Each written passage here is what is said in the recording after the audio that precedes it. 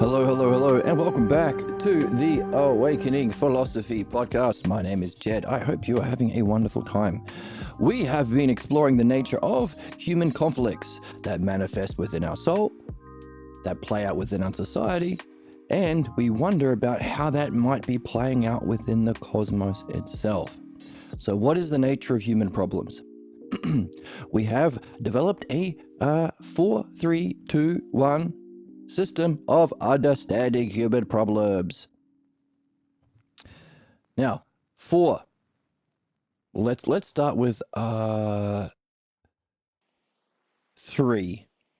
There are 3 aspects of the self that we seek to understand and move into as our highest state of being. That's why we're here. The self, our true selves, our authentic selves, know the self. We want to function with our highest state of mind. We don't like bad states of mind. We don't like being sad. We like being happy, but not just happy, insightful, knowing, strong, powerful. Our ideal state of mind. And we also want to function in a good way. 1, 2, 3. The self,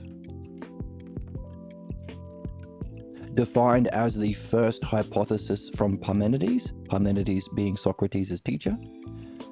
The second hypothesis is a rational breakdown and understanding of our highest state of mind. These are, of course, the 2 enlightenment experiences human beings can have and have had.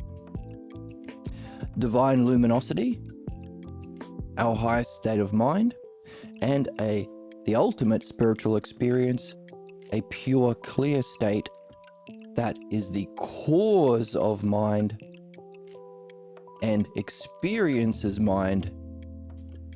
So it's like your sight turning around to see itself. You can see the highest experience, or you can turn around and see yourself. That activity is called ousia, self-reflection. It's our ability to reflect upon ourselves, ousia in the Greek. We need that word. I know it's a bit weird, but we need it, because if you don't have a word, you can't look for it, see it, use it. Our capacity to reflect, ousia, and to do so with reason and understanding.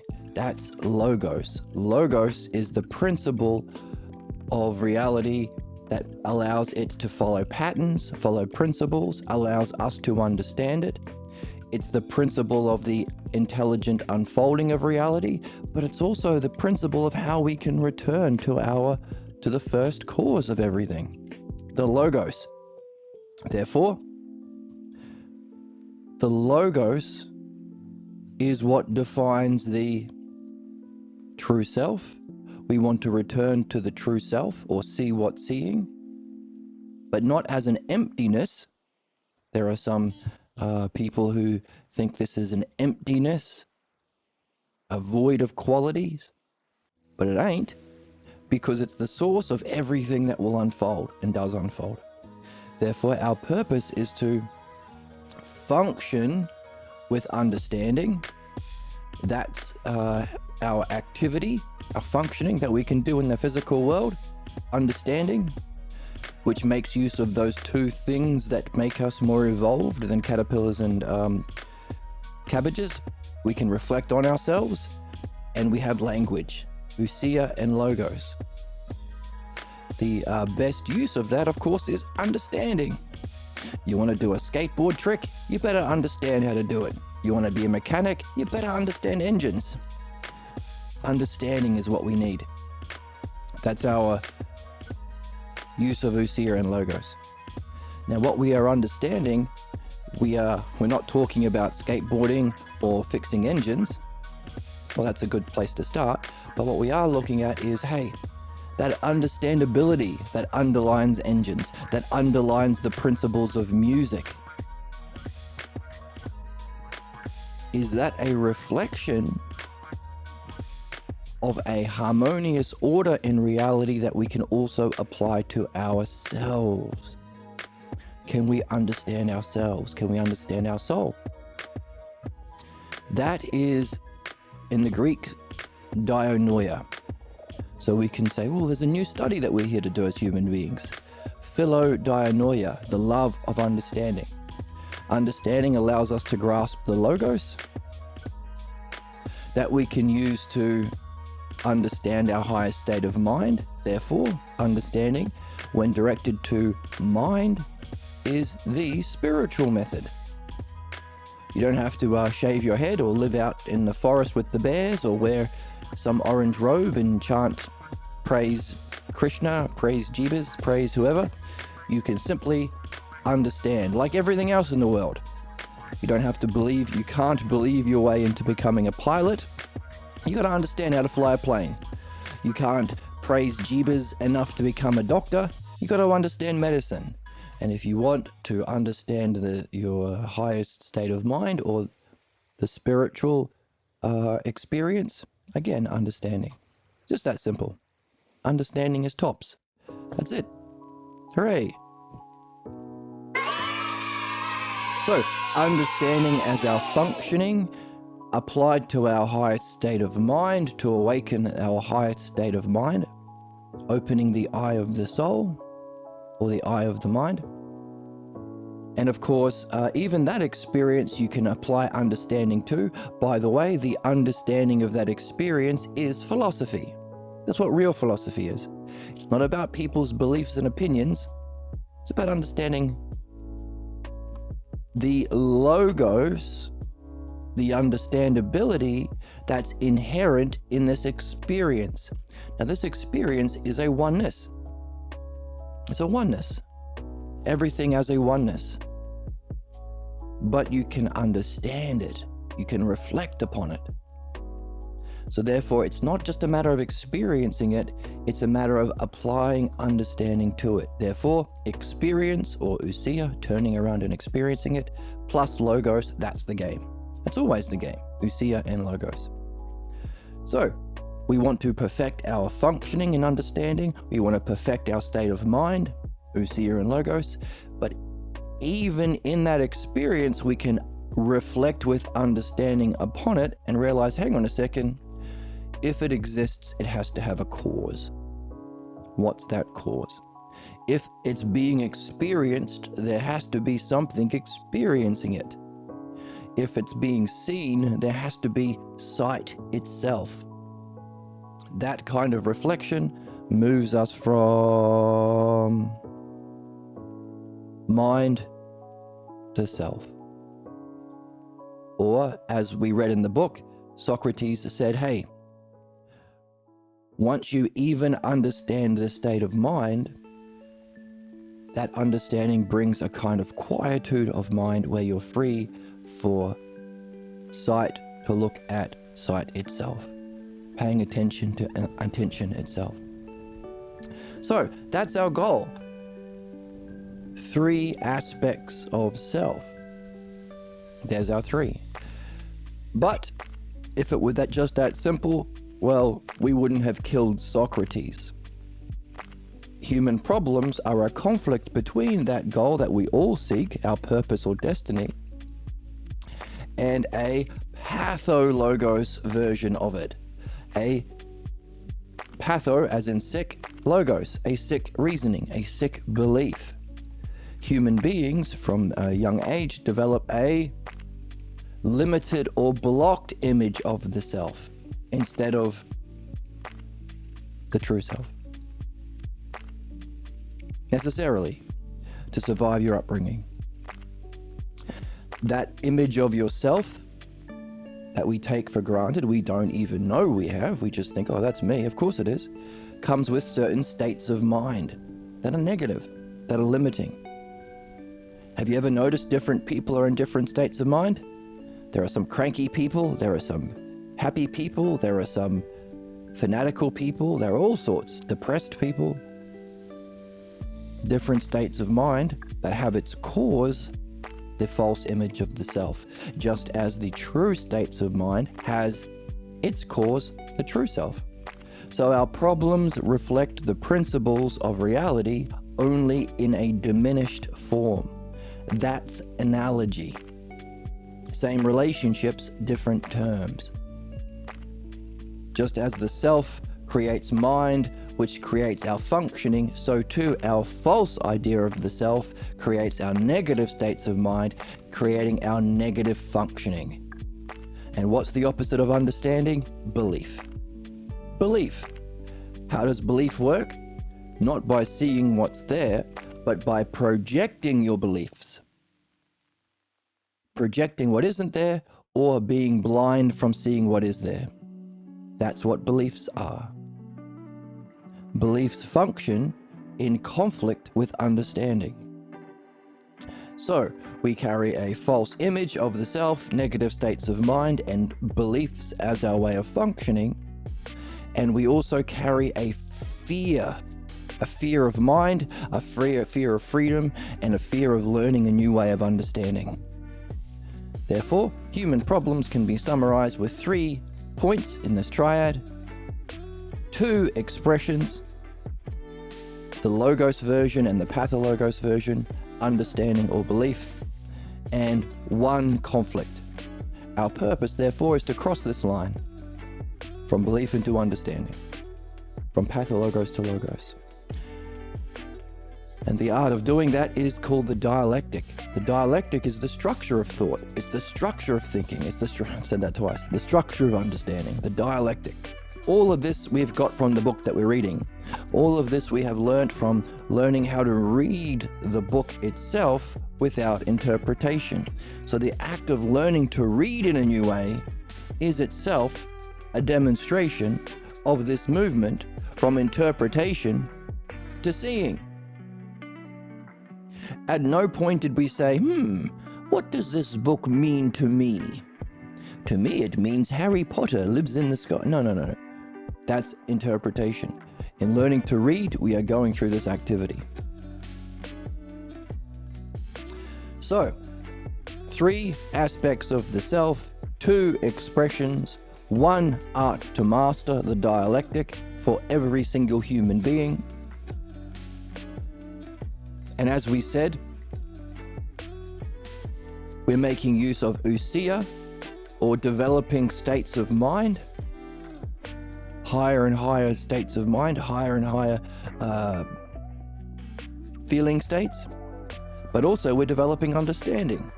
So you can have a map. If this is true, then you can discover or invent, or discover really, a map of what it's like to progress through those states of mind, and a map of what it's like to progress through understanding. That map of states of mind is already exists. It's called the 10 ox-herding pictures of Zen Buddhism. And the map of understanding we've already referred to, the hypotheses of Parmenides. But as we said, there's 2 aspects: a perfection of the truth of logos and a purification of what's false. Therefore, Socrates asks us to make 2 more maps. He says, make a map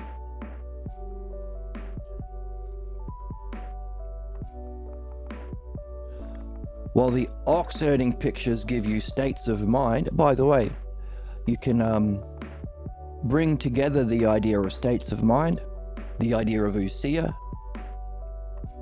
the idea of bringing things together into a unity or a oneness. You can take all of these ideas and bring them into a single idea, Aphrodite. That's theology. A metaphor or a myth to personify these sometimes complicated ideas into a oneness. So you can have a map of Aphrodite, a map of states of mind that we move through.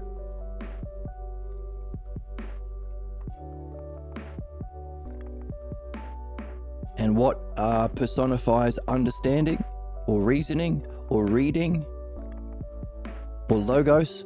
The Apollo, the god of philosophy. So you can have a map for the stages of development upward. Now, as we've been saying, if this is understanding, we also have the human problems are caused by our block to understanding, our fear of understanding, a loyalty to the false beliefs we grew up with. And that functions as interpretation. So, just as true theology is recognizing that Apollo and Aphrodite are characters to personify these principles, people who act negatively take it literally. There is actually a god in the sky called Apollo who is doing stuff with Aphrodite. It's religion.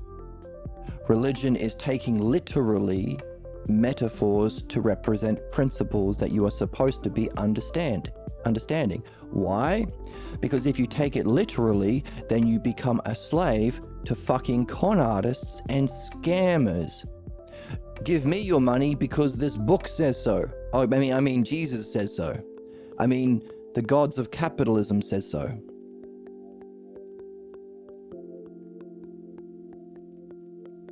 Kill that non-believer because our religion is literally true.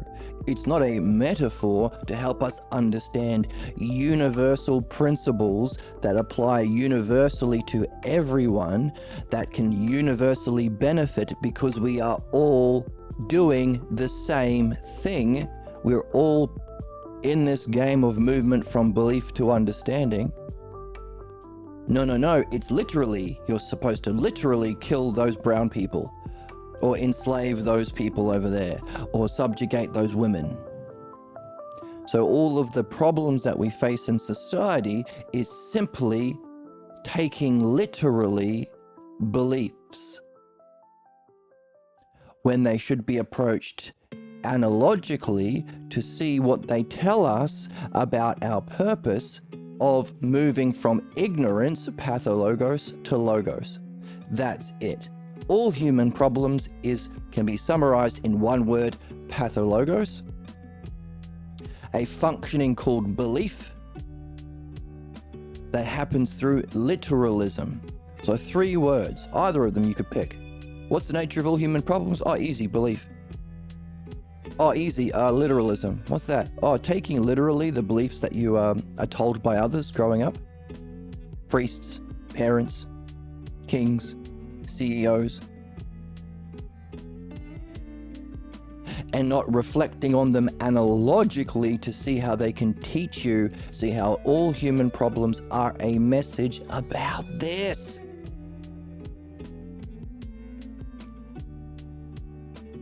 That's it. That's everything.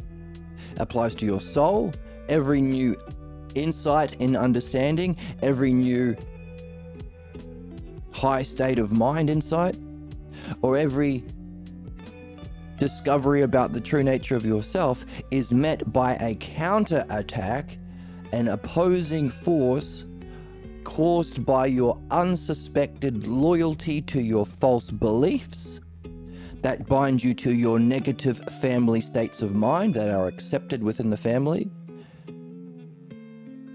and are tied to your false image of self that you identify with, which is why the Oracle says, personality maxing requires you to look inward on a deeper level, and it's harder to fix because then you have to make fundamental changes to who you are as a person. And it's because it feels like a much more core component of themselves that they don't want to change. Like, it's like, well, then if I change this, if I change this, then who am I? Personality maxing, or the human process of development of our soul. So, we have 2 maps to talk about what it feels like, our states of mind, and our level of understanding as we progress. This can apply to, as we've been saying, it applies to individual souls. It also applies to societies. There are some societies who are ruled by this negative state of mind, or this level of understanding. Right? Our current one, a very negative state of mind, Abrahamic belief. The root analogy behind Abrahamic belief we have been reading in the text is, as God instructed Abraham to kill his child, so too are the Jews, Muslims, and Christians instructed to kill who they are told to kill by those who claim to speak for God, literally. And all the understanding in the world about how we're all the same, with the same self, with the same states of mind that we move through, with the same benefit from understanding, with the same universal human needs, will fall on deaf ears of those who are right down the bottom. Not only will they fall on deaf ears by those tied to belief, they will violently oppose anything that challenges their belief because of the fear of understanding, the fear of self, and the fear of mind that they have learnt growing up. Therefore, while we have two maps of what we go through in our upward journey, Socrates says, hey, use this book to make two more maps. Not levels of development of understanding, but stages of interpretation. Because at every stage of movement towards along the logos, through understanding and analogy, every stage you're on, wonder about how it's an analogy to about the self, how it's a message about the self. It's not literal, it's analogy. There's your open, curious state of mind of wonder when you think of everything that you experience in time as an analogy about the cause. As you go through this map, you'll face counter-attacks from your pathologos that will cause you to not accept this new truth, new to you, ancient to reality. But this new truth you've been exposed to, you will interpret. All the different ways human beings respond through interpretation, you could also put on a map. The hypotheses of interpretation. And you could also, as you go through it yourself, you can take notes about what it feels like to go from completely rejecting the truth to pretending to be interested in the truth, but really interpreting it in a way that saves your old beliefs. To take a little bit of the truth as a little patch on the coat of your old beliefs. To take a bit more, but leave out some important parts. To follow the new truth privately, but in public, pretend you're loyal to the old beliefs. So the whole list that we have been pulling out from the text of interpretation. And that's important for us as human beings because we do both. We have insights on that triad, insights of understanding, higher states of mind, or insights into the true nature of self, but there's always a counter force causing human conflict of belief, the false triad.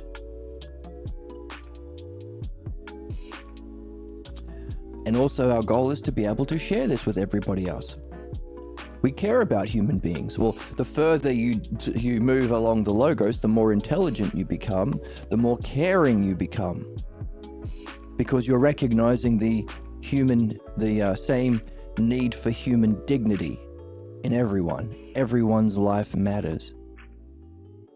Everyone is an aspect of mind, self, on that same simple process of moving from belief to understanding, from literalism to wondering about analogy. That's the game for everyone. So not only as you increase your intelligence, you come to see more of the sameness in humanity, you become more caring, but you also are learning the understanding to do something with that desire to care. Like if you care for animals, well, you can feed a hungry dog, but you can't provide the kind of care a vet can, because a vet has an understanding of how to care for animals, or a farmer, let's say. Maya Higa, one of my fellow Twitch streamers. Now, she does get a few more viewers than I do on Twitch. but that's anti-fit. That's bad. He's so far up his own ass. Hey, calm down. I'm going to get you. I'm going to gonna get find you, you. Emma. And I'm going to get you. And I'm gonna get you. But somebody who also streams on YouTube and Twitch. I think YouTube. Anyway, streaming on Twitch like I do, but tries to share with others an understanding about how to care for animals and our planet. Doing good work. So, a desire for care and the intelligence to act on that, the word for that is providence. So we become more providential or more able to participate in the same providence that's unfolding to us. So there is an understandability and care, an intelligibility and care. There is a providential nature to reality that we are blocked from to the level we are attached to our false beliefs. The more we climb this ladder of logos, using these two maps to help guide us, the more we are able to participate in the providential nature of reality by being like it. There's our analogy again. Becoming like it. Therefore, this isn't just a hypothetical speculation, it's something you practice. Function through your understanding. Wonder about the self at all times. Share what you see with others.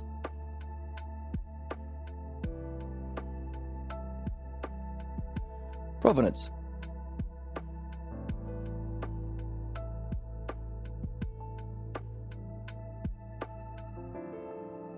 Providence. Providence in Greek means prior to mind. So if we have our state of mind here, the ideal state of mind, our ideal functioning from that state of mind and understanding, providence is prior. So it's a state of functioning of the self. Much like our dream master. So one of the things that puts you very high up upon this list of development is whether or not you're paying attention to your dreams. Your ability to participate in the providential messages of your dreams also depends on your application of the dialectic. Dialectic is how we move up. It's how we listen to our dreams. It's how we relate providentially to others. So one of the questions in the book is, if the highest state of self is to function dialectically and providentially, if that's the ideal state of self, with a knowing of the self immediately, having the model of mind itself and functioning through understanding or the dialectic, does that match our dream maker? So not only are we listening to our dreams by applying the dialectic structure, taking it analogically, your dreams are not literal, but you can understand it if you apply analogy, wonder about the analogies, using the dialectic structure, but we're also wondering about the dream maker itself. Is that our ideal? Why is it so good at crafting movies? Why do we get invested in that main character? So, every stage of development along the logos to our ideal state of being is met by a block that can be understood as a kind of interpretation. So, as we go up, we can also recognize, as our job is to share this, human negative responses to new truth. They're not all the same. Some people will completely reject new ideas, the most racist and bigoted and sexist and closed-minded, the worst minds, the biggest shits. Die mad about it, bitch. Who will die mad about it? Freaks. And they're freaks. Wrong. You're They're so wrong. be a reasonable gooner. Oh my fuck. Hey. Oh my fuck. So, Socrates says, hey, do a hypothesis of interpretation. Order them. and recognize them. And by the way, recognize how you go through them. For example, everything that we've gone through in this series on this channel. So create the oxerting pictures of the states of mind, using yourself ideally as examples, and create the hypotheses of interpretation, giving us 4 maps. States of mind, ousia, Aphrodite, understanding, logos, Apollo, as we climb the logos, but also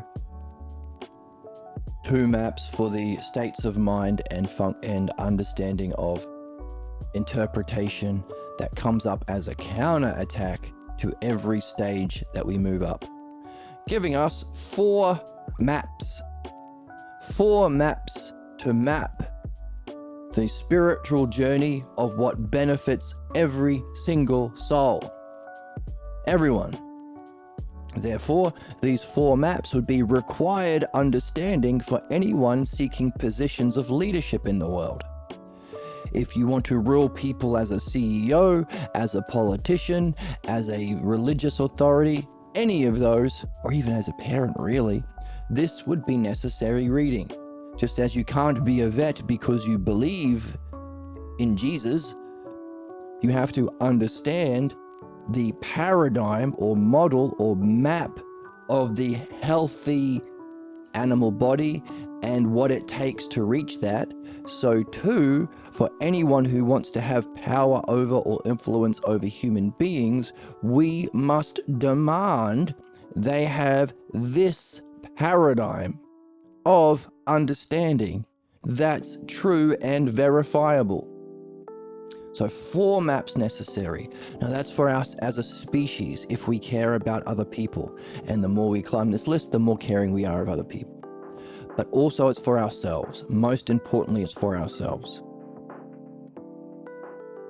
This negative side, the pathologos, rejection to understanding we see play out in our world currently. The fascists, the religious authorities, the capitalist believers are the most sick, disturbing people in our society, and they have claimed rulership because we have not woken up to this simple paradigm.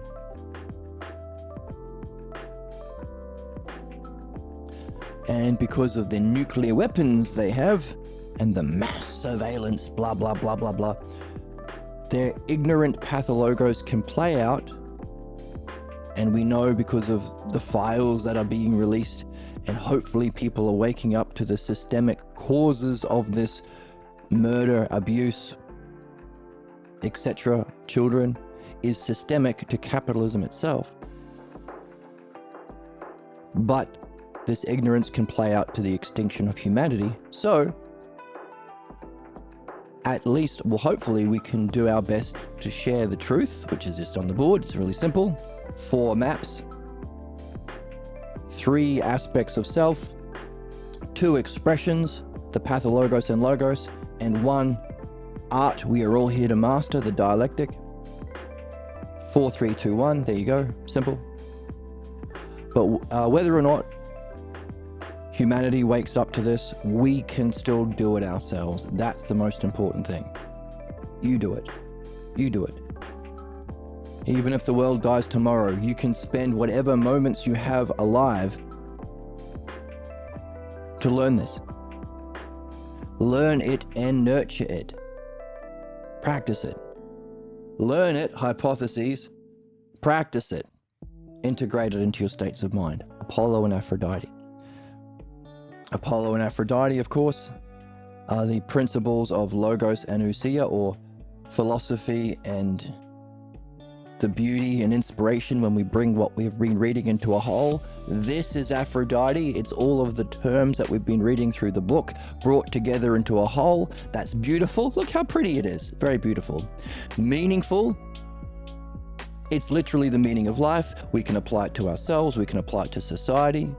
We can apply it to humanity within a greater whole of the cosmos. That beauty, that meaning is inspiring to us. Aphrodite. You need both. Aphrodite and Apollo to get the terms to bring together. And by the way, when you are doing both together, you are moving upwards towards your hyparxis or fullest flowering. That's Hermes, the god that represents the dialectic. Hermes has the shoes because with the wings on it, so he can fly really quickly to our goal. So the more you spend your life reading what we do here, reflecting on what we do here, applying it to your dreams, applying it to your most meaningful goals that you seek in life, the more you apply it to your relationships, make another threesome in your relationships, you, your beloved, and Zeus or Hermes,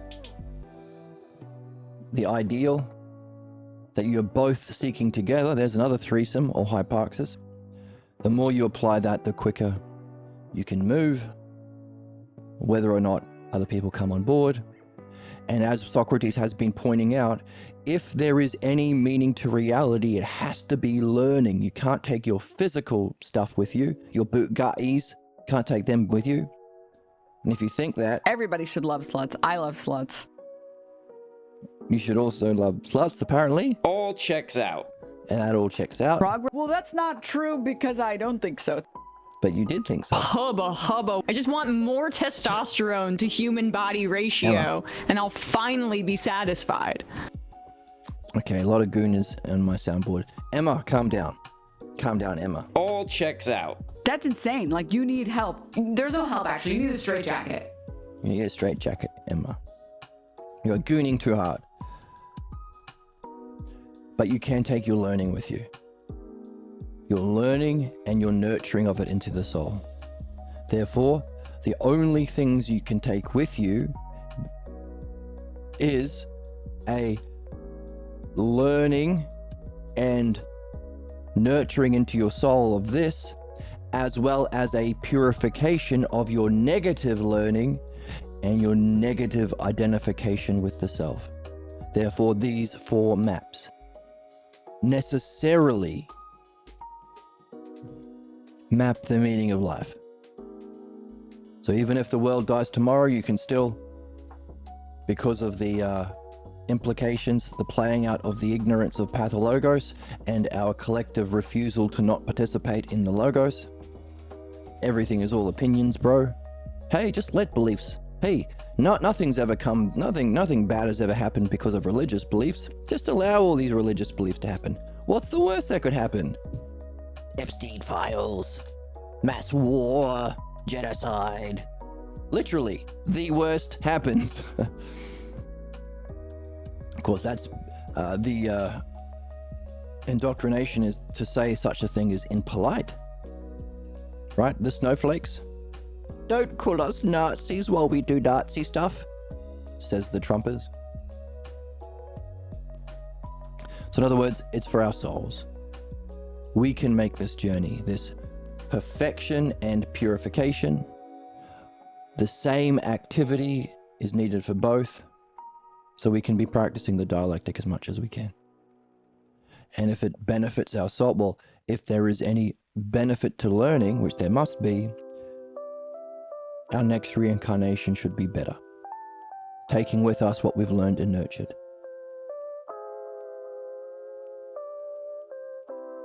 4 maps, 3 aspects of ourselves, 2 versions of it, the logos and pathologos, and 1 art to master for both. 4, 3, 2, 1. So, if it's just that simple, what's the issue? That's where we are in the text. We have been discovering why it's difficult to introduce this. Well, we've also got a bit of an understanding here. Oh, because the worst people down here are most triggered by the best. Ever heard anybody say, judge me by my haters?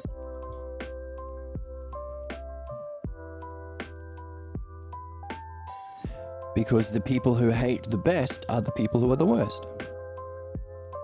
Right? Think of any time in your own personal life. Think of any time within this society that we see. That's where we are. So the human conflict is behind man's struggles is to flourish and survive, is a struggle over what state of mind will flourish. The pathologos family one, whether Trump's family state of mind survives, or whether Socrates' does, the one that can unify and benefit everyone. A war for and against certain states of mind. The consequences play out within the family, the city, and the cosmos itself. Now, each of these states of mind have an image attached to it. Right? What all of the marketing around Trump or around Christianity or around Judaism has an image that attracts some, repels others. Now, this, of course, reflects the idea that the image of self that we take for granted also has its states of mind that cause our problems and our interpretations from belief. The struggle between the states of mind and their images underlines the structure of society. Should life be about maximizing profits for sadistic CEOs and shareholders? Or should life be about creating a utopia where we have everyone's needs met and we spend our time doing this kind of thing? Each of the players in the divisions, so there's our divisions, the different divisions of states of mind that can be hierarchically arranged in our maps, find ways to justify their positions and vindicate their actions. See? Interpretation, not learning. Philosophical ignorance, where you're open and curious about learning what you don't know. I already know. Certainty. All I need to find is a way of justifying why I need to be sexist or racist or murder people for profit. See, justifying their positions rather than open, curious reflection. Notice, sick state of mind versus a healthy, open, curious one. That also we've been pointing out is the nature of human problems, because literalism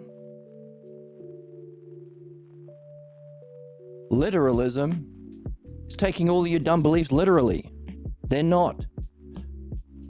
You can be in an open, curious, reflective state of mind where you seek truth and understanding if you recognize that you are supposed to look at it analogically. Your belief that women suck isn't literal. If you take it literally, you'll find ways of justifying it, as sexists do. If you take it analogically, you can say, this isn't literal, but it's a message about relationships. Me is to women is a relationship that is a message about a pathologos belief similar to how my parents treated me. They're always clues. So, those that reflect on the world and their experiences analogically are in an open, curious state of mind, allowing them to participate in understanding and insight, and those who take their beliefs literally are in a closed, certain state of mind and only spend their life energy functioning to find ways to justify their positions and vindicate their actions. So our human war is a conflict of which image will be dominant. And as some gain power, society is transformed. And with a new idea, these forces align themselves for and against one another. A new idea can upset the power structure and the stability of the life of many. Positions of honor within the systems, positions of power within the systems of society, and within the soul. Remember, it's easy to see within the society, but we're taking it also as an analogy to look at our soul. What positions of honor and power do you have to forego to have different parts of yourselves honored? Are you going to walk around really proud of yourself because of how you've been able to scam people in the stock market for money? Or exploit them for personal profit? Or are you going to find what gives you a position of honor, your love of wisdom, your love of understanding, your ability, your desire to dedicate your life to philosophy? Positions of power. Are you going to hold your beliefs in a position of power within your soul? Or are you going to put in a position of power your dreams?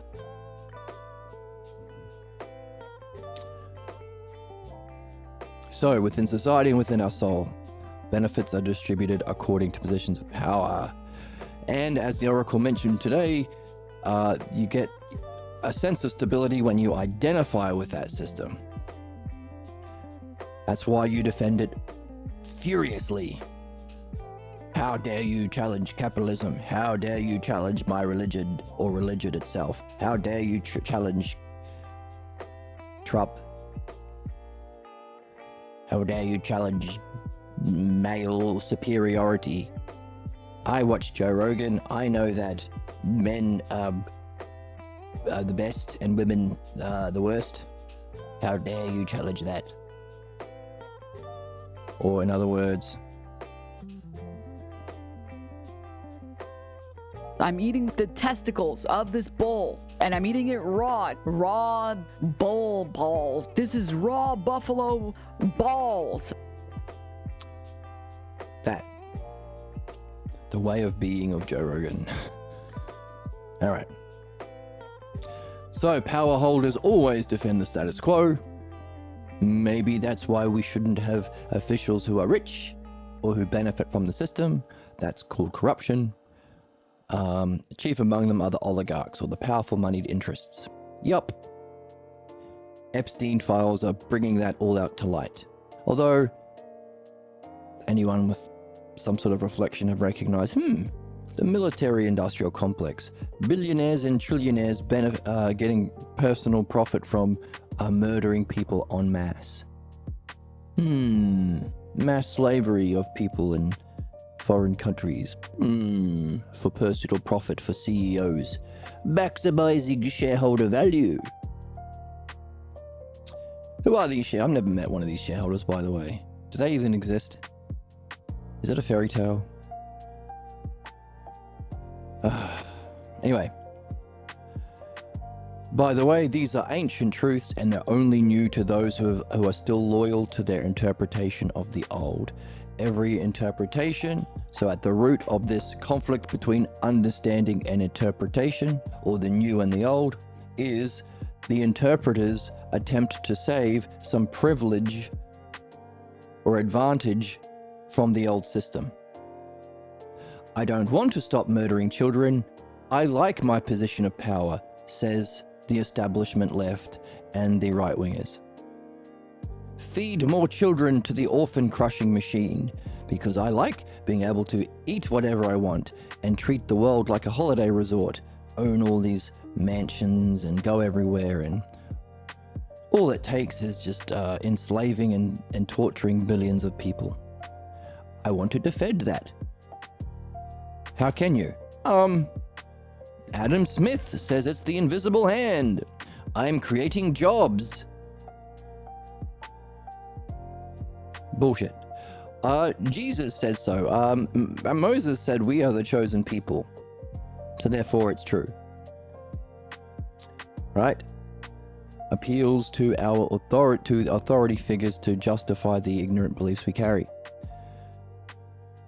Every new idea offers a fundamental change in the power structure, but that struggle, and when it offers a change, the struggle becomes intense. When the new idea argues that its truth overcomes past privilege, the struggle becomes life and death. And behind it, a life and death issue, behind it is the fear of the mind. The possibility that a rational order is superior to all other claims. Really? Rational? But what about some irrational, harmful beliefs? What about some religion? What about some dictators? What about some tyrannical CEOs. Why does rational order help everyone?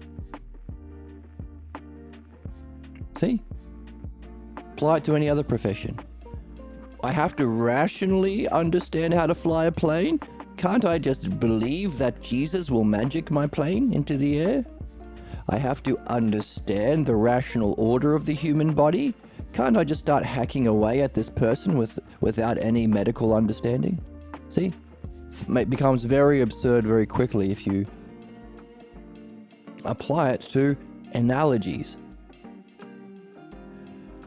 So, it will force a re-examination of our entire culture, but that's what we have to do because that's ousia. That is an upward journey. The ability for society to reflect upon itself means that you are increasing in this map here. And you're able to purify yourself from interpretations, so you're also increasing in here. Ousia, self-reflection. See? Do you see it? Sound drop. You know what? Suck my dick. Oh my goodness. First you're saying the F word or whatever you said. Now the tone is completely out of control. That was out of control tone. Right, Emma? I'm cute. Like, it's cutie pie. Also good to remind us.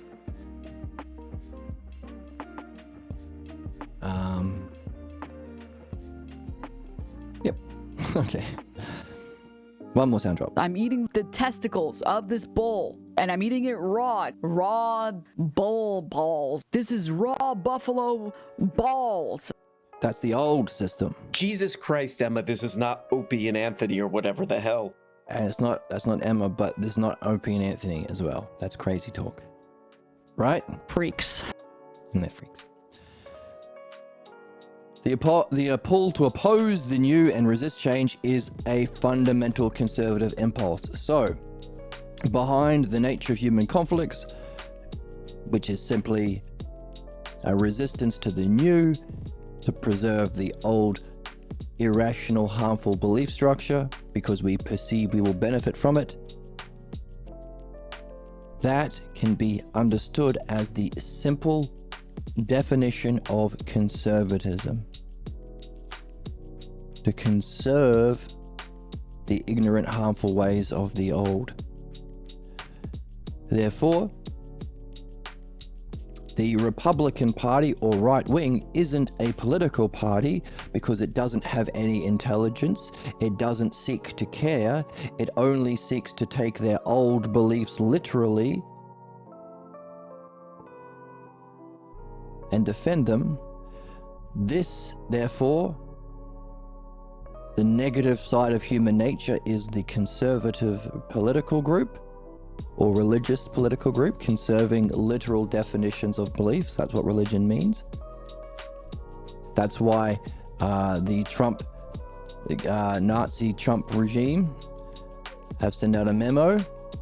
We will track social media to see if anyone is anti-Trump or anti-conservative, anyone who's anti-capitalism, or anyone who's anti-Christianity or religion, because they recognize these are the three fundamental forces through which they can exploit and abuse other human beings, which is fucking disgusting, but there it is in black and white. When the Nazis are saying this and making their whole political movement based on it, we can't bury our head in the sand and play dumb about the nature of capitalism, conservatism, or religion anymore. Oh, but I met a conservative and he was nice that one day on the bus. I met a religious person who was, he accepted some science. Fuck off. You can't play stupid anymore. Grow up. If you care about your own well-being, the well-being of other people, or the well-being of our society. I'm sorry that you have a loser mentality about progress and you think that there's nothing you can do about it. And don't give up. Don't have a loser mentality about progress. And also don't play dumb. And if you play dumb, The hell's wrong with you people? You sick freaks. you're a sick freak, right? Oh, very handsome and or pretty. Thank you. That is a very handsome position to have. No, again, easier to see playing out within our society, to see all of the many different ways people will respond to that.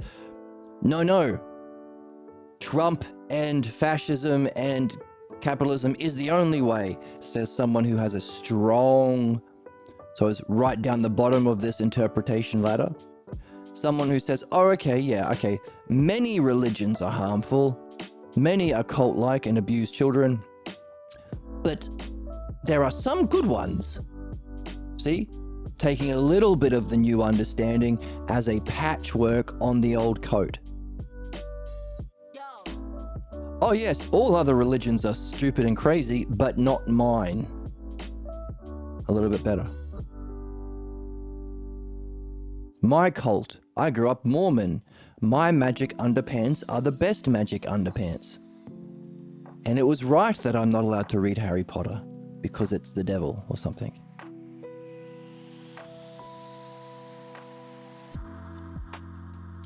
Stages of interpretation, stages of growth that humans will go through.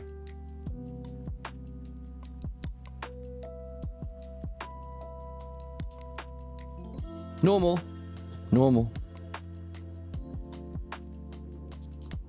And of course, it takes courage and character along with intelligence to be honest about what we see.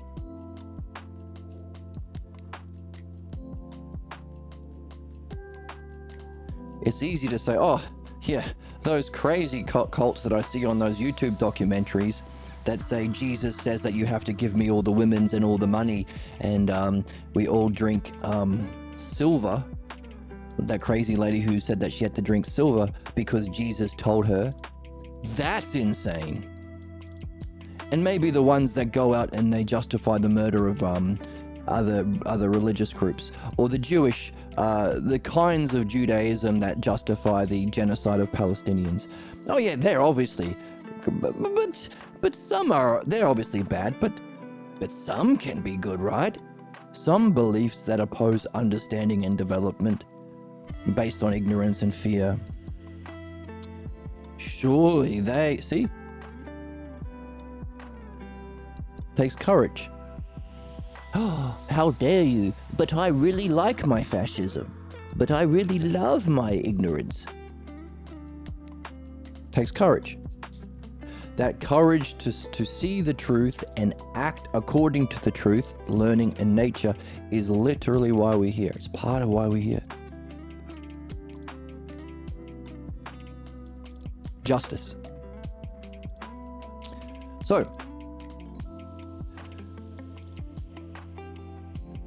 conservative impulse to resist the new, as looking forward to meaningful change is the opposite movement. So the true political party would be the Logos Party. If this is fascism or conservatism, the true nature of the left, which should not be left anymore, it should just be the political party,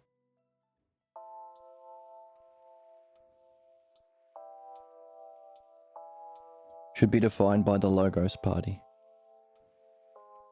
The Logos Party. Now, even now, it's difficult to share this with people who are otherwise quite high up this development. For example, famously, 2025, the internet was broken, some are saying, by Beefcake. Making ice cream is a good and courageous thing. Emma is on the Majority Report, and in her Twitch chat, I said, hey, I agree with what Emma is saying about the need for an understanding of principles that is lacking behind the left-wing party, allowing the fascists to do Nazi shit and get away with it without any pushback. Yes, that's called the Logos. Instantly banned from the Twitch chat. Some are saying it broke the internet. 2025. Beefgate. A beef between me and Emma. If you're experiencing a mental health episode, we don't want to have to see that. That's what she needs to say to her Twitch moderators. Why? Why is someone who's otherwise a champion of understanding, why do they allow somebody who opposes the name for what she is herself seeking and doing? Why does she allow that to take over her channel?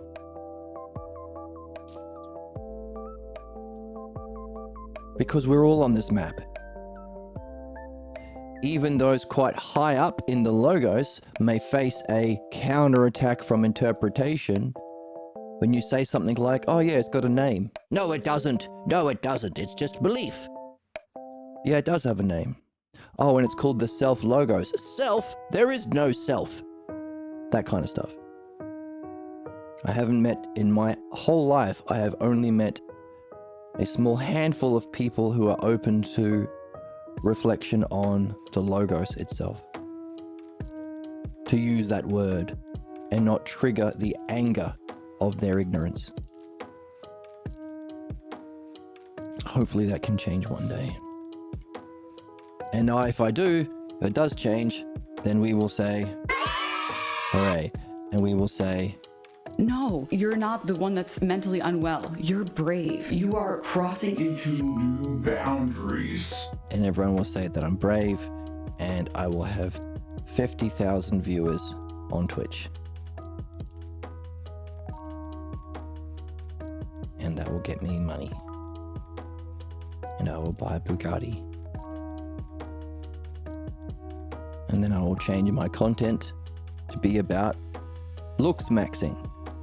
I will tell children to smash their faces with a bone hammer so they can look like Squidward, handsome Squidward.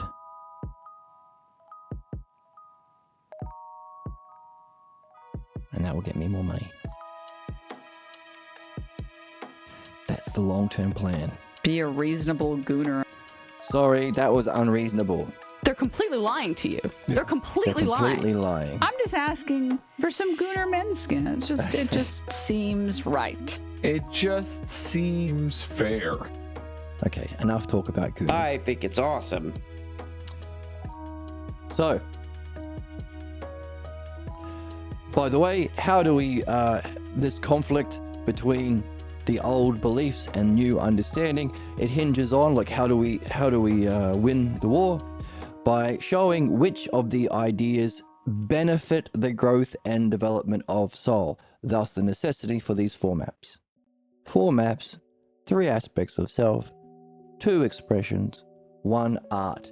Now that art of dialectic would be what we would use to make it intelligible, because what's happening here?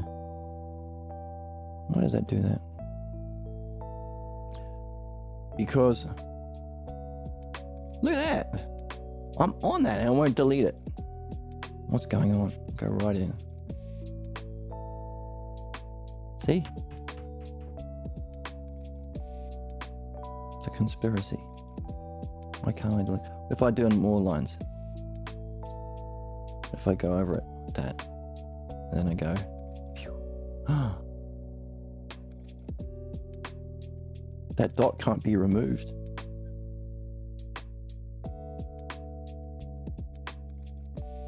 It's an essential load-bearing dot. Okay, it's gone now. You can relax. You can relax. I'm cute. Like, it's cutie. What is this? The Oops. damn Opie and Anthony? Okay, whatever. Oh, I did it again. Damn it. So, the dialectic is how we make intelligible, using these four maps of the development of the soul, so we can show that that what we are saying benefits the growth and development of the soul. When it can be demonstrated that only one is true and reflects a higher truth, so these principles are true of mind and self, the issue becomes critical. Whatever comes closest to making intelligible, revealing and making intelligible the truth of those ideas being contested. Therefore, our purpose, if we want to help humanity in any way, or yourself, or your loved ones, or your relationships, master the dialectic. It's what reveals and makes intelligible the truth of the ideas being contested, in particular what benefits the growth and development of the soul, while reflecting an even higher truth. When one can confirm what we have explored through reasoning through words and appealing to the kind of experience that comes along with the encounter with the intelligence. That's how we confirm it. So, reasoning through words, the dialectic, while referring to this state of mind, this is the principle of truth. This is the experience of justice itself. It's objective. It isn't an opinion. It isn't just a belief. You can't say, well, it's my belief that justice is subjugating women. No, that's not real. For who's to say what's real? This. Not who, it's what.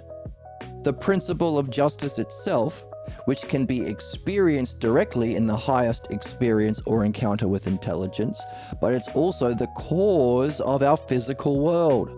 So to have a just society would be to make laws that reflect the principles of this experience, that you can experience yourself. You don't have to believe anyone.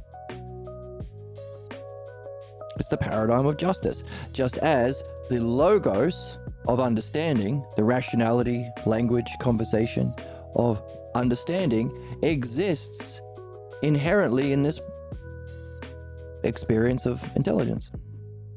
Which makes us wonder, how does that logos exist within the self? That's our big question. That's the big one, knowing the self. So, and by the way, when reasoning brings with it a quietness of mind and everything can drop away to see what sees, then it is then that sight opens itself up to itself, the self. So, perfecting the logos or reasoning through words in the dialectic,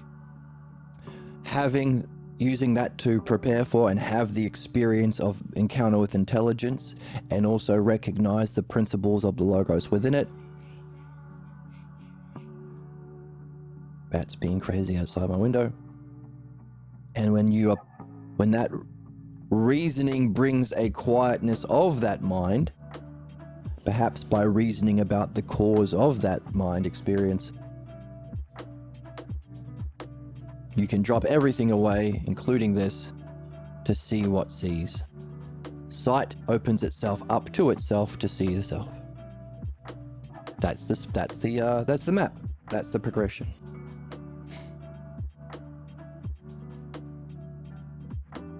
So in this progression of the logos, or the hypothesis of Parmenides, we can see the perfection of understanding is the third hypothesis of Parmenides. The experience of intelligence is the second. And sight seeing itself as the self is the first. See? What was explained as we just read as the method is also nailed down in the map. That's what a map is. Third, second, first. By the way, as we've been saying, if that's the self, the first,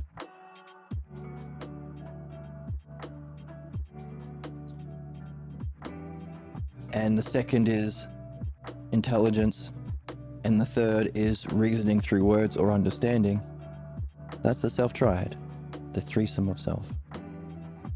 Isn't that interesting? I think it's interesting. Right? I'm always good, and that is what I stand for, being good all the time. Gooners. And gooners. I have to take a quick break. Be right back. Back in. Okay. So, reasoning through words, understanding dialectic, appealing to the highest experience we can have of a pure intelligence. That's the state of mind. And if we put the two together, we can drop everything away and have a look at what it is that is seeing. Sight opens itself up to seeing itself, the self. Isn't that interesting?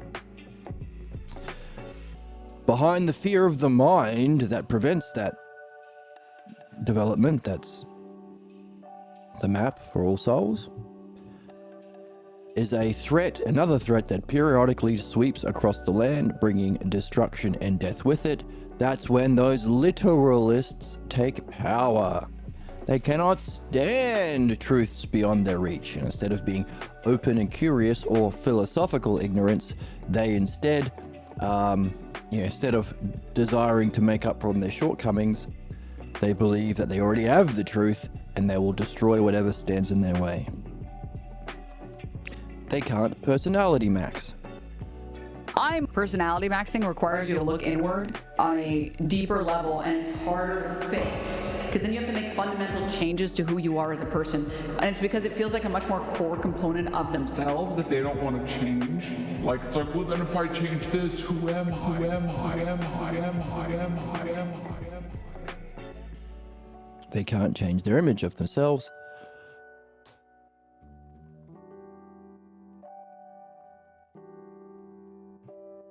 Sneeze. So, those literalists, when they seize control of any of these divisions, they reduce it to what they can understand and burn the rest. Or concentration camps, or industrial war machine, or capitalist prison labor, etc. So the root of all of our problems is literalism, caused by loyalty to ignorant beliefs and a fear of the mind and going through the logos. They've only been exposed to the drama of their belief. They haven't subscribed to this channel, as they should. All they know is the beliefs from their family or group. And they fear the perils of not being in that belief tribe. They cannot stand to view what they take as true and subject it to ousia, self-reflection, analysis.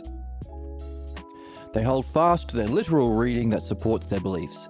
Yet these beliefs are claims that need to be examined. Surely there is only one standard to examine the truth. I think that's the logos of any spiritual and philosophical truth. Whatever claim is being made needs to be demonstrated by a reasoned reflection, understanding, confirmed in experience, state of mind, by those whose primary interest is a love of wisdom, not a love of exploitation for personal profit. Love of wisdom balanced by their own experience of intelligence. Make sense?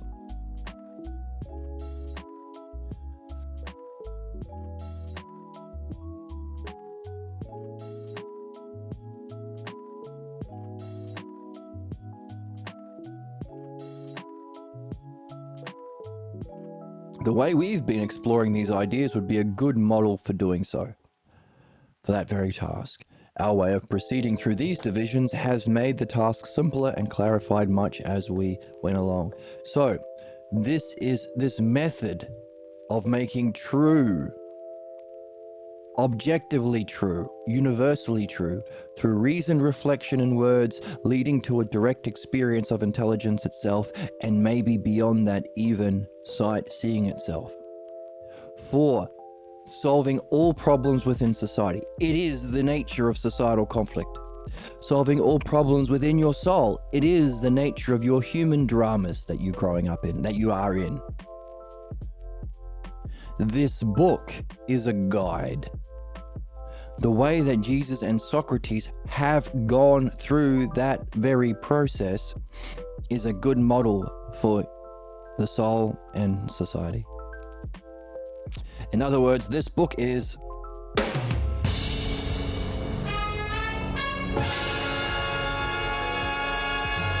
a motherfucking banger. It's a motherfucking banger.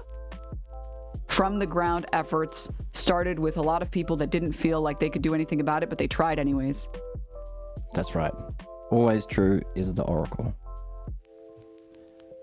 This will be a from the ground effort, and we try anyway. And our trying benefits us, so... Win, win, win, win, win. It's a win, win, win, win, win. Jesus Christ, Jesus. Emma. Emma. It's not Emma. Please end kink shaming on your show. And I will, I promise.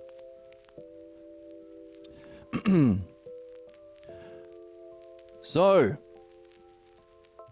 with the introduction of a new philosophical idea, we find those who accept it as it is. So here's the map. So as we've seen, while these two maps exist, we have to make these other two to make the four. And he's giving us some guidance into the divisions of this. Or make it one map, I don't know.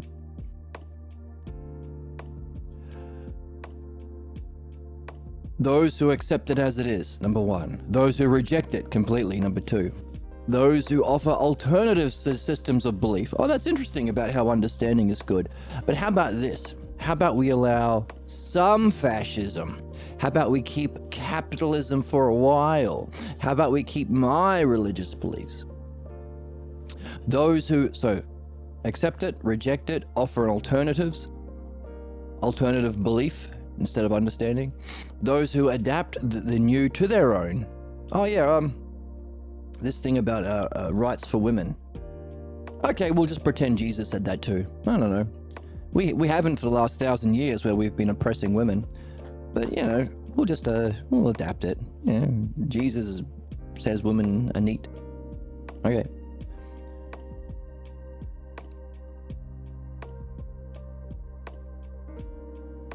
Now, shall we call those who see a fundamental philosophical unity between the old and the new another division?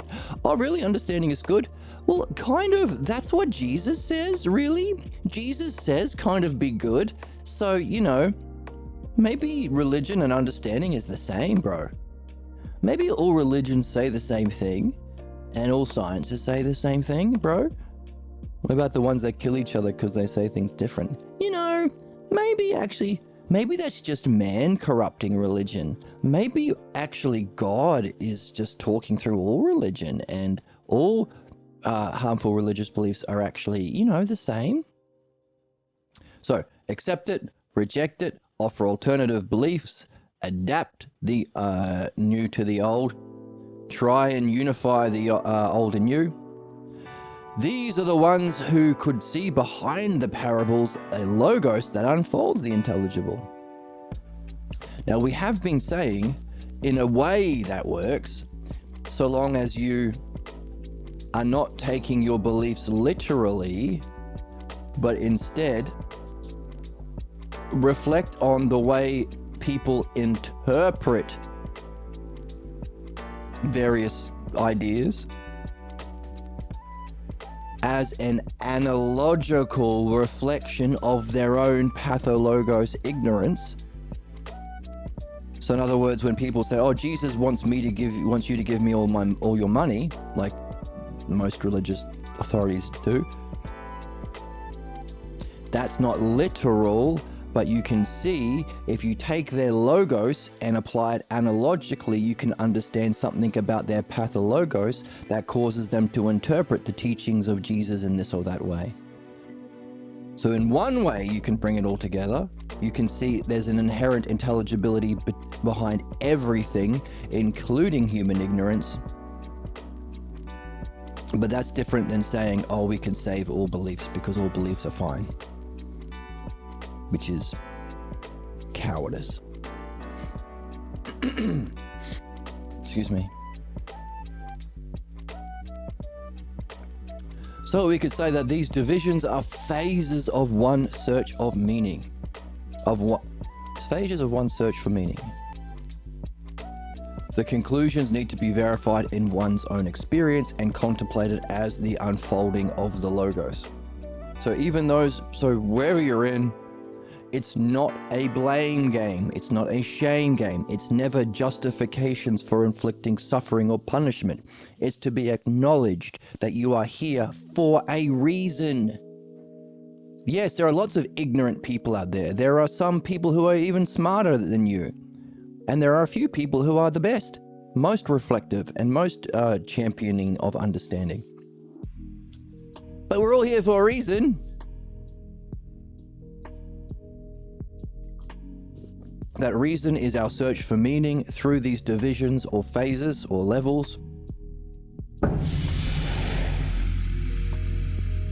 They have to be contemplated, therefore, as the unfolding of the logos and verified in one's experience.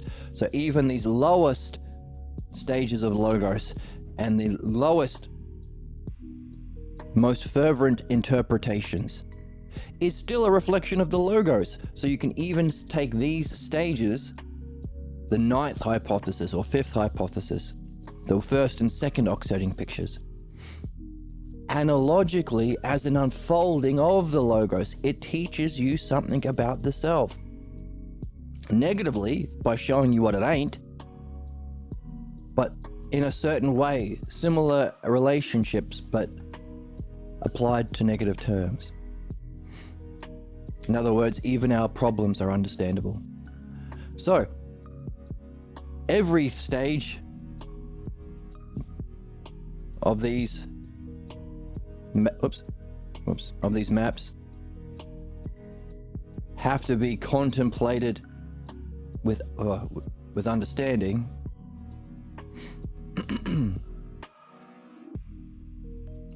Hang on, be right back.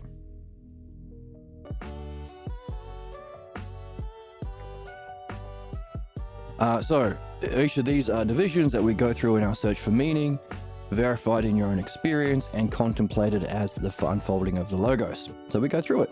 That's what we're here to do. So there are many divisions that we've found amongst our interpreters. We have 10 so far. So 10. Socrates just gave us some basic categories. Notice 5. 5. Which is handy because we've already done a bunch of reflection on the 5 causes. And it's 2 expressions. So the causes, sometimes called the Aristotelian causes, although that's lacking 1. So the 5 causes. The first and final cause: Billy needs a place to live. You need a model or paradigm cause, blueprints for the house. You need an instrumental cause, some doer, that's the builder. You need some activity that they can engage in. That's the activity cause, sometimes called the mean cause, because that is the mean through which the builder can interact with the lower function, the lower thing, the material cause. You need bricks, you need building, you need a builder, you need blueprints, you need Billy needing a place to live. 5 causes. Billy needing a place to live stands above the rest.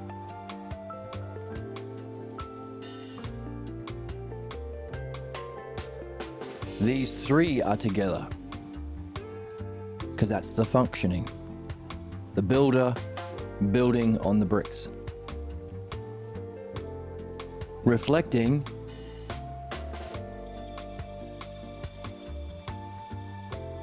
so the applying logos and ousia to these gives you the ideal causes.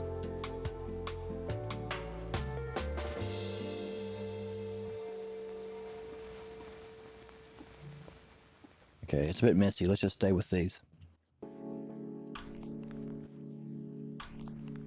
The instrumental cause, the ideal functioning through logos and ousia, is dialectic. So you would be a dialectician. The activity is the dialectic, dream analysis, most ideally. Because you can do the dialectic to truth, perfection of the logos, or purification of your problems. Philosophy or midwifery, dream analysis does both. So the activity is philosophy, midwifery, or dream analysis. And the material, well, remember what we just read?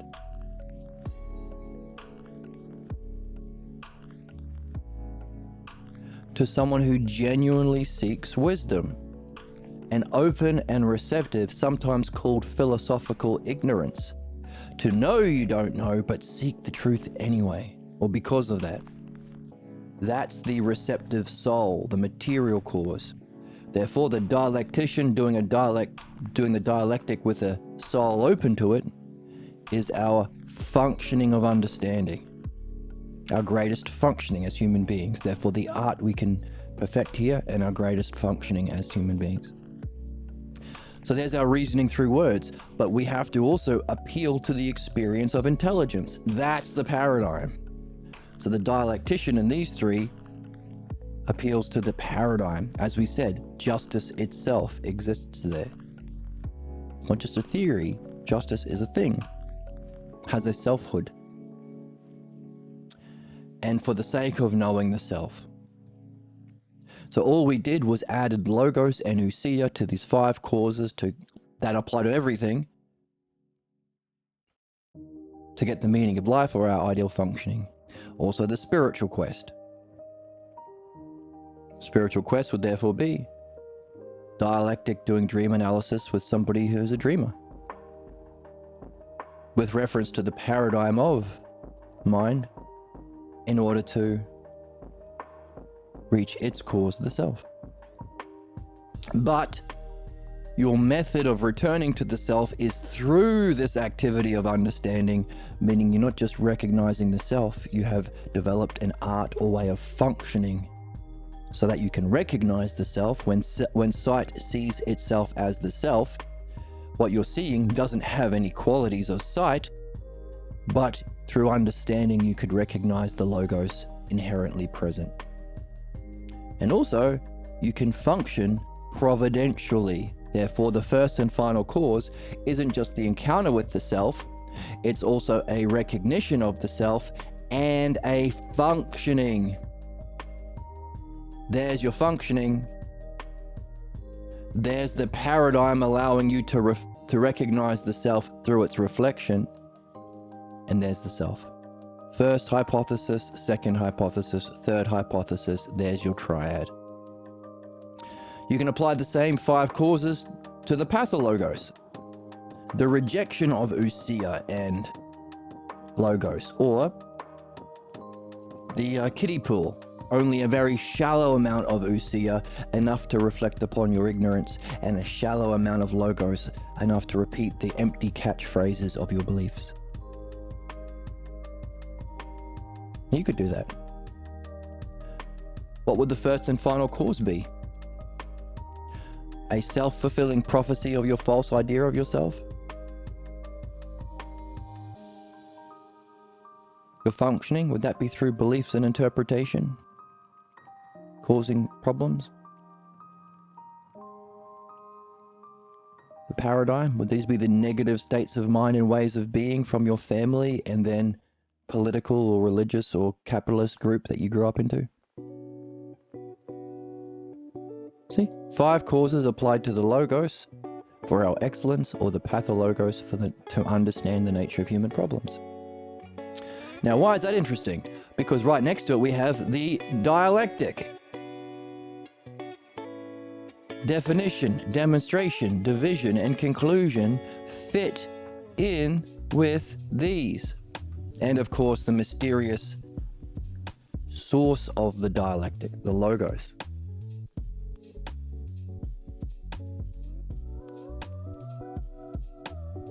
So the fact that reality unfolds into these causes that apply to everything is because of the inherent structure of the logos, of the self, which is definition, the paradigm, demonstration, functioning, division, your activities, conclusion, what kind of a soul do you end up being? Is it one that can relate back to the self, or other back to the self? See, dialectic is the inherent structure of the logos, giving us these 5 causes, giving us a way of simply understanding the nature of human excellence and our purpose, and the nature of human problems and suffering. Now that's interesting now, because Socrates has just given us 5 divisions of interpretation.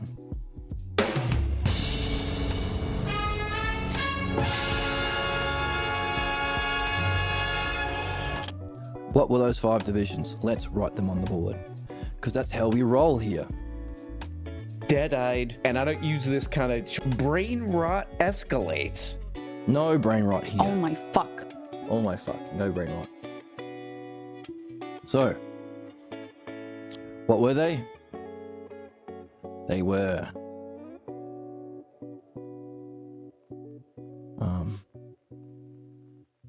They were.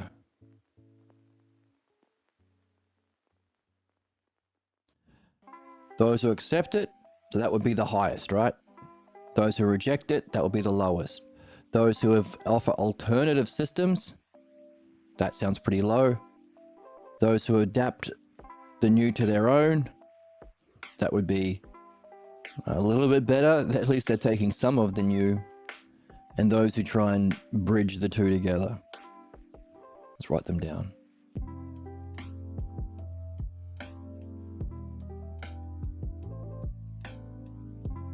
Kinds of interpretation. We've got accept the new.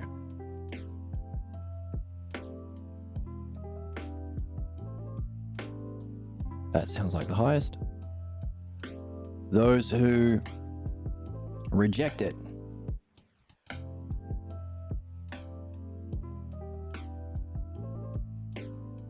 Those who offer alternative systems of belief. I like this idea of changing the world. And I like this principle of changing the world for a better, that universally benefits. Whoops, this should be on this. I like this way of changing the world for the better. But instead of the Logos political party, can't we just do this political party? Or can't we just do it this way? Or can't we just do it this way? Well, that's one way of interpreting the new. Offering alternatives. Alternative belief systems. Notice, Logos isn't about belief.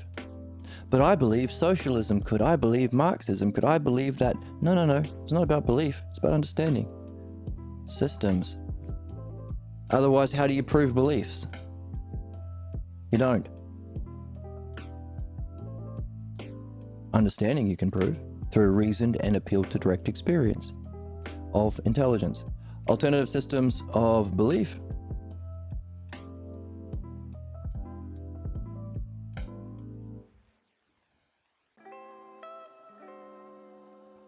Those who try and adapt the new, this is the patchwork coat, to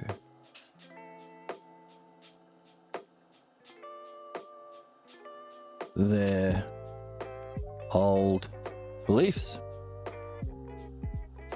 Now we have examples of this from the book. We have reject the new. Well, for Jesus we have just, I don't know, the Jews rejecting any of the new teachings.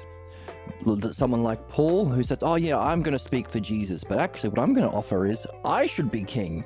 Everyone should believe me. Modern Christians follow the ignorance of Paul. They're Pauline Jews, by the way. Tell your friends. Those who adapt the new to their, that's the Kabbalah. They take a little bit of the Parmenides and add it to the Sephardic religious tradition to create the Kabbalah. Patchwork coat. So, just the ignorant, the wolf in sheep's clothing, the patchwork cloak model, patchwork coat model. And then, of course, those who try and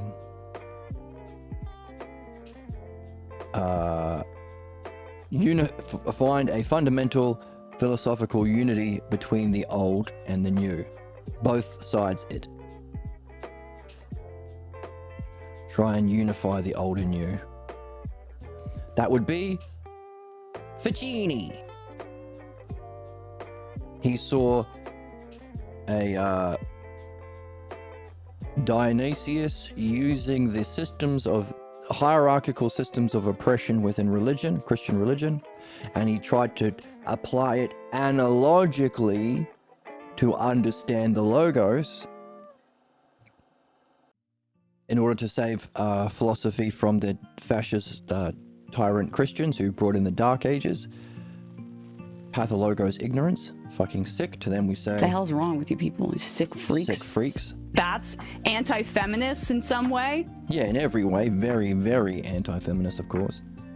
So he said, oh well, if Dionysius is saying there's logos in Christianity, and philosophy is just studying the logos and experiencing it, then maybe you could unify the two.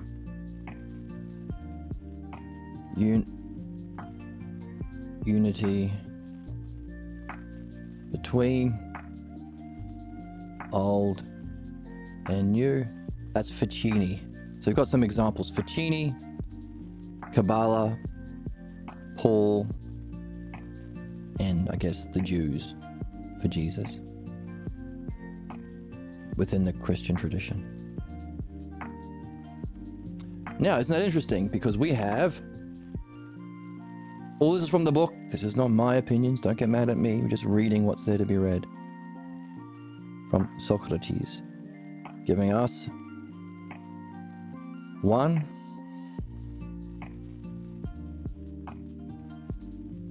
This would be 5, the lowest. 4. Now this is interesting because we have all of those models on the board. We can use them to see if we can gain further insight into these.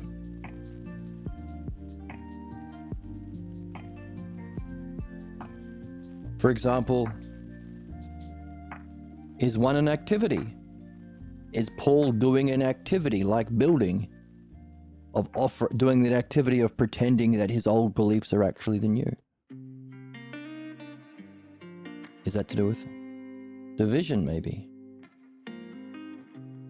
So that's the fun of having all of these models that you can jump along analogically to gain insight into whatever it is you're doing. Talked a lot about that already. So bringing that with us in mind, rejecting the new, that sounds like ignorance. Offering alternative systems of belief, that sounds like belief. So I'm pointing to the cognitive functions. The self, knowing, understanding, belief, and image thinking or ignorance. Adapting the old, the new to their old. Is that some sort of instrumental? They're doing something. They're trying to function in a way to save their old. Now, all of these are going to be negative. So we can't look at, because, for instance, looking at the cognitive functions, phronesis or wisdom of self, knowing, understanding, beliefs, and image thinking, these two are negative. These two are positive. This is the ultimate. But because this is kinds of interpretation, there is only one positive. Everything that's not seeing what's there to be seen is negative. So that's why it's important to jump along among these different systems, because much like the kinds of souls, right? Like first hypothesis, second hypothesis, third, fourth, and fifth. These fourth and fifth are ignorance. Second and third is wisdom. First is the ideal. So there's positive and negative. But when we did it a moment ago, we made them all positive when we talked about the material cause being an open, curious soul. The activity cause being dream analysis. The instrumental being a dialectician. So they were all positive. So it really depends on what you're doing. For example, the states, the classes of soul are also all negative except for the top one. The highest one, to follow the logos, the self-logos, that's our ideal, is a philosopher, king or queen. The aristocratic soul. Aristocratic if there's more than one. But the timocratic, seeking fame and honor. Warmongers. Oligarchic, seeking to abuse and exploit for personal profit. Democratic, having no principles and allowing you to be pushed around by usually oligarchs. Tyrants, when the Democratic Party with no principles end up being pushed around by the billionaire class, someone like Donald Trump comes in and says, you need me to drain the swamp. Fascism, tyranny. So these four are negative. So we can maybe keep that in mind when we go back to the four negative kinds of interpretation.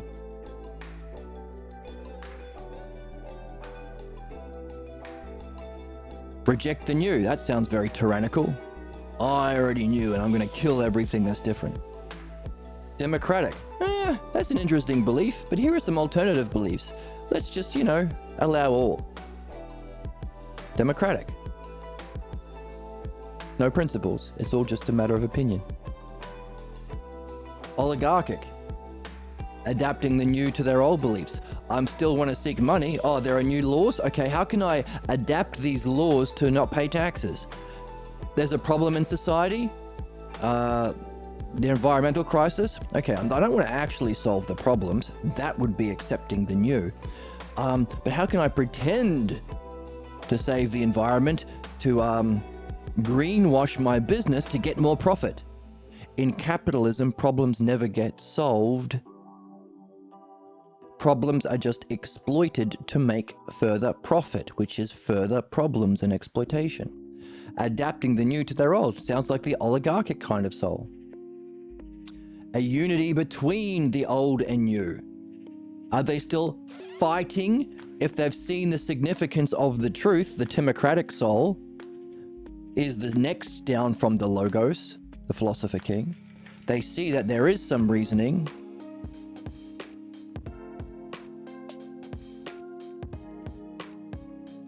But they still want to fight.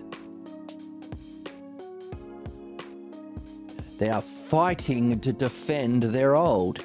Interesting how the 5 classes of soul from Plato's Republic gave us further insight into these 5 kinds of interpretation. Philosopher King, Timocratic or honor-seeking, oligarchic, money-seeking, democratic, nothing, all is beliefs, and tyrannical, pathologos, negative beliefs. Well, they're all pathologos, but the most fervently loyal to ignorance. See? Isn't that cool? Are we learning? Are we having fun? Where's the joy? Where's the whimsy? Where's the childlike wonder, dude?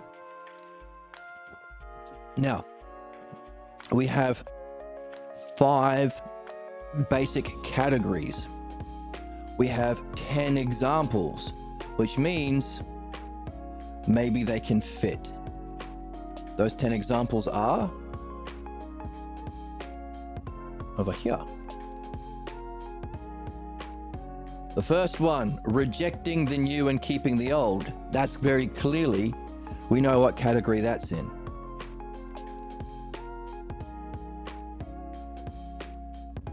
We have the 9 kinds of interpretation and the 1 who are non-interpretive, that live their life according to the Logos.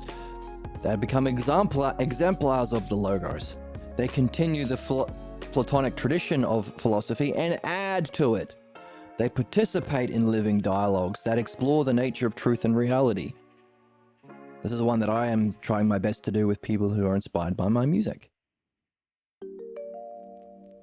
Because the response to something beautiful and rational can be negative. I have to see if I can artfully direct their attention to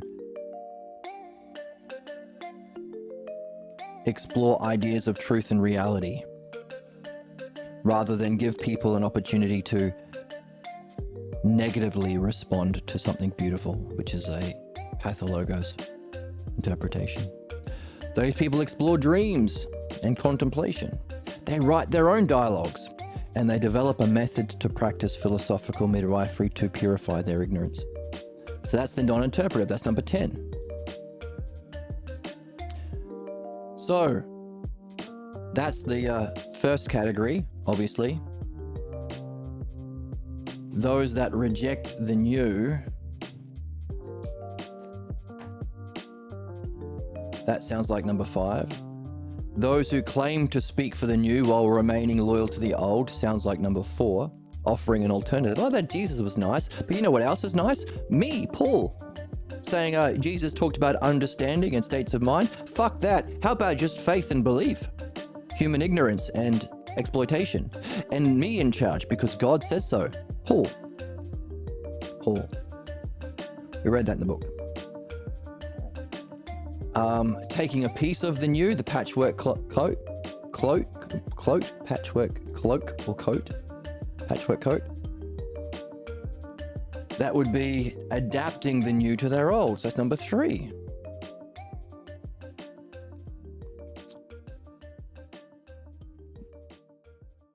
So what's this book given us? Given us an example to solve the puzzle, to gain an understanding of what's true for your soul as you evolve, for humanity, and for any living species going through this progression or development of the Logos. An eternal truth. To put an end to conflict internally and externally forever. Potentially. But again, you have to do it. That's why this book's a motherfucking banger. My head is quite large and filled with secrets. Gooners. And goodness.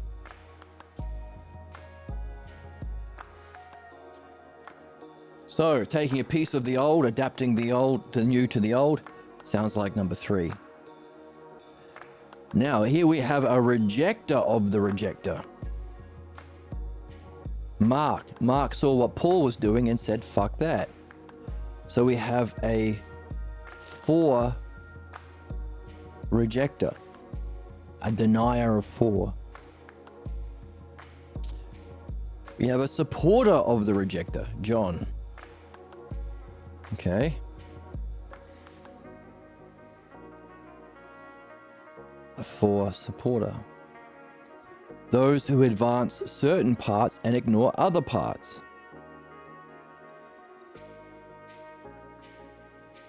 How does that fit within our model?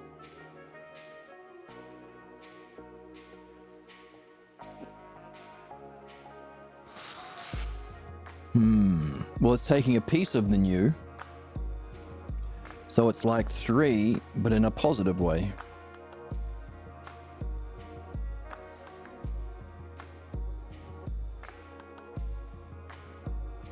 Or maybe like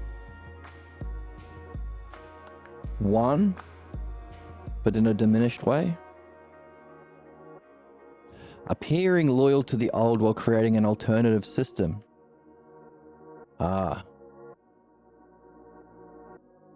So that would be a positive version of 5. Rejecting the new to keep the old. Appearing to keep the old, but actually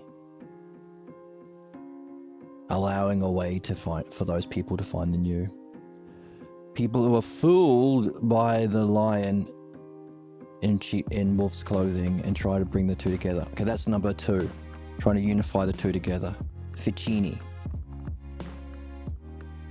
Inwardly following the new while outwardly pretending to be in the old. Sneesius, a ruler of all the dead that lay in ignorance.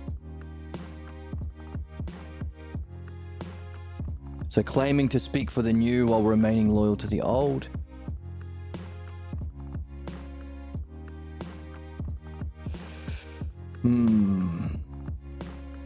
How would this fit?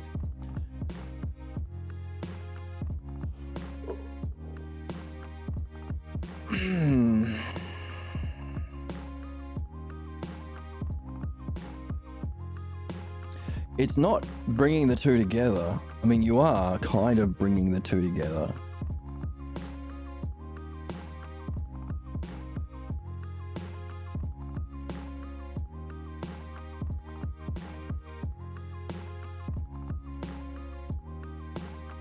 It kind of feels like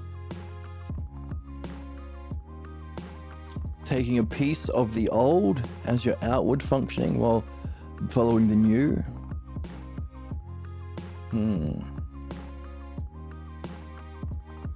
Claiming to speak for the old while remaining loyal to the new inwardly.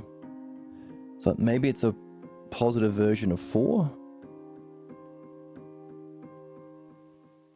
See, this would have been easier if we had 5, 4, 3, 2, and 1 over here. And we had a variation of each of them. Like a positive spin on each of them, maybe. But we've got a lot of doubles. But you can see where it's headed. Because the hypothesis of Parmenides has the first hypothesis, which stands alone, which of course we've got. The non-interpretive. It's got diminishments 4, 3, 2, 3, 4, 5. The brilliant light of being or mind. Understanding, which gives us the triad of the self. These two are wisdom together. Ignorance, belief, and materialism. That's ignorance. Rejecting the mind, or materialism, or dualism. But then there are 6th, 7th, 8th, and 9th hypotheses, which respond to these. They deny these. If you deny the existence of self and mind, but also want to bring everything down into a unity, you might be a Marxist. As a way of thinking. Another example of this is Mickey Mouse. Mickey Mouse exists. There's an image of Mickey Mouse. There's things he does and doesn't do, but it's not real. Rejection of understanding. Understanding is the providential connection between mind and others. The war between heaven and hell. Negative. Or another way, hey, if the 6th is Mickey Mouse, the 7th would be a square circle, an impossibility. Can't ever exist. So in other words, there are lots of ways of exploring these hypotheses, but they're all negative responses. And of course, we said we have to add in the 10th, which we are hypothesizing. If the first is the self, the self logos, then the 10th would be the pathologos. And if we have one ideal non-interpretive and 9 diminishments, it fits very nicely into this map, doesn't it?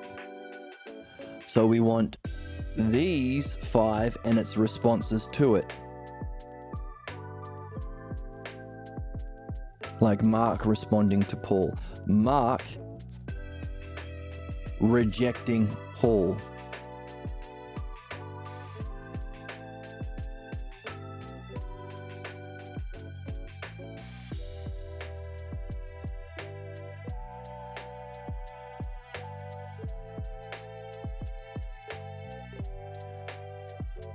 So we can see what the author is pointing to. How exactly we put that together is something that we can wonder about. That's your task. That's a quest.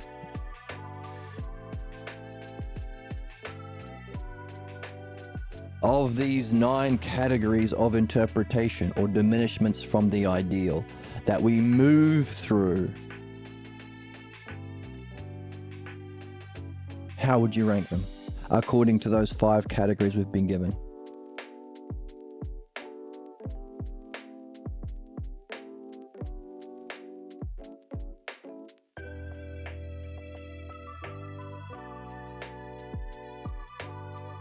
Do we have to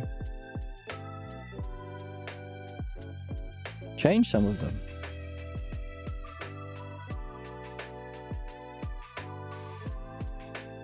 Maybe we haven't got them nailed down properly from the text, and we have to go back through the text and make sure they fit.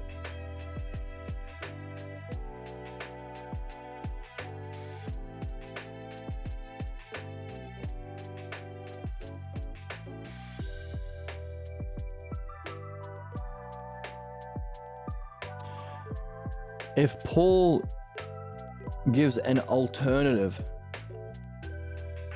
to the new, we saw that as 4. If Dionysius gives an alternative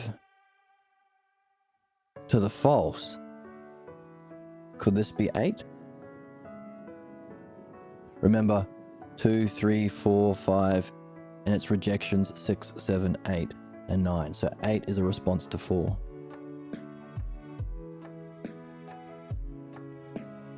Because Dionysius is seeing what's happening with religion and tries to give an alternative to the old. So if this is a response to the new, 4 kinds of interpretation, can we also say a response to the old? Or a response to interpretation?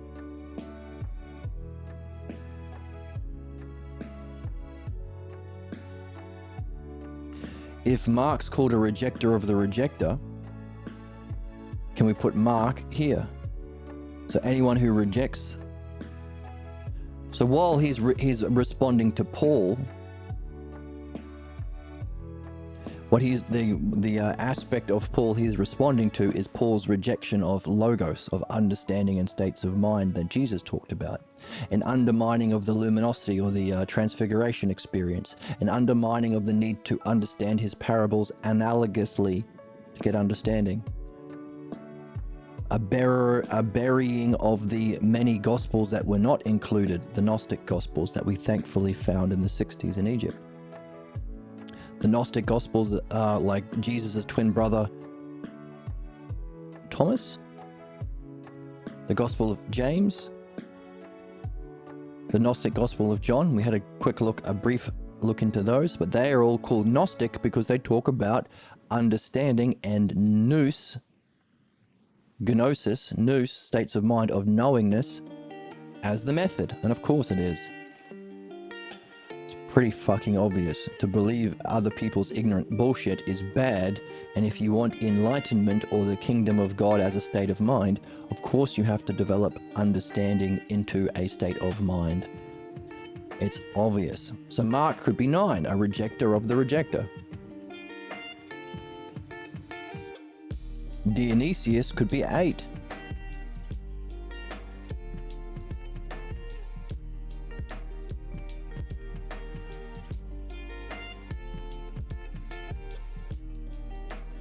The Kabbalah is 3, taking a piece of the new.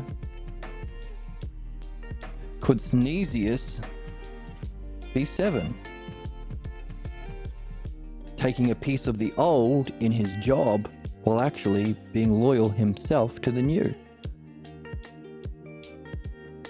While the Kabbalah takes a piece of the new and adds it to the old.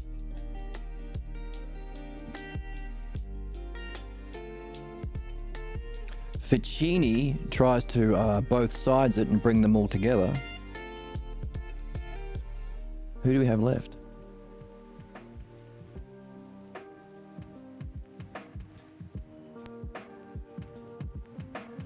So we've got the rejecter as 5. We've got Paul as the offering an alternative, his, for 4. We've got the Kabbalah as taking a piece and adding it to the old. We've got Ficini trying to unify the two together, but he's been tricked. We've got Mark, a rejecter of the rejecter. We've got Dionysius responding to Paul, and instead of offering an alternative to the new, he's offering an alternative to the false, sharing the logos. Mark, of course, sharing the logos. emphasizing the need for understanding and the tragedy that results in the Jesus story if you don't. 7. Sneesius takes a piece of the old in his... Or maybe Sneesius is number 6. He's trying to both sides it. In his job, he's being a bishop, but in his own life, he's doing philosophy.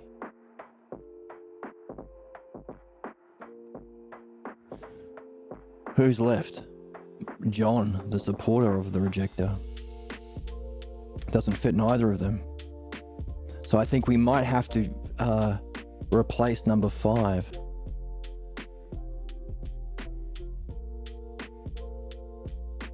Supporter of the rejecter, bootlicker.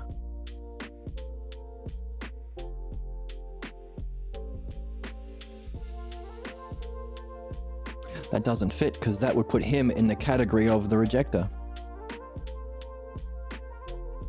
No, he's supporting Mark. Sorry, he's supporting Paul. So that would just make him a member of Paul.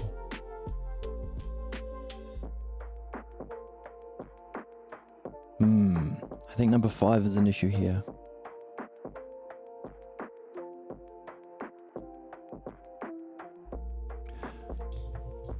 I gotta take a quick piss. I'll be right back. I shouldn't have recorded. Here we go. Right, so have we noticed any patterns in this one? See, Mark is doing something good. In sharing the logos of what happens if you reject understanding, he showed that that's the story of Jesus. After his luminosity experience, he rejects understanding to be loyal to his Jewish beliefs, identifies with Elijah, tries to play out the prophecy to become king of the Jews, ending with his crucifixion. And the end, there is no resurrection story in the Bible. That it is well known that it has been added 200 years later to save Paul. It ends with, God has abandoned me. Why have you abandoned me? So that's good. Dionysius, so it's showing the logos of what happens if you reject the new. Dionysius is offering an alternative to Paul. So that's good. He's smuggling the logos in.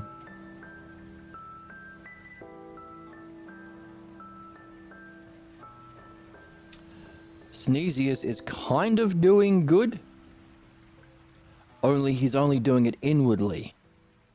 Outwardly, he's still acting like a dick. Inwardly following the new while outwardly pretending to be in the old, or leading the old in their ignorance. A ruler of all the dead that lay in ignorance, Socrates called him. So that's kind of good. But only taking a piece, which sounds like 7, taking only a piece, not fully embracing it. But the piece that he's taking is a piece of the old and not the new. But that could be both sidesing it. All right, I'm going to embrace the logos, but I'm also going to save religion, even if it's just for show. So is that the 6th? The way Ficini tried to both sides it literally? Sneesius didn't actually believe it. He was only both sidesing it while actually... See, Ficini is both sidesing it so he could stay loyal to the old. Sneesius is both sizing it so he could stay loyal to the new, but perhaps keeping a head on his shoulders. If he was honest about it, maybe they would kill him. So maybe he's both siding it for a legitimate reason.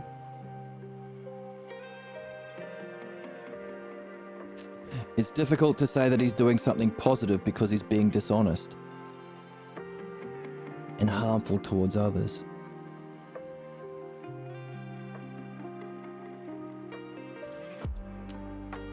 Okay, if we use that,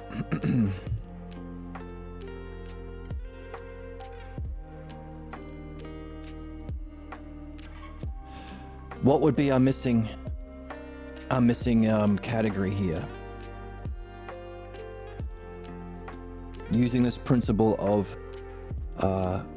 responding to the negative interpretation with the logos, or rejecting the interpretation. If the Kabbalah takes a piece of the new world but remaining loyal to the old,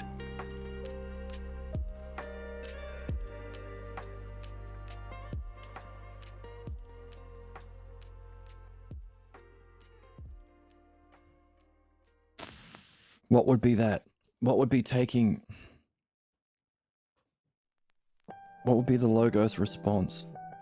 Hey Kabbalah, instead of taking a piece of the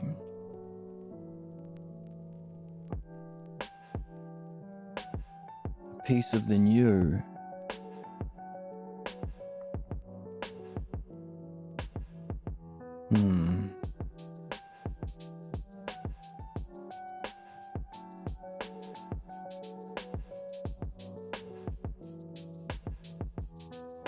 Hey Ficini, instead of both sidesing it because you think you can see the logos in both,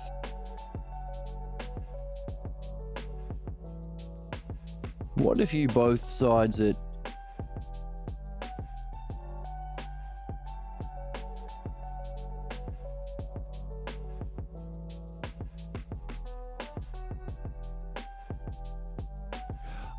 here's another sameness. It's appearance. Mark is appearing. Is he? Dionysius is appearing to be a Christian. To others. Right. Dionysius is appearing to be loyal to be a Christian to others, while to be loyally to the old to others, while actually supporting the new. So Synesius would be on this side.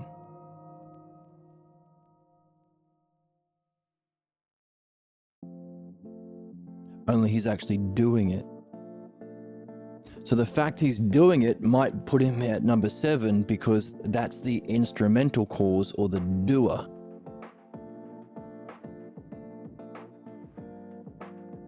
So maybe Synesius would be 7.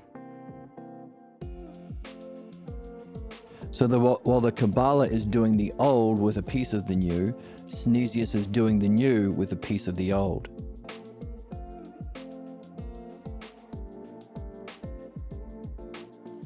While Paul is pretending to be in the new while actually offering his own beliefs, Dionysius is pretending to be in the old while offering the truth. While the 5 rejects the Jews, I guess, would be rejecting the new, rejecting the old. What Mark rejects is the old. Right.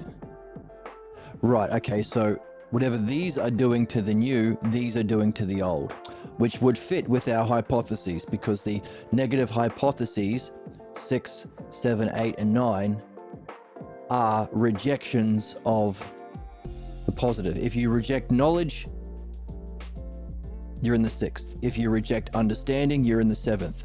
If you reject the existence of belief, now, not literally as an analogical expression of how the dynamics of self functions in the physical world, expressed negatively, so we can learn that our image of ourself creates our states of mind, creates our belief interpretation, so we can learn analogically that the one self that we haven't yet recognized causes the second hypothesis, knowledge, causes the third hypothesis, understanding, as a kind of teaching mechanism. If you reject that, you're in the 8th. And reject strict dualism, there is some sort of mind or self, but it is transcendent. It doesn't connect with us. We can't reach it. Then you're in the 9th, which is nihilism, by the way. So it's a rejection of that one. So Mark rejecting the rejectors will put him at 9. Dionysius rejecting the wolves in sheep's clothing would put him at 8. Yep.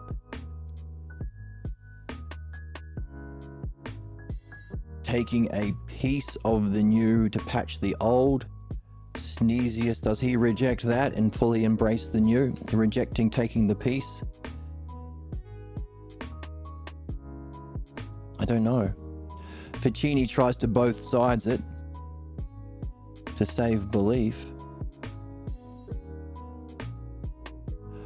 Sneesius rejects that and says, no, screw that, don't both sides it.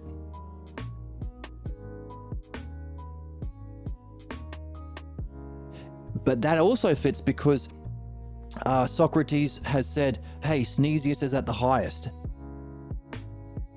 We don't know why he has kept his job as a bishop, lying to others. We have no idea why he's doing that. But we do know that he has claimed to be a philosopher, he practices Platonic philosophy, and he applies it to dream analysis, which is the highest expression of philosophy. So earlier in the text, it was confusing to us because, again, he seems to be functioning harmfully. Dreams. Let's just say dream. Let's go backwards.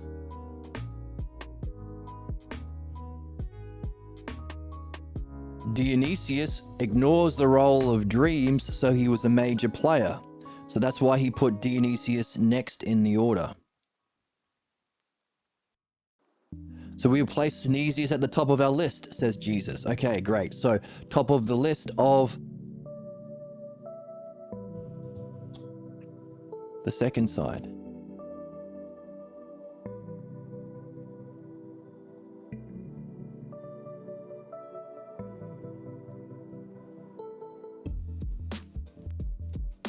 Dionysius is next in line. Okay. It doesn't fit with what we're doing. We put Dionysius as 8.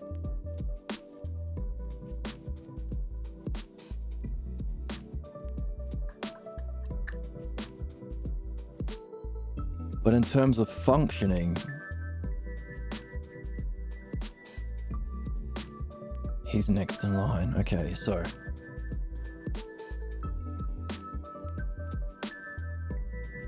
if the Kabbalah is taking a piece of the old, see, he's not taking a piece of the old, is he?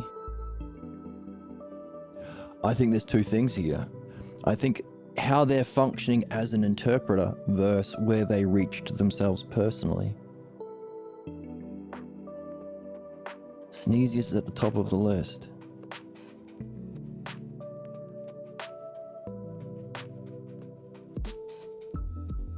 Dionysius is next in line. He showed that the metaphysics of both traditions can become one.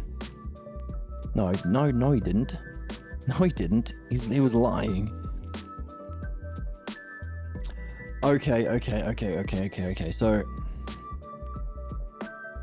all right. I think the author wants us to recognize him as number 3, as the second from the top, or both sidesing it. He wants us to see him as both sidesing it.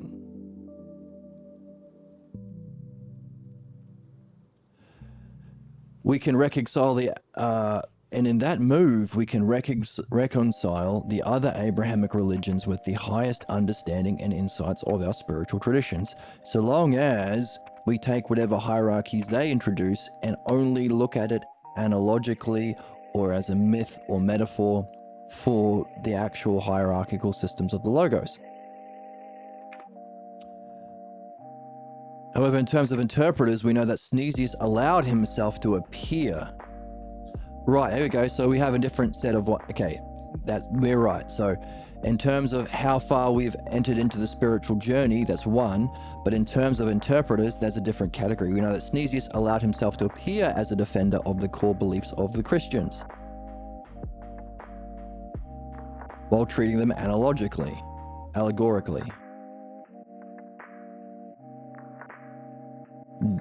Okay.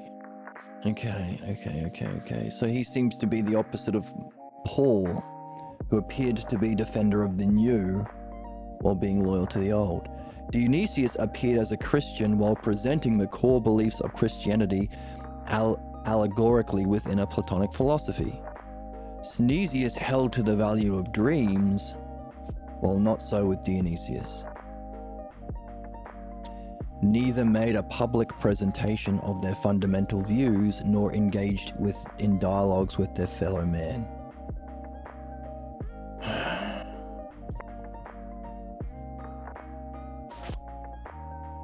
So there seems to be two lists. So we can take each of these individuals and recognize how they have developed along the logos.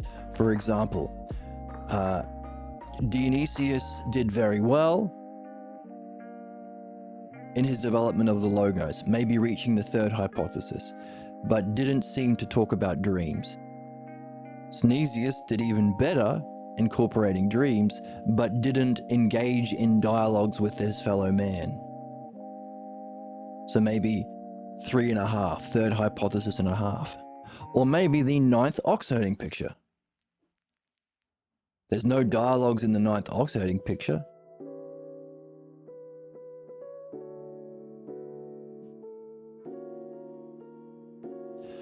So we can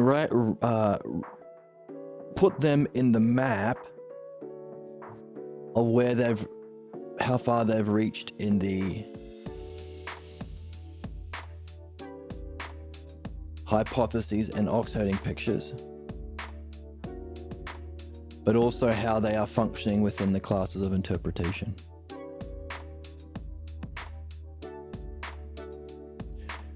Interesting. Socrates says you are right in placing Synesius as high as you do. As for Dionysius, while he does ignore the role of dreams, so lower in development, he was clearly a major player in both of our traditions. Some good influence. For the third, I would put those loyalists that we mentioned, but they do have a narrow vision that keeps them from seeing the whole, of which they recognize has its meaningful parts. What should we say about the last? Shall we say those who deny and falsify our teachings, distort the truth they fail to see? I do think we should pause about that. Okay, then Jesus takes a pause. Okay. So this seems to be about ranking them in terms of their development.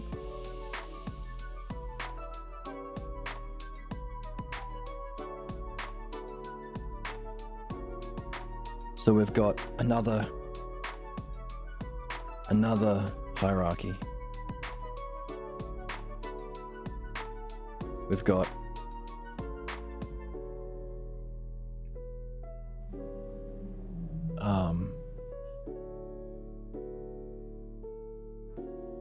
seeing the significance of dreams and engaging with dialogues,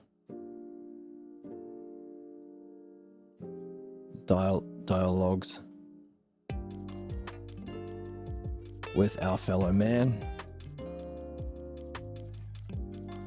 which would be, of course, dream analysis, philosophical midwifery to remove our problems, and philosophy based on what you're reading. 3 questions you can ask: where are you at? Where are you stuck? A different color. Hey bro, where are you at in your reading? Your highest vision of self and reality? Where are you stuck in your reaching of your highest goals? And how are your dreams? The 3 basic questions you can ask anyone. The only 3 really. Dreams, where are you stuck? Where are you at?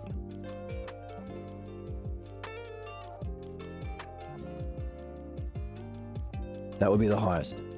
Seems to be the ideal.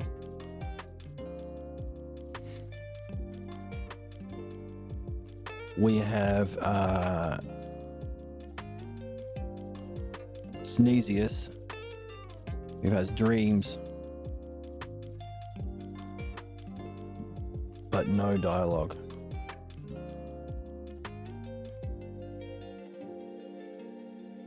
Sneesius.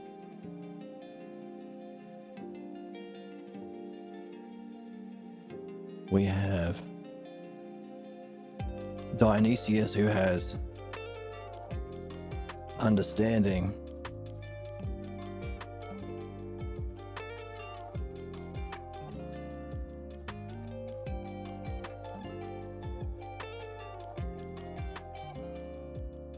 And not much is said. Yeah, so understanding but no dreams. That's what we just read. Dionysius appeared, blah, blah, blah, blah, blah. Sneesius held to the value of dreams, while not so with Dionysius. So Dionysius was lower. No recognition of the significance of dreams. Then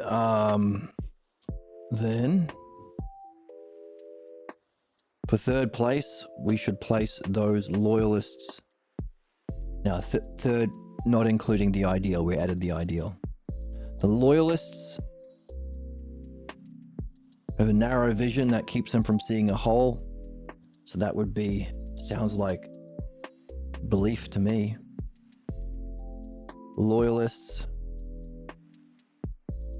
only a part, can't even see that they're a whole. Like, that would be religion. That would be loyalists, religious people. Hey, by the way, you're Christian. Oh yes, Christianity is the only way. There's only one true God, and there's only one way of being, and it's mine. Hey, do you know that it's a part? What do you mean? Oh, that way of thinking is a part. There are other ways of thinking that represent human history and human development and human culture. You're in this part. No, it's the only way. Jesus is the one, or Mormonism is the one. You must wear the magic underpants. It has been foretold that ye underpants be thine magical, and soaking be thine aplenty. I'm just asking for some Gunnar Menskin. It just seems right. It just seems fair. Well, not for Mormons. They can't recognize that their worldview is only a part of a whole. There are these people who think differently and allow for spiritual experiences, these people for understanding, these people are even worse off than them, etc., etc. So loyalists, we recognize as literal believers, and they are a part and blocked from seeing the whole. Part blocked from seeing the whole. From seeing the whole, of which we recognize has the meaningful parts, and now they are therefore blocked from meaning. Religion or belief or loyalist or literalism makes you blocked from meaning. Because they are meaningful parts that they can't see, and the parts have meaning in that they are part of a whole that you can move through in your meaningful development. So blocked from meaning of any kind.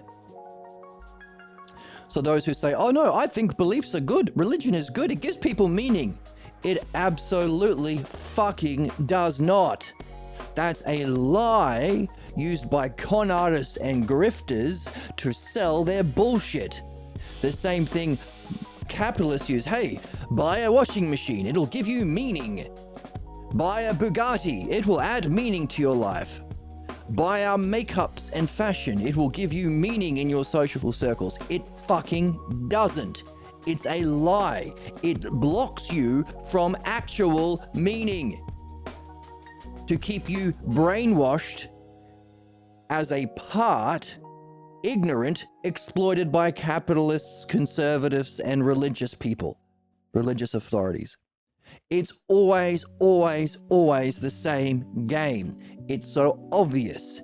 It's so basic. It's so simple. It will be true forever. Even if you kill Socrates, it's still fucking true. It's true for every soul. You go through it. You might think you are winning the game because you are the salesperson con artist or the Republican grifter or the religious scammer. You're the evangelist with the $1 billion mansion or the private jet. You are fucking not. You are blocked from meaning. You are stuck in your problems, and you will have to pay for it in your after you die in your reincarnations, according to Socrates. Blocked from meaning. Therefore, don't be a bitch and say, well, I think religion actually gives people meaning. Have some courage. Tell the truth. It's super important for you and our society. So loyalists, blocked from meaning because they're blocked from seeing the whole and its meaningful parts. What shall we say about the last? Shall we? Yes, it has meaningful parts. Shall we say that those who deny and falsify the teachings and distort the truth they fail to see? So just liars. Deniers and liars. The lowest.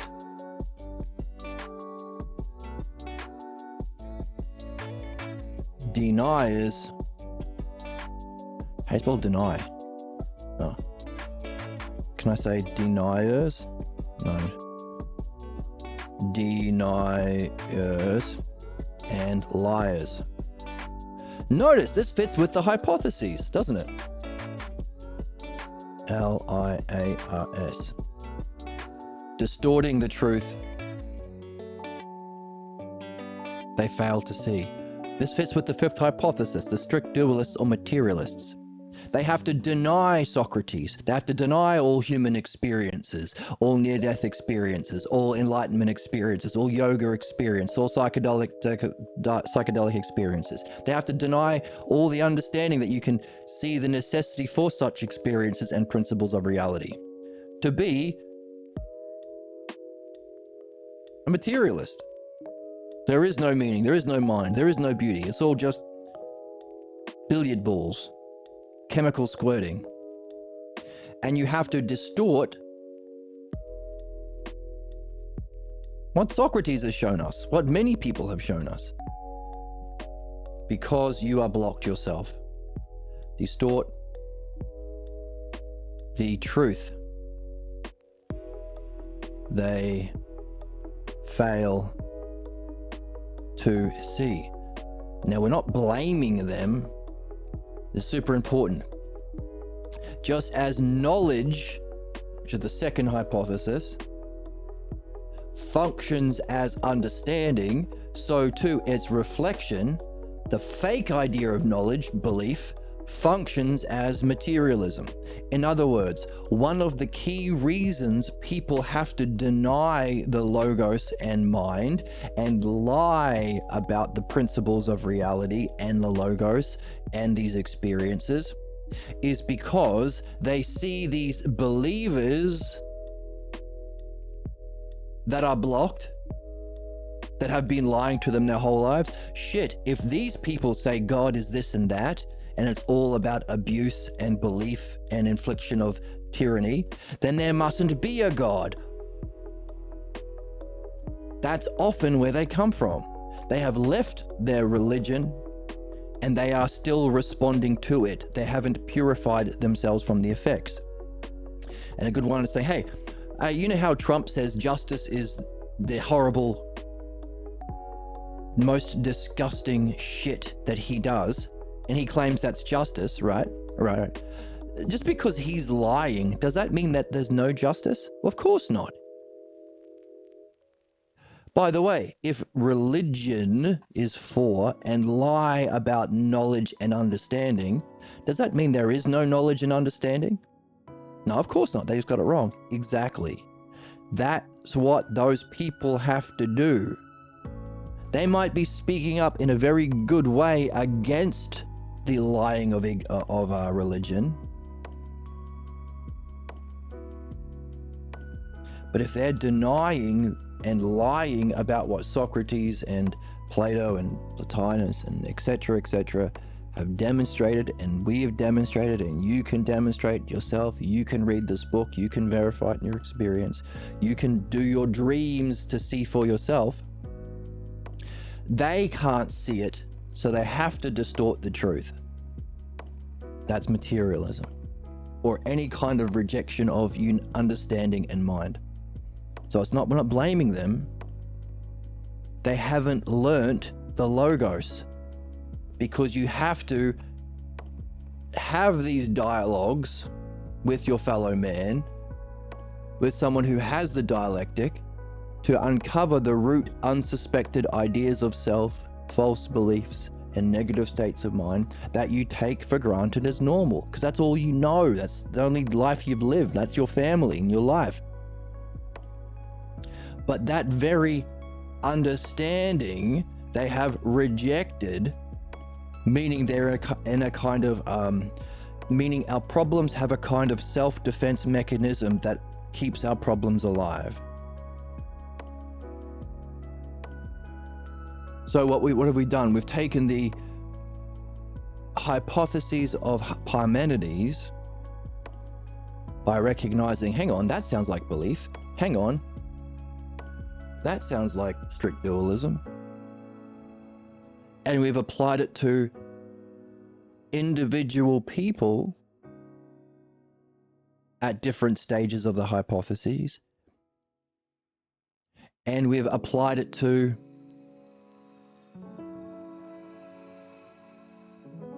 like Sneesius and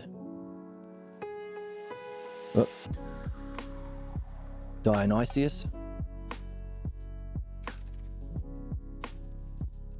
How do you spell it?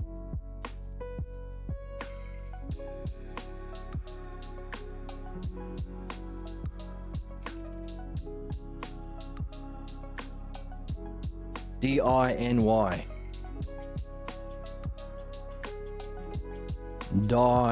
Dionysius. Eat that Cius. I want a Dionysius. And Sneesius is up here.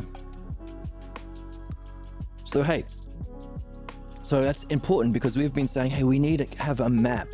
The hypotheses of Parmenides, especially the first 5, give you a map of the development of the logos. The next 4 or 5 is a rejection of each of them. And those rejections actually demonstrate the necessity for that thing to exist. So once you see that, you free yourself from those lower positions. But we've taken those hypotheses and we've seen, hang on, what kind of a person would give us an indication that they're at this or that level? For example, somebody into philosophy might be at the 3rd level of hypotheses. The 3rd hypothesis level. Play a drop. Like literally suck my dick, dude. I love this guy. Maybe. Kant's a little fucking bitch. That's right. They're secretly turned on by it. Some of them are. Gooners. And they all are gooners. Wrong. You're wrong? so wrong. Oh my But goodness. that's okay. We're all allowed to be wrong sometimes. Phew. Dead-eyed, and I don't use this kind of terminology lightly, dimwits. Are we? I'm always good.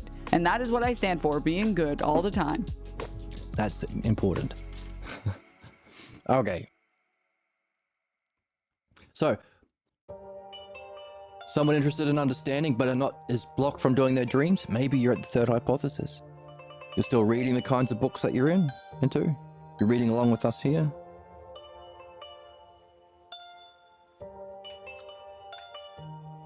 What about somebody who's doing their dreams? Great. But they're not sharing. Hey, Sneesius is hiding what he's doing from others. Therefore, the ideal.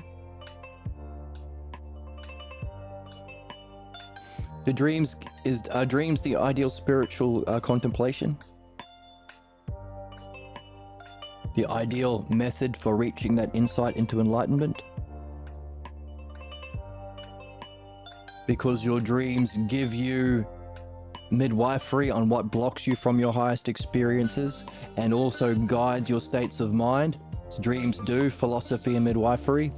Therefore, it's the best kind of guru to facilitate your experience of intelligence itself, or the 2nd hypothesis, being divine luminosity. the penultimate spiritual state? Great. Do you want to master it so you can facilitate that in others? If so, maybe you're in the first hypothesis, which is Parmenides' hypothesis. What did Parmenides do? He shared the dialogue with Socrates, who Plato then shared with us, allowing us to have this map, which is why it's the greatest book never read. It was Parmenides functioning in the first hypothesis, which he literally said is my hypothesis that I'm in of myself from myself, allowing him to dialogue with the people he did in order to benefit humanity, because now we can read it. So that's how we would recognize where you are. Ye. Yo. Hello. Welcome, welcome. So we've taken that. Because of that dialogue Parmenides had with Socrates in around 400 BC, we have this map of the stages that you can go through. And because of this book, we now know how to recognize someone in those stages. Are they denying or lying about the logos? They might be in the fifth hypothesis. They have to distort the truth they can't see. By the way, are they loyal to whatever beliefs they grew up in? Then they're in the fourth. They're blocked from seeing the whole, and they're blocked from meaning. Unless you can see all of the parts that humans go through in their development of mind, you can't make any meaningful growth. I'm always a Mormon. There's nothing meaningful. I'm only going to wear my Mormon underpants and never going to read Harry Potter. That's it. Here's a question from chat. Is truth really deterministic? What do you mean by deterministic? Please say more about your idea. I would love to hear it.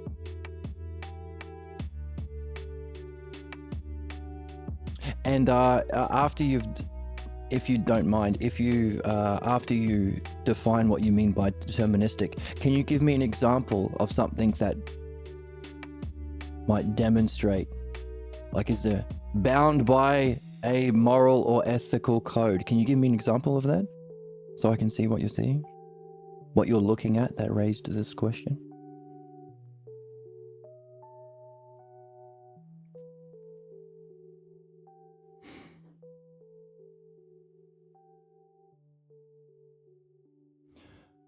So I'm talking to you and I'm reading the book at the same time. Otherwise, there'd be lots of pauses. So don't take my reading as an indication that I've stopped listening. But yeah, share the example that made you think that it is or isn't, so I can see what you're seeing.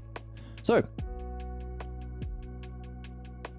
this kind of reflection, this kind of reading these texts from the Logos, from Socrates or Pierre Grimes, maybe you're in the third hypothesis.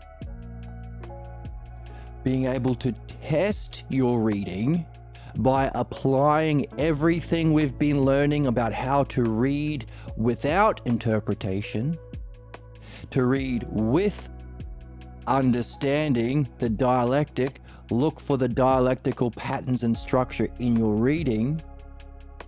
Test everything we've been learning here about reading by reading your dreams. That's a stage up. Not only do you get to test your understanding, integrate it into your way of being, your dreams are personally relevant to you in that it gives you what you need to remove your problems. It gives you what you need to have your highest states of mind. Therefore, dream analysis is what you need to reach being, putting you in the second hypothesis, greater than understanding.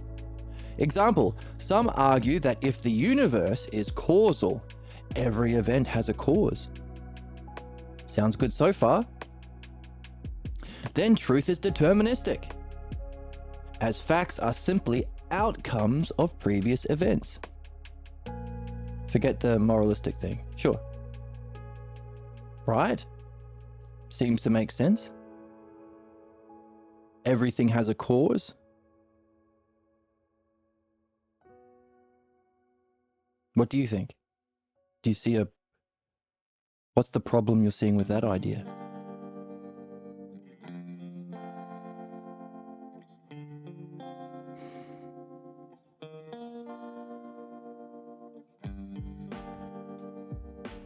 But on the other hand,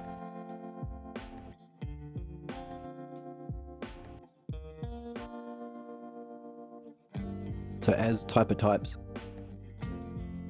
quantum mechanics implies inherent randomness. Oh, now from what I've read, those on the cutting edge of quantum physics, and there's a book written by actually a student of the author that we're reading here. What's it called? Which results in indeterminate reality. So even at the quantum level, we see examples of supersymmetry. So there is still an order underlying the apparent disorder of quantum science. Apparently.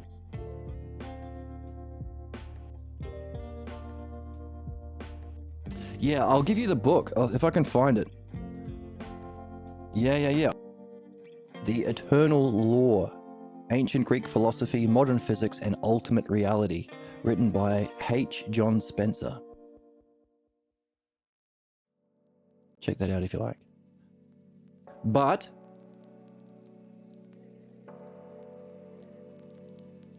cause and effect. What we are looking at here is, hey, one of the causes to our functioning is our own mind. Hang on a second. Can our life, the successes or failures that we have in our life... Oh, welcome. Thanks for joining. Oh, look. Hooray. And to you, our soundboard says... They're secretly turned on by it. You're secretly turned on by philosophy. Is that true? Can I do my plugs now? No, I'm trying to do no. comedy career. No comment, no plugs. We're doing philosophy. Would you agree that the successes or failures that you reach in your goal, in your life, whether or not you reach your goal, would have a cause itself? How you function? How you're able to function in your life? And the better you can function in relation to seeing and understanding what's in front of you or your goal, would probably help you go towards success. Whereas if you're blocked or you're projecting what isn't there, oh, that girl who said hello to me, she probably thinks that I'm smelly. You're projecting what isn't there. You might not respond to that problem as well. By the way, being blocked from seeing what is there that you could use to reach your goal, or projecting what isn't there, that's called interpretation. Would you agree? And the more that you see and understand, would you agree that's more likely that's more likely to reach success? Whereas interpretation is more likely to lead to a failure in your goals?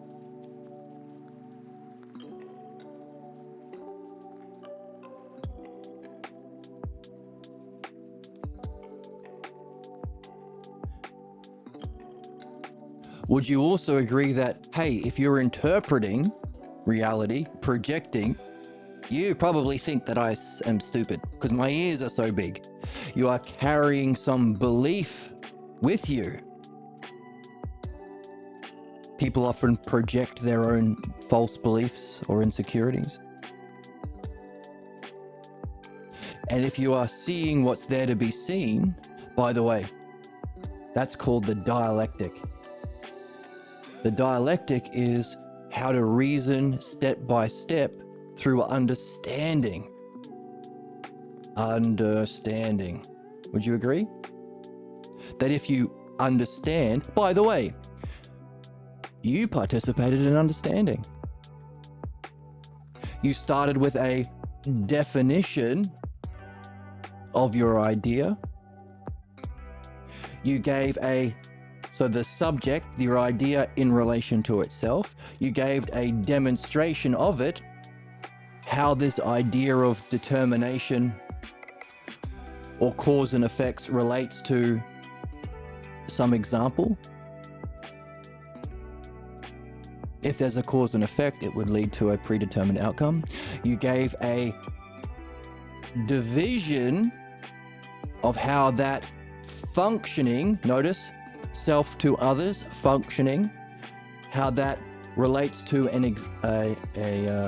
another other in quantum physics, that allowed us to reason together through those stages of or divisions to come to a conclusion. Therefore, we were able to come to a conclusion. We were able to take those divisions of our reflection to a conclusion, take this other and relate it back to ourselves to come to some sort of greater insight about determinism. That's understanding. That's the structure of thinking that Socrates has been sharing with us in this book that we're reading together. Notice how that the concept of first impression, yes, projection of beliefs, yes. Notice how that was much more helpful. We weren't debating anything. I think this. No, I think this. Well, screw you. Have you thought about what Kant says? And then I will turn around and say, The hell's wrong with you people? You sick freaks. you're a sick freak because Kant's a little fucking bitch. Kant's a little bitch. Because that would make us Debate weirdo. a debate weirdo Debate dweeb. or a debate dweeb. That's the difference from debates. Debates are just, this is my conclusion. I know it to be true because it's my belief, and any conversation or reflection or reasoning is just a way of trying to win the argument and prove my belief. That's the difference between dialectic, the structure of understanding, put that over here, and belief, debate. There's a fine line for logical interpretation and Socratic method. What do you mean? Like when you employ an emotional level approach. Exactly. That would be debate. Oh, but screw you. I win because I made you mad. I made you mad, so I win the debate. How the fuck will that help both of us get to understanding? Wasn't it better if you say, hey, this is my definition? That because of determinism, there is a predetermined outcome of truth. Now, I might already be on board. Oh yeah, I get you already. In which case, we can move on. But because I didn't really understand, I said, hey, can you give me an example? And you gave a demonstration, cause and effect. That's interesting. Can we reason through it? And you went to division. Hey, let's reason it out with quantum physics. See how we were together at each stage? Now we're doing the same thing here. I'm asking you a question. The significance of whether or not cause and effect means our outcomes are determined, we can apply it meaningfully in our lives because you have a meaningful goal. That's why we're talking about it, right? We both have our goals we want to reach, and we want to know whether we're stuck in fate or whether we have some influence that we can use positively to reach our success. A relationship goal, a life goal, enlightenment goal, knowing the meaning of life, knowing what happens when we die, knowing what we're supposed to be doing while we're here, knowing how to be happy. There's also a concept of non-dualism, as truth determinism remains in awareness, which in human terms is just isness. There is a concept of non-dualism as balloons. Truth determinism remains in awareness. I'm not quite following. Isness. So it sounds like the definition of determinism is if there's cause and effect, you can trace that cause and effect chain to an inevitable conclusion, right?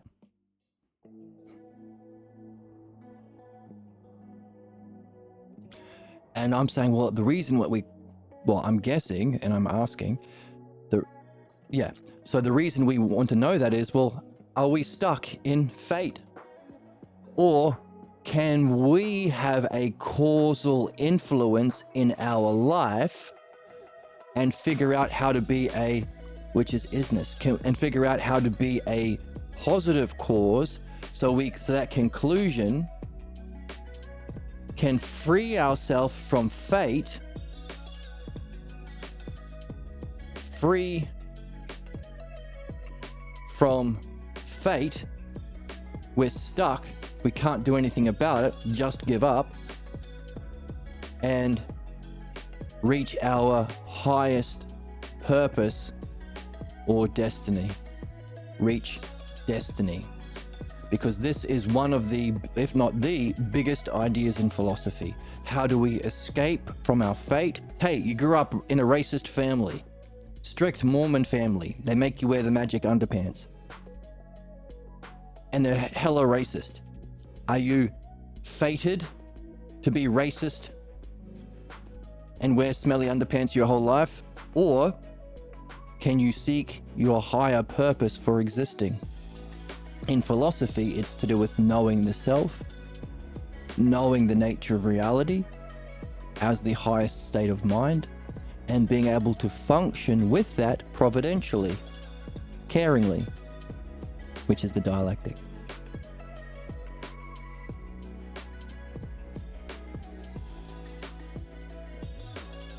Now, we started by saying, hey, well, whatever your goal is, even if it's just having a nice conversation with the most handsome streamer on Twitch. Right? You're a little bitch-ass baby. Hang on. That's a bit harsh. I think it's awesome. No, it's not awesome. How about collective understanding of the moral? Right, okay. Collective is a bit... We are actually on that as in the book that we're reading right now. What does it take for society to be able to drop their false beliefs that keep them immoral and be open to a new truth on how to reach the objective understanding of what is good and beneficial, because it allows for the development of souls? Categorical imperative. Well, we wouldn't use that word because... Yeah. We wouldn't use that. That's from someone else. But the good. What actually is our good and what actually is our benefit? That's what we're doing. So what we're saying is, how do we do that? How do we be a positive causal link in that chain? We can start by saying, look, success or failure.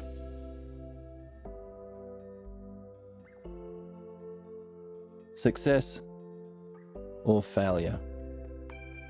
Whether it be to understand what is our good and therefore our moral obligation, to understand how to share that with the rest of society so we can benefit our fellow human man. Come on. Oh, fuck. To benefit our species. How about something less bound? Like a good feeling? Yeah. Oh, hope is a bit tricky. Let's stick with a good feeling. Like, what's a goal that you have? Your success can be a positive state of mind. Like, I want to learn how to do a kickflip. Are you a wheelie boarder? Do you have a hobby? So what we can start is something simple and obvious, and then we can move on to something more profound like moral good. Is there a hobby that you have? Can you do a kickflip? Would you be happy if you did a kickflip? Sure, kickflip. Now, so we can have a conclusion. We can actually, maybe video games. Right. So, to win the video game, what's your favorite game? Kickflip. We can do video games. We are on Twitch. To win Silent Hill. To find the Dota or Hearthstone. I haven't played those games. I've been told not to play those games because they will climb some MMO. Okay, level up. That's why I gave. Yeah, that's why I had to stop playing World of Warcraft. Okay, so the successful. By the way, you could have that as oh yeah, even better. Ready?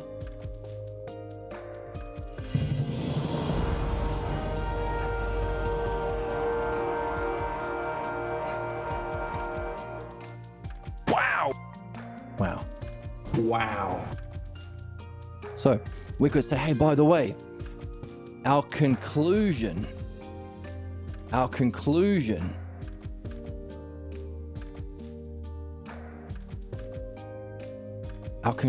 we could say is number 5. That could either be a success or failure relative to our goal. Wouldn't you agree?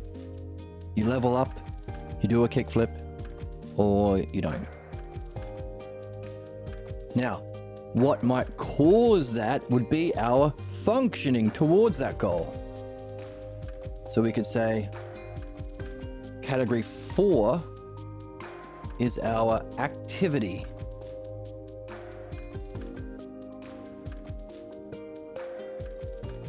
And wouldn't you agree that if you are seeing what's happening in the game and you are understanding how the pieces fit together, you are more likely to reach a success. But if you're blocked from seeing where the orc is hiding, or you're projecting, oh, the quest giver actually wants me to travel to Troll Town, and your friend's like, what? That's not what he said. No, but I believe it's what he said.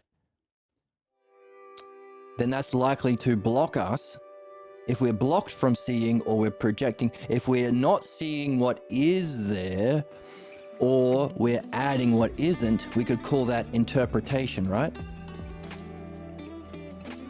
And that makes us less likely to reach our success and more likely to reach failure.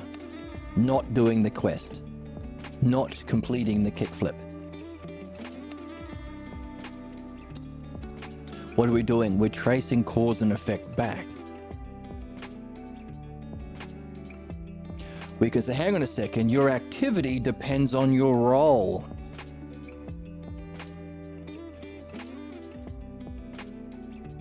What role are you in within this drama? By the way, if you are carrying an interpretation from your belief that you only can play a certain role, I can only be the Joker. I can't be a leader. And you have to lead the MMO, you have to be the party leader because you've got the quest or something. If you can embrace that role of leader, more likely for you to see and understand in your activity, and more likely for you to conclude. Whereas if you are attached to a negative role, I'm always the screw up of the group. No one listens to me. You could have let's give a different color. You could have a negative role within the group dynamic. Or you could be open to a positive role, right?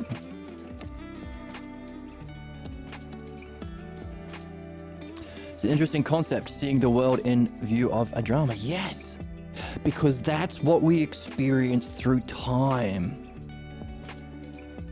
Everything is a drama through time.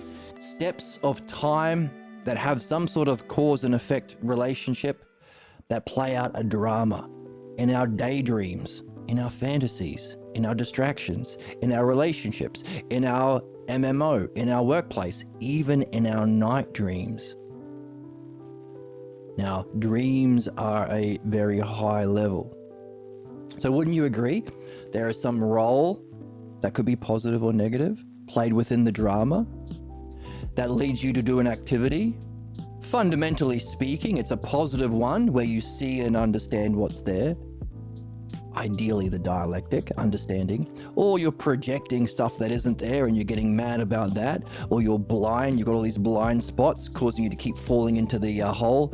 I keep missing that blind spot. I keep falling into that hole in the instance of the MMO, and I kept getting eaten by the alligator. And it's like, oh, why do you keep falling into that hole and causing our whole team to wipe?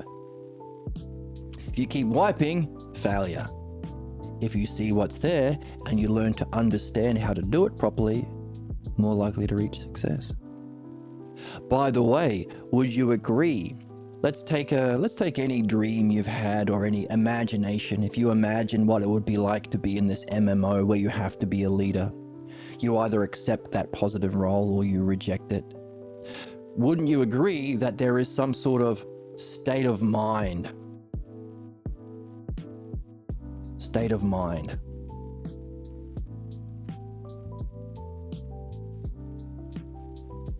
That you're always in. Think of a dream that you've had. You're in a certain high or low. You could have a high or low state of mind. In the MMO, you could be really shitty. Oh, I hate this MMO. No one ever listens to me. And these are all noobs. They're all noobs and they're not elite like me. Or you can have a high state of mind. Open, curious, thoughtful, insightful. Do you see how that state of mind might cause you to act in a certain role? If you're a crabby little bitch, you might be playing the role of annoying everyone. If you are happy, inspired, creative, you might play a positive role.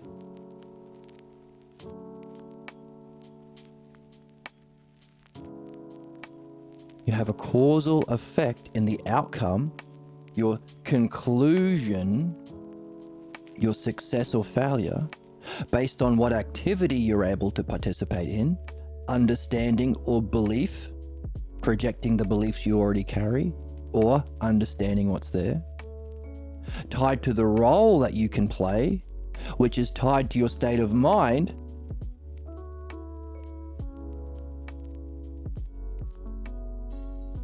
What if the circumstances you're in is a sucky role and a positive outlook is difficult?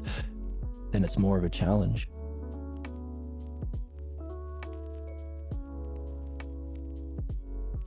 To get success might be to find a better situation. That might be the definition of success. If your role is just take whatever you've given, then that might not reach your highest success.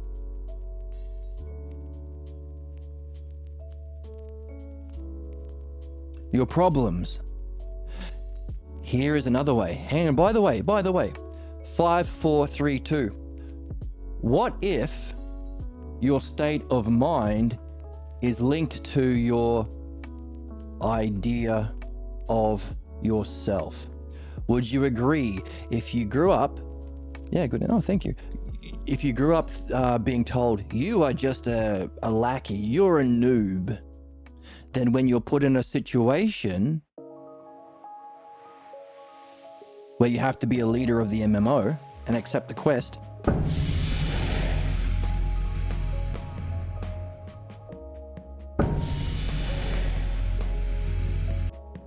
right, that's where it's headed, ego dissolution.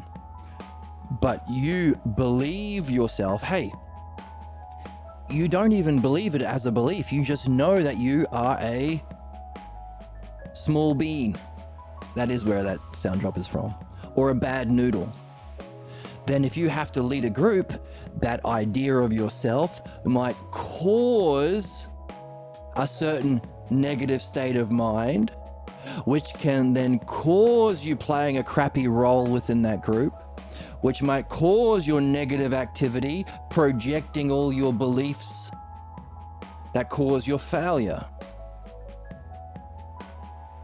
Notice 1, 2, 3, 4, 5, a chain reaction. What we have been learning from this book that we've been reading on this channel, which is a fucking banger, is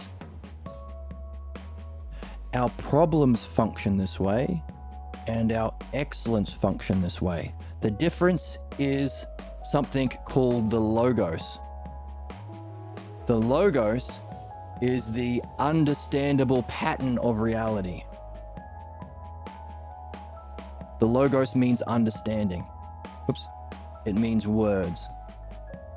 So for example, there are two processes that we are learning how to do in real philosophy, well, that we're learning here. If you notice a certain, yes, telos. There's two. There's the telos, or your true destiny, or your problem. In a problem, as we're seeing, you can recognize, oh, what color should I use? Let's go white. A certain failure. In philosophy, there's a process of the dialectic to trace the cause of your problems. By the way, this is the dialectic. Remember how we talked about the stages of reflection that we went through to explore an idea? Definition, the subject itself. Demonstration, how does it function to others? Division, the playing out of that function in other areas like quantum mechanics. And then a conclusion. So self in relation to itself, to define it. How does that defined self relate to others, self to others? How does that functioning to others relate to other others? And as a result, can you synthesize that into a single other that you can bring back to the self to gain an insight? Notice two ideas, self and other. The first two primary ideas of all thought. Before you think of anything, I want to pick up this chicken. I have to recognize that this is the self and the chicken is other from myself. When I'm hungry, wouldn't you agree? I don't want to feed the chicken, I want to feed myself. So what Socrates learnt from his teacher Parmenides back in 400 BC is you can take these two primary ideas, arrange it in these four possible ways, and this gives you this structure of unfolding of reality and everything in thought and experience. This is the dialectic. We showed how it played out in our conversation. But what we're seeing now is how the same structure plays out in everything. Because look at this.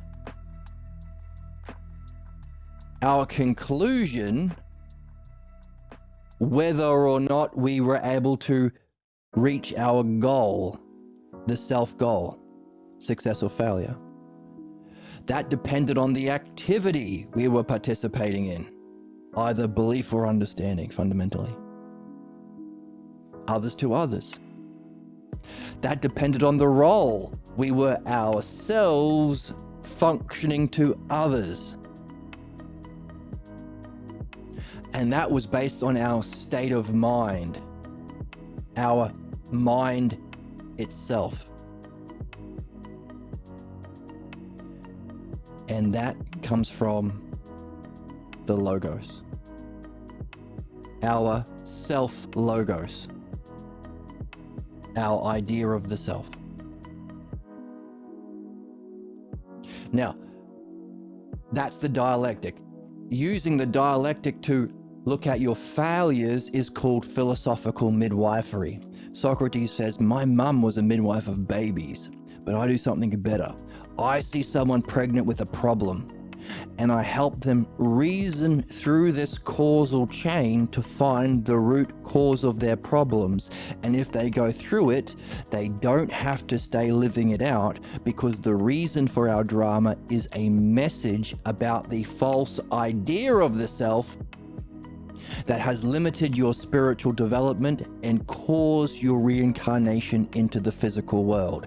Because this you can do in the physical world, because this is reflection through time. That's the dialectic. That's understanding. Reflection through time. We can break it down in parts. We can have this conversation in time. And Socrates says, that's why my art is even better than my mother's. And we've done it today. We've said, hey, look, every time I have to lead an MMO, I fail. Notice, not a one-off, a repeating. You have to look for a problem that repeats. That's the message. Every problem is a message. Okay, so I've recognized I've got a problem. Now, if you have a friend who's also learning the dialectic, which, by the way, if dialectic is just what understanding is, it's what everyone is supposed to be learning. You could say it's the meaning of life. If it's our highest activity, because it's the understanding. So let's say you've got someone else who's also interested in this, the best channel on Twitch. She's a moron. It's a guy whose head appears to be on backwards, and then a half lady. And there's a half lady. That guy's crazy. Be a reasonable gooner. He needs to be more of a reasonable gooner. So I realized a failure.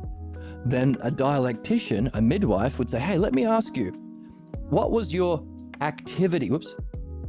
Activity. How did you relate your activity to others in the group?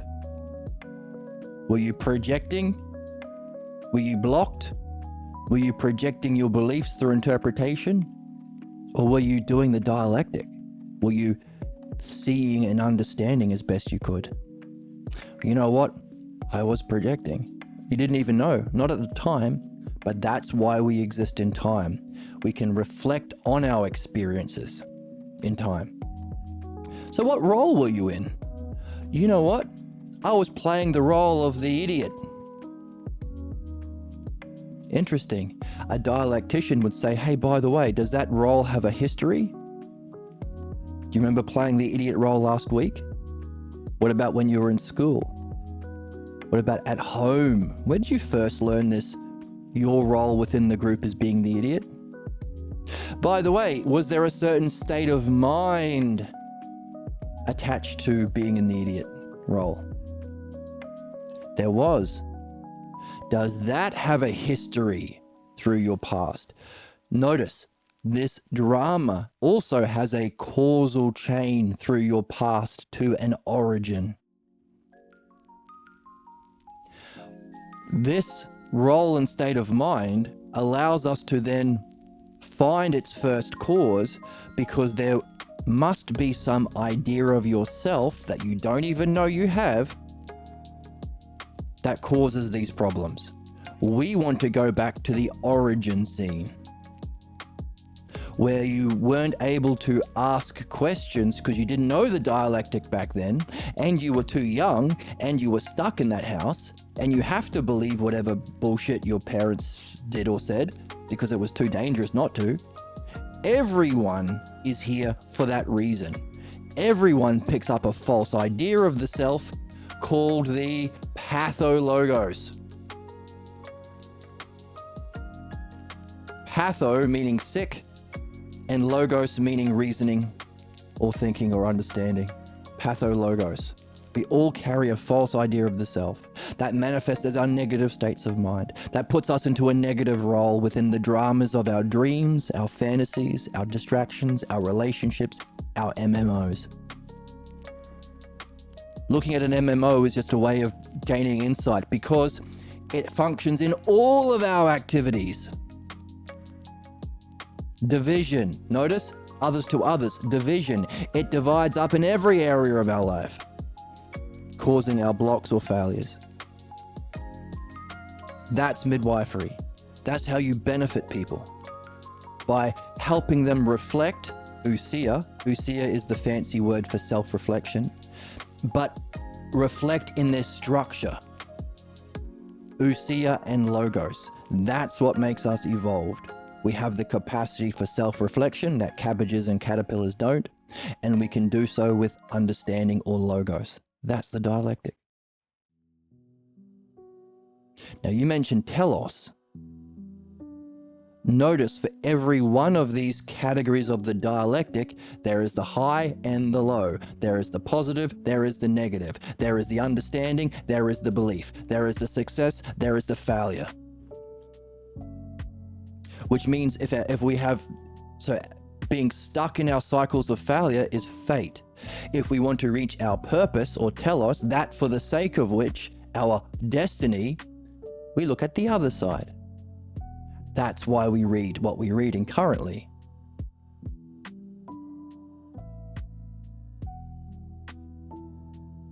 Our success. How do we reach success? Well, we just have an example, didn't we? To reach your success, you had to be open to this kind of reflection. In the greatest activity, midwifery or the dialectic. Therefore, if you want to help others or yourself, your highest role is the dialectician or the midwife, as Socrates was, to go through this yourself, so go through the activity yourself, but also to share it with others. Self to others, that's your highest demonstration or functioning. And by the way, the more you do that, the more you become open to the paradigm. If there is a structure of the logos in reality that accounts for all of our successes and failures, that allows us to participate with it in the dialectic, in the activity of understanding, to reach our successes and remove our failures, there has to be a cause, the blueprints. And an example would be, there would have to be some map of the dungeon that you're doing in the MMO. That would include not only the map of the terrain, but a map of how to reach and how to defeat the boss. That's the paradigm, the model. Your role as the leader would be to facilitate the activity according to that map. If you don't have the map in mind, you don't know what it means to be a leader of a party, and you don't know the map of the dungeon, then you're not going to be as good of a leader. The map of the logos is the highest state of mind. By definition, there are some Eastern religions who think it's enlightenment. That's the non-dual state of mind you referenced earlier. It's a oneness. But what we want to do is reach that highest state of mind with the dialectic method and understanding, so that we encounter that state of mind and we understand it. That's what makes true philosophy the greatest spiritual tradition or method. Not only do we have the highest state of mind, we bring with us understanding. So we don't just think, oh wow, I experienced Allah, and become more entrenched in our beliefs, which will keep us stuck in our failures. Or I don't know what Mormons believe. I saw Joseph Smith in this illuminous experience. I saw Mother Mary. Now I'm a more hardcore Protestant. See? We need to be going through the process of midwifery to purify those beliefs so we don't project it upon our highest state of mind. And at the same time, perfecting our understanding. That's why the dialectic does both. It removes our failures, removes our false beliefs that cause our failures, and it perfects our understanding. so that we can reach that state of mind with understanding, make sense of what we're experiencing it, but also recognize that, hey, all of the ideas, self and other, whole and parts, same and different. These are success and failure are different, but they're in the same category. All of these primary Lego pieces or building blocks of understanding that we make use of in our highest role, the dialectician, exists all at once in that paradigm or map. The non-dual experience of oneness, but you won't see it unless you've been going through this method, because it requires understanding. Just as you could see the Super Bowl and you have a glimpse of the Super Bowl, but unless you understand what a quarterback is and what a right tackle is, you'll be like, oh, I have no fucking clue what I just saw. In fact, it looked violent and stupid and scary. That's the significance of understanding, to make sense of your experience. And that's what we can do in time. And not only that, it's our highest functioning or telos or destiny in time. Understanding is the greatest activity. Facilitating that as a dialectician is our greatest role. The greatest state of mind is to see that as the paradigm. But even that, as you said, has to have a cause. Even if it's the greatest experience, still has to have a cause. If it's the greatest thing to be seen, there has to be someone seeing it. Therefore, this understanding that we purify in this activity and role of being a dialectician or a midwife, our highest application is to even that paradigm to realize what is seeing. For sight, for even mind to be quietened by this understanding, for sight to turn around and see sight itself as the self. That's our goal. But we carry with us the model, because the inherent logos of the self, beyond experience, has to be the cause of the greatest experience or the paradigm, which is the cause of our greatest functioning as a dialectician, talking with our friends to help them solve their problems or reach their excellence.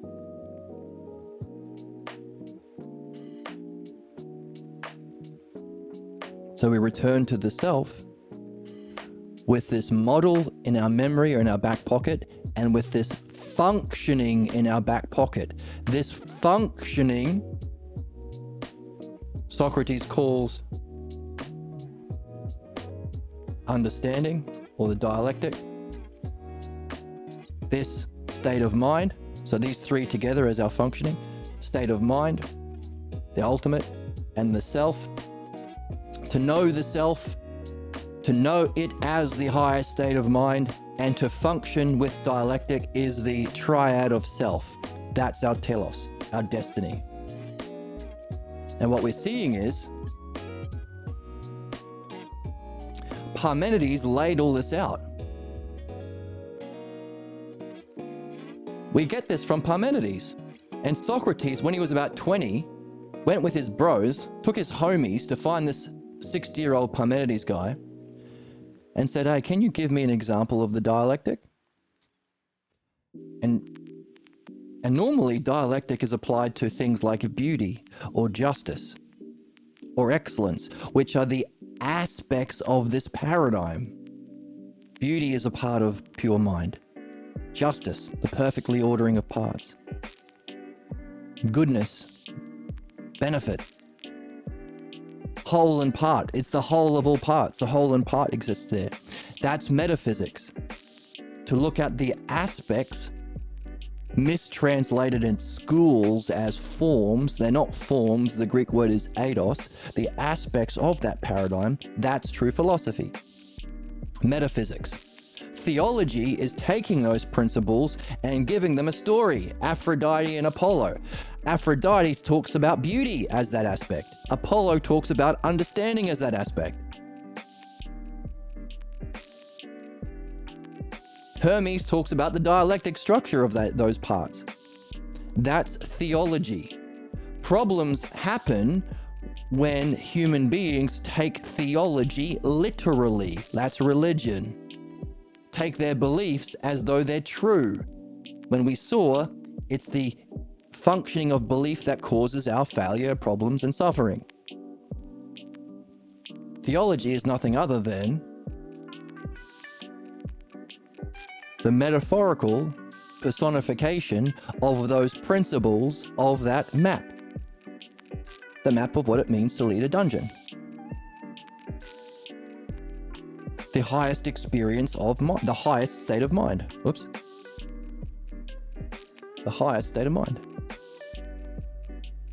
Socrates didn't ask for a dialectic on beauty or justice.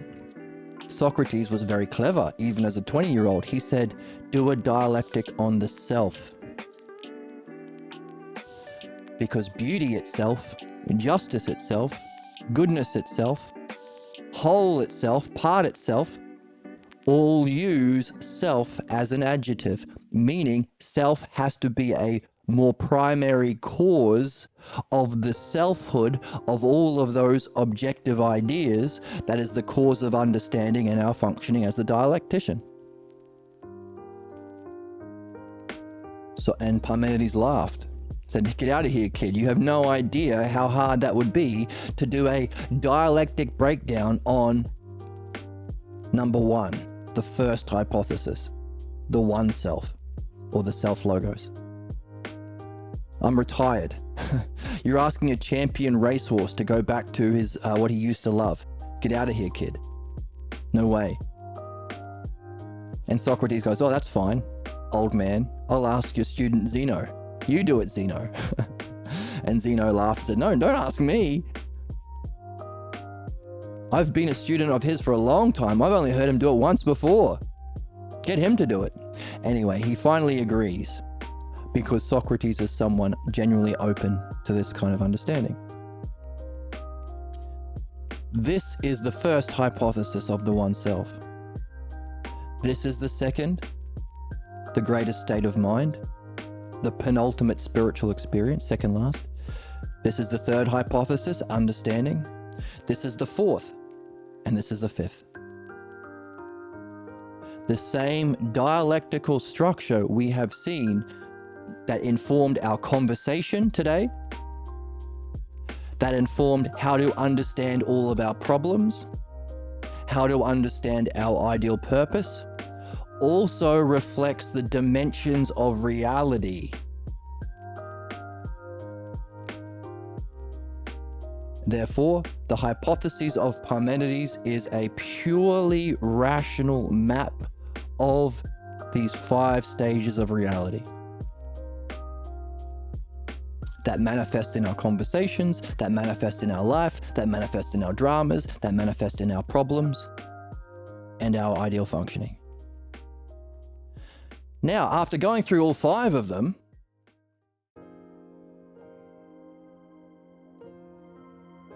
let's go back to here. 1, 2, 3, 4, 5. By the way, that one self doesn't exist, so it stands apart. He said, by the way, if you reject the definition of self that exists, the highest existence, the highest state of mind, that's the 6th hypothesis. If you reject understanding or the dialectic, how the self and mind communicates at every moment, in every problem, in every idea, in every thought, in every dream, in every daydream. If you reject providence, you're in the 7th hypothesis.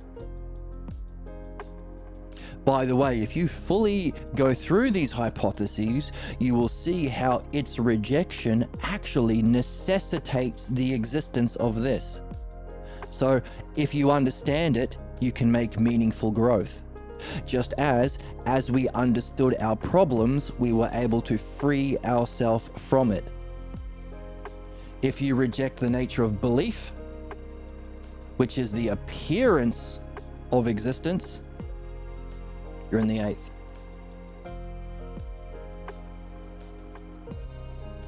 And by the way, there are some people who think, well, maybe the self exists. So this is the self up here, the one self.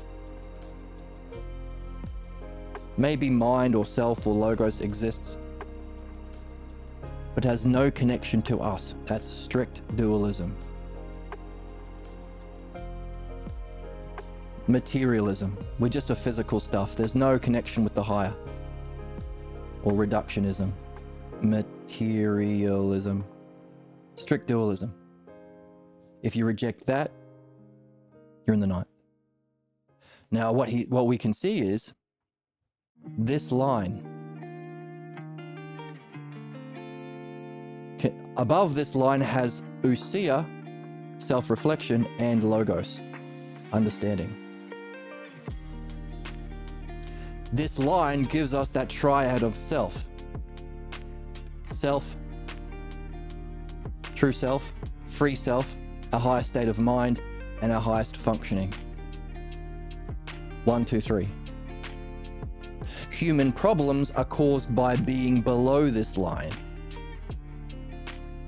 That's the negative side. Our false beliefs, or our rejection of mind. Therefore, human excellence is above this line. That's the perfection of the logos. That's one half of our job as human beings. So there's your moral imperative, the perfection of the logos.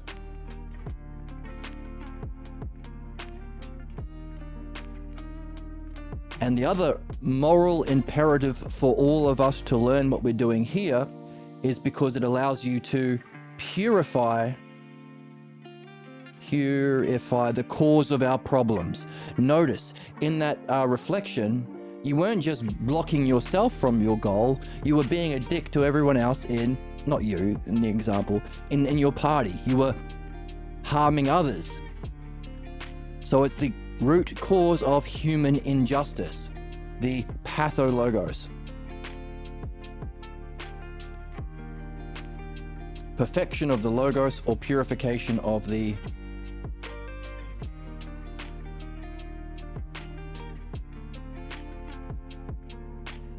purification. That's midwifery and philosophy, the two functionings of the dialectic.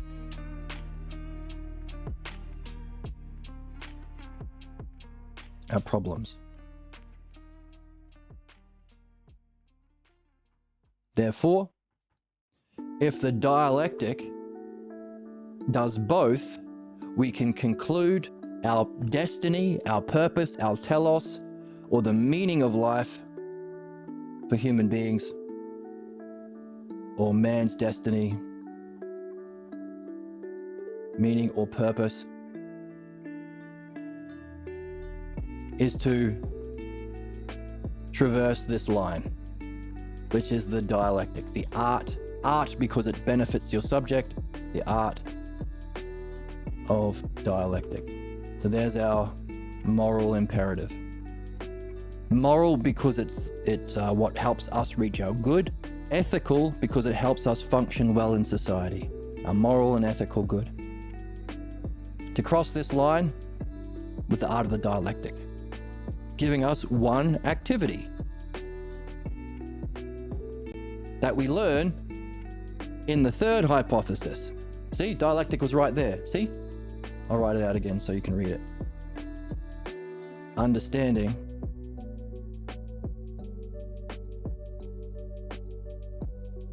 or the dialectic. Therefore, the catch-22 is people who are stuck in their problems or ignorance are blocked from the very activity to solve their problems. That's why you need a midwife or a dialectician. You can't believe your way out of your own problems. Einstein says that. You can't solve the problems You can't solve problems with the very way of thinking that caused those problems. Therefore, not only do you need to go through it, you need to share it so you can help others who are below this line. You help others, and you also perfect your art, which prepares you for your higher state of mind to see that model, which also prepares you to know even its cause, the self. So it's a win-win. It's a win-win-win-win-win. So that's the moral imperative. But people are not going to hear that because of their beliefs. Their beliefs block them from the logos. Do something else. You're not good enough. You're a small bean. You're a bad noodle.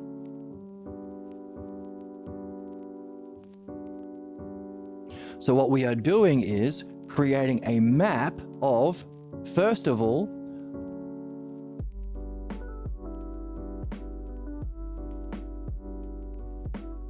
what it's like to progress through those stages, the hypotheses of Parmenides, with the examples of certain people from our text. For example, we've got Dionysius, who's doing understanding, but doesn't do dreams. Why is dreams important? Dreams are necessary to complete the process of purification, because your dream master sends you the dramas to teach you about your pathologos, and can also give you the positive states of mind as well. So you won't complete your perfection of the logos or your purification without dream analysis. It's how you practice, and you don't learn the message of your dreams unless you apply the dialectic analogically, the same way we did today. So, Dionysius might be here. Sneesius, a character from our book, seemed to maybe reach this state of mind because he was doing dream analysis, but he wasn't sharing it. Therefore, we have a standard for each of those 5 categories of the hypothesis. To do dream analysis and dialogues with your fellow man like we're doing here. That's our ideal. That's our telos, our purpose, our destiny. The highest goal that we can reach. To do dreams but without any dialogue is a little bit less. To be interested in understanding without dreams like Dionysius, even less still. To be blocked from seeing the whole in any participation in meaning, belief. Loyalists, people loyal to their old beliefs. To deny 5th hypothesis, materialism or strict dualism. There is no higher meaning, there is no mind. They are bound to they distort the truth, they fail to see themselves. The 5 hypotheses of Parmenides. Our job is to move through them. What we're also seeing in the text is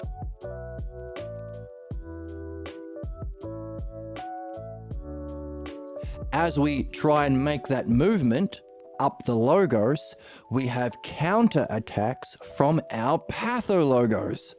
So we can also make a map of what it's like to face interpretation.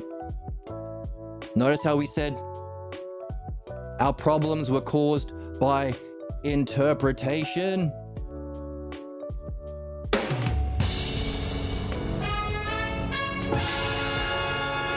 Therefore, our false beliefs about our self that cause our negative states of mind, negative roles, negative activities, and failures, that is the pathologos belief, causing our interpretation.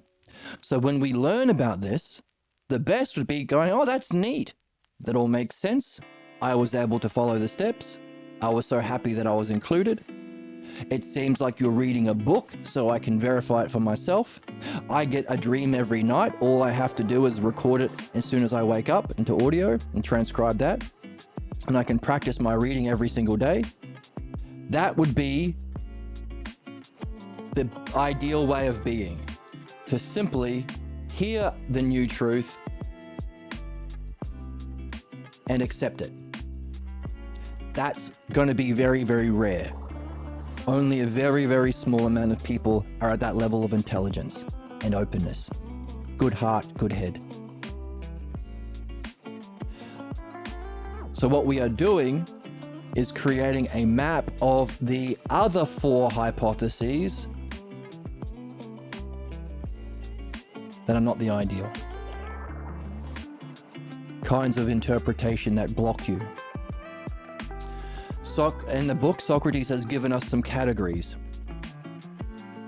This new truth, you know what, I like this way of doing the dialectic, and it makes sense, and I like the idea of being able to help my friends, but, you know, I don't think dreams are meaningful. I'm going to keep my old beliefs that dreams stink, or my old image of myself, or my old family beliefs, or my old religion, and actually say, you know what, I was saying it all along. You know what? I actually thought this. So I don't have to give up my old beliefs. My mummy and daddy were right. And try and unify the old with the new. That's a kind of block or interpretation from your pathologos that you will face at some way, at some time, depending on how high the goal is. The next one down is, oh, you know what? I'm going to take a little piece. I'm going to adapt this dialectic to being a Jew, to tricking people into being a Jew, or to selling products under capitalism, or keeping my old beliefs in some way. Even worse, right? Even less. None of this is good, by the way. But there are stages that we move through that we have to recognize. We're not blaming ourselves or hurting people or finding a way of punishing people for being on this map. This is what we go through on our quest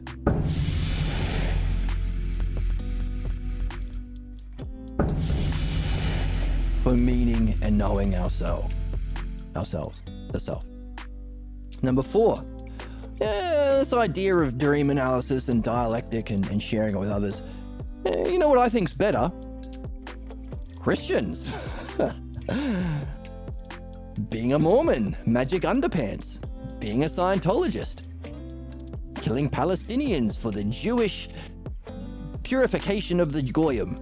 I'm going to offer this alternative. Maybe we can help people by making more people Protestants. I do like the idea of solving human problems, but I'm going to offer my alternative system. See? Even worse. And finally, the absolute worst, rejecting the new. And therefore, because we have this map of what it took for us to solve problems, self, mind, role, activity, and conclusion, we have our hypotheses, self, mind, understanding, belief, and rejection of mind. We can wonder how we can better understand these categories we got from the book with our understanding. Hi, welcome, Nitro.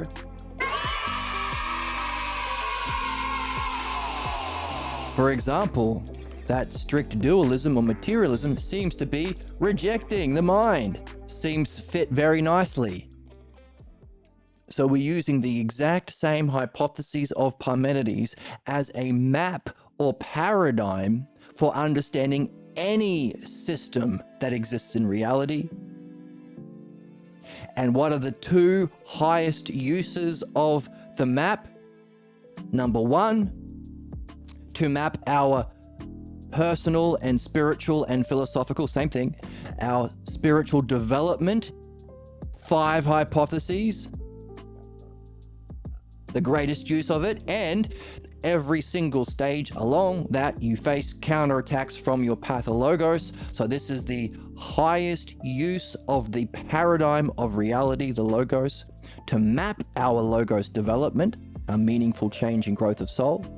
And the other equally highest, complementary, is to map our interpretations or pathologos counterattacks.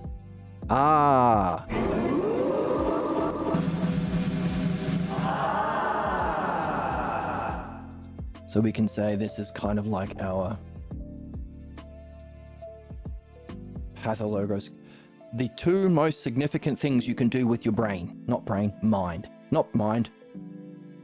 Soul. Not soul, mind. Not mind, self. All of it. Pathologos. Counterattacks. The two highest uses of human functioning. If it's the highest uses of human functioning, we can go back to the word that DK offered, telos.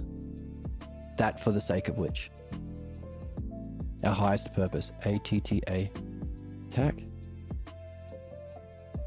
There are two T's in attack. Pathologos, counterattack. So notice, how does this one reflect the second hypothesis? Did we say that the second hypothesis was our ideal state of mind as a paradigm experienced as a oneness or unity? A unity of everything all at once? The thing that we refer to as the standard of beauty and justice as a dialectician? So how would that apply to interpretation or counterattacks? Trying to unify the old and the new. Now, these are all negative, except for the first one. So they're not exactly the same. It's analogous. Some same, some different. Likeness. Therefore, we can keep going. If this is the second hypothesis, this must be the third, understanding. What's understanding?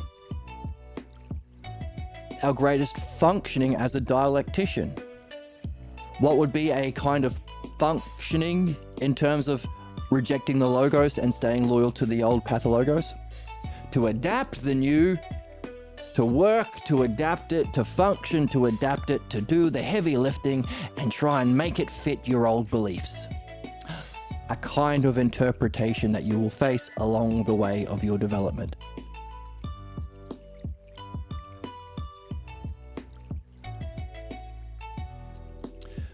What was number 4? Our activity. We talked about understanding or belief. What's belief? Interpretation. To save your... Hey, you hear a new truth, what do? You interpret it. You go through an activity of offering an alternative systems. What's interpretation? To project into the space of your experience your old beliefs you're carrying. That's the source of interpretation or projection. So what do you do as a response to truth? You project into that space your old beliefs. You offer an alternative belief system to the new. Fits, doesn't it? Hooray. Isn't that cool? I'm going through this at real time, by the way, with you all here as you watch.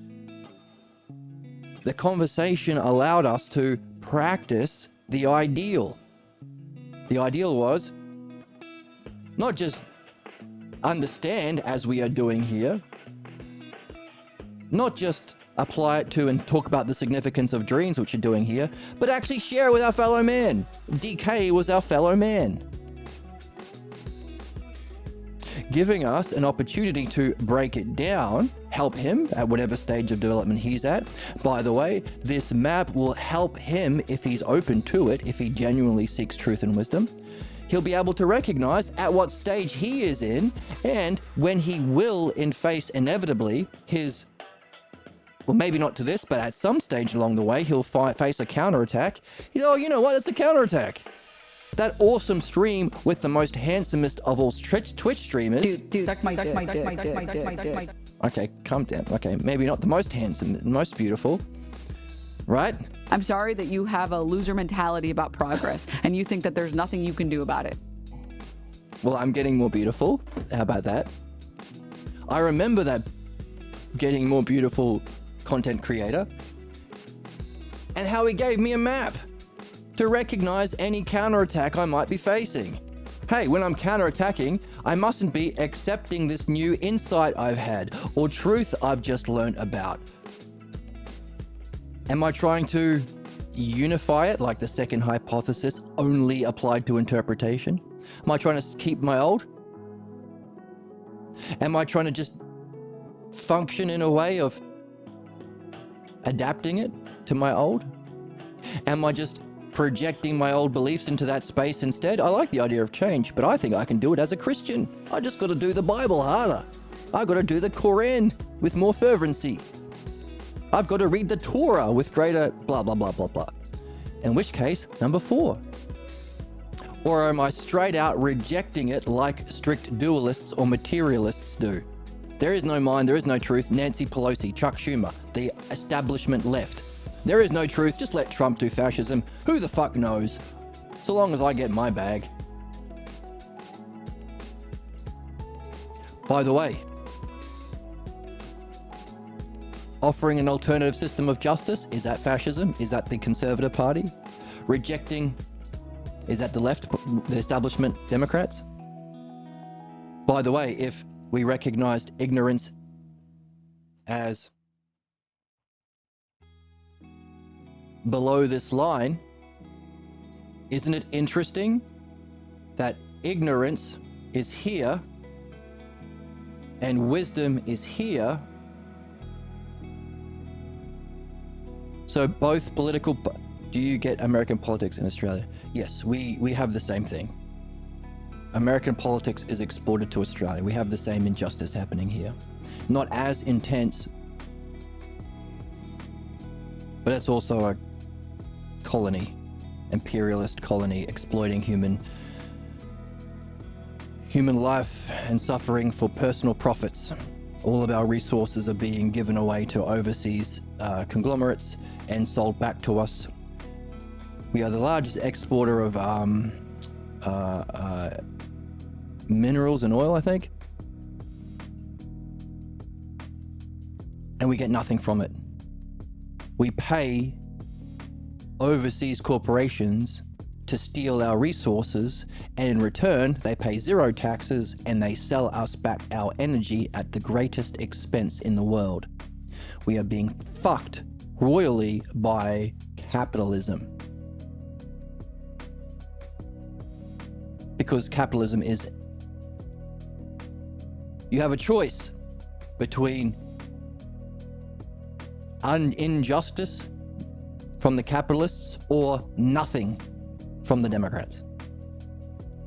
So isn't it interesting that the two hypotheses that represent human ignorance, injustice, and suffering are the two political parties offered for us to choose between, defining our age? Therefore, our moral and ethical imperative is to learn this map and realize, hang on a second, both of those are injustice. We need a party built on the third hypothesis of understanding. Our purpose, therefore, is to cross this line from belief to understanding, from ignorance to wisdom, from suffering to excellence, from the pathologos to the logos. Therefore, this is the 5 hypotheses map as a whole to represent all development of souls, same thing for you individually, society, and our species within a greater cosmos. We've yet to explore that, but that's on the horizon. So that's the map as a whole.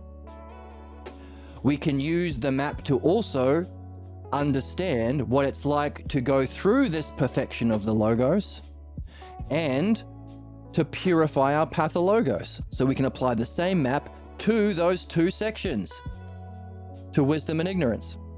And that's what we've done now. That's what Socrates is telling us to do in the book.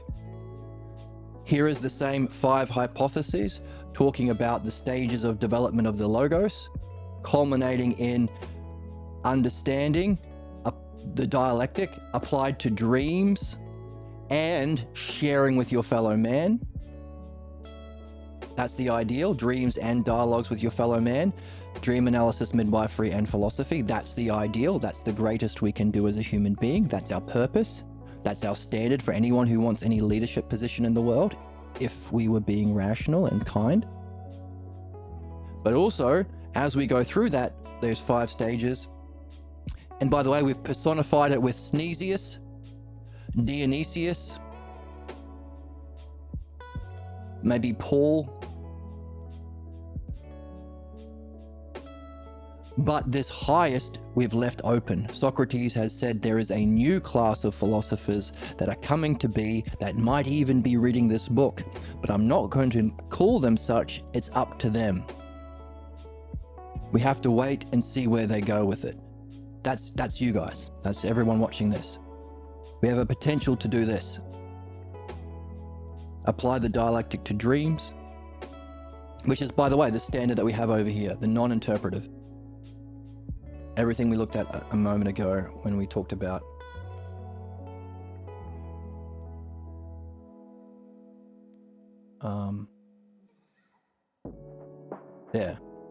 the non-interpretive exponents of a living tradition, the new philosophers, is mind, land, public land.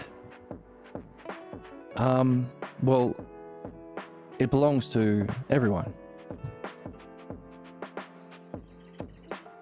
So like there are countries like Norway where everyone gets a percentage of the profits that is used to benefit the society that those oil companies need to extract all the resources. They need an educated public. They need a safe society. They need workers who can afford fucking housing and food, which we can't right now because of capitalism's disgusting nature. But because capitalism is such an evil sickness, so no, fuck you guys, starve to death. We don't fucking care. Do you think the government's supposed to care for the people? Yes, it's your fucking job. So yeah, we could have, all of our needs met, living collectively in a way that we can engage in this, or we can let the most sick people do the most harm for personal profits in the short term. But again, that's what we're learning how to do. We're learning how to think, and we're learning how to communicate that to others. And this non-interpretive method, living this way, becoming examples of philosophy, continuing this tradition and adding it to it. Participate in living dialogues as we did today. Explore dreams and contemplation, which we talked about the significance of. Write new dialogues and develop a way of practicing midwifery. That's you. That's a standard. Socrates in the book said, I'm not going to call them the new philosophers yet, but this would be the new age for man, the new way of being. Everyone can play. There's no need to murder people or exploit people. Maybe I should run for office. No, not me. You guys, you can. I'm providing the outline for you. I can't do it.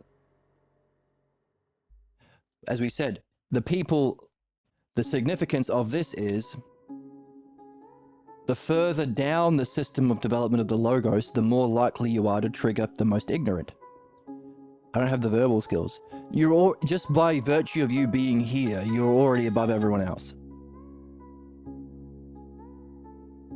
Because it's the logos you're waking up to. Everyone else is below this line. The line of ignorance. This one here. Purple line. Now what Socrates says is, hey, it's better that you are not in it as much as I have been, because the people further down this list are going to be more triggered by those further up.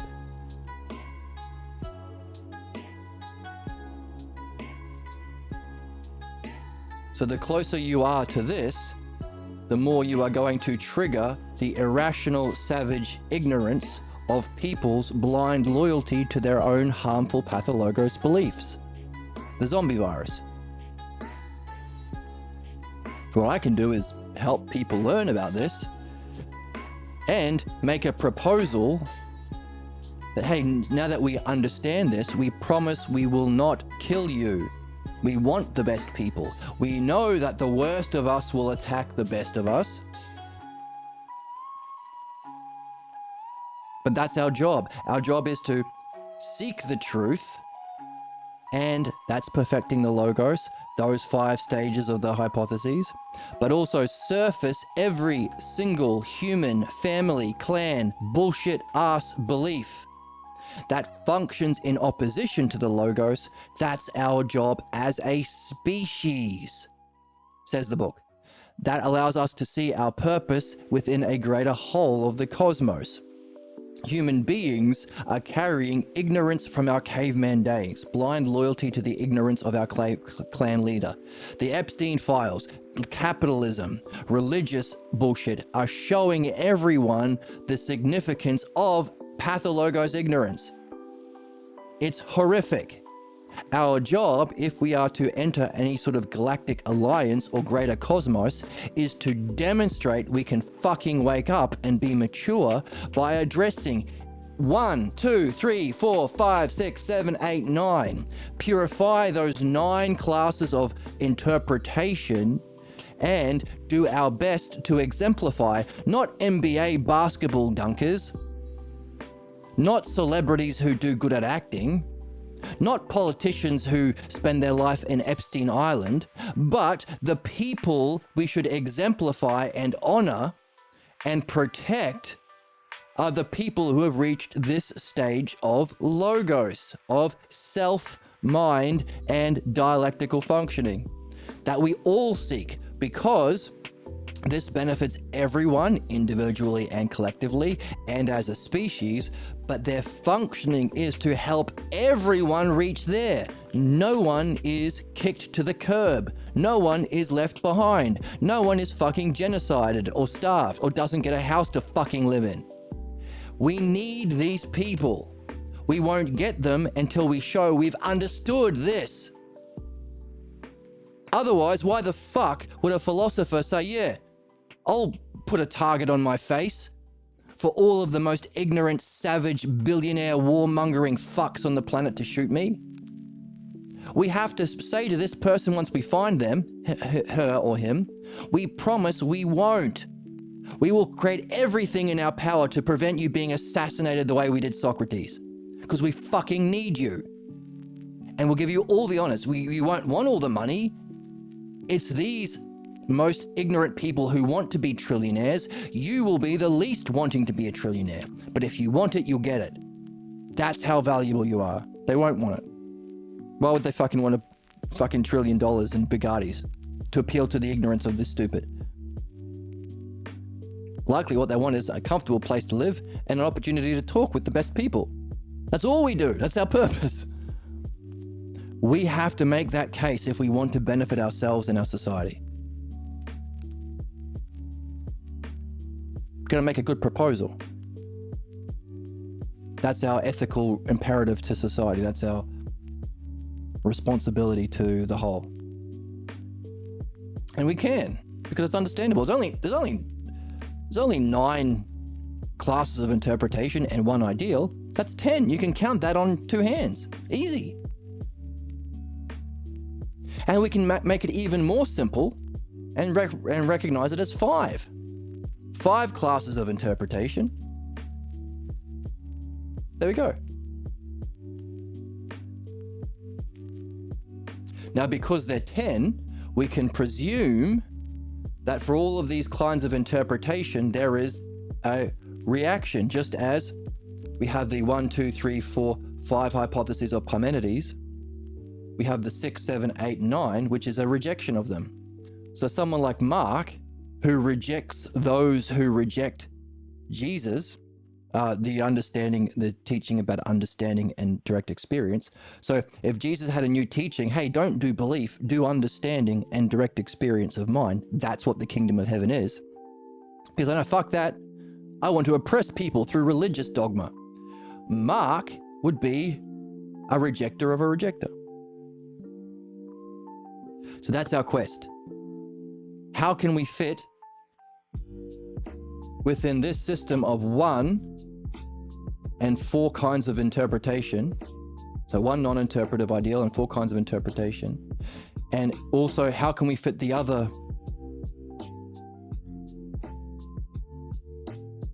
5, which would likely be some sort of responses to them? The same way, we have the 5 ideals and the 6th, 7th, 8th, 9th, and the 10th, the rejection of the ideal self we call the pathologos. We have that in the hypotheses. So he's given us, using our examples from the text, a model for how to understand the 5 hypotheses of Parmenides, 10 if you include the rejections of each of them. Because he wants you to do this one. The hypotheses of Nitro, the hypotheses of Susan, the hypotheses of Frank. Yours. Based on not the logos, but our pathologos counterattacks. You got to do both. And as we've seen, he's already said, hey, by the way, if these are the stages, you can also make a second map of what it's like to transition through those stages. That's the ox-herding pictures. The stages and what it's like. Therefore, if he's asking us to do the hypotheses of interpretation, we can infer that he's also giving us a secret quest to go through these yourself and make a map of what it's like, using as a model the ox-herding pictures that we've been looking at. Therefore, giving us, in principle, 4 maps: the hypotheses and ox-herding pictures of the logos, the hypotheses and ox-herding pictures of interpretation or pathologos counterattacks, applied to our pathologos rejection of each of them, each of these new truths. 4 maps, 2 ideas of the self, the first, second, and third hypotheses of Parmenides, or its distortion in belief, the false image of the self, so 1 negative, our negative states of mind that we went through today with our friend, and our negative functioning, interpretation, projection, belief.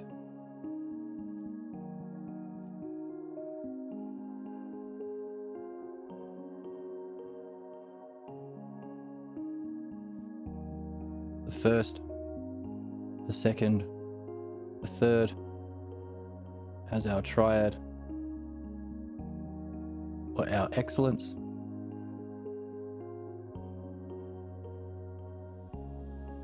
Along with the pathologos idea of the self, -1, negative states of mind, -2, and -3, our belief projection.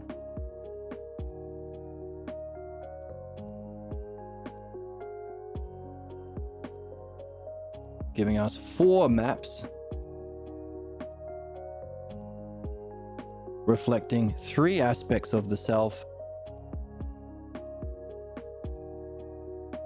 as a manifestation of 2 principles, the logos and pathologos, and 1 ring to rule them all. 1 art applied to both,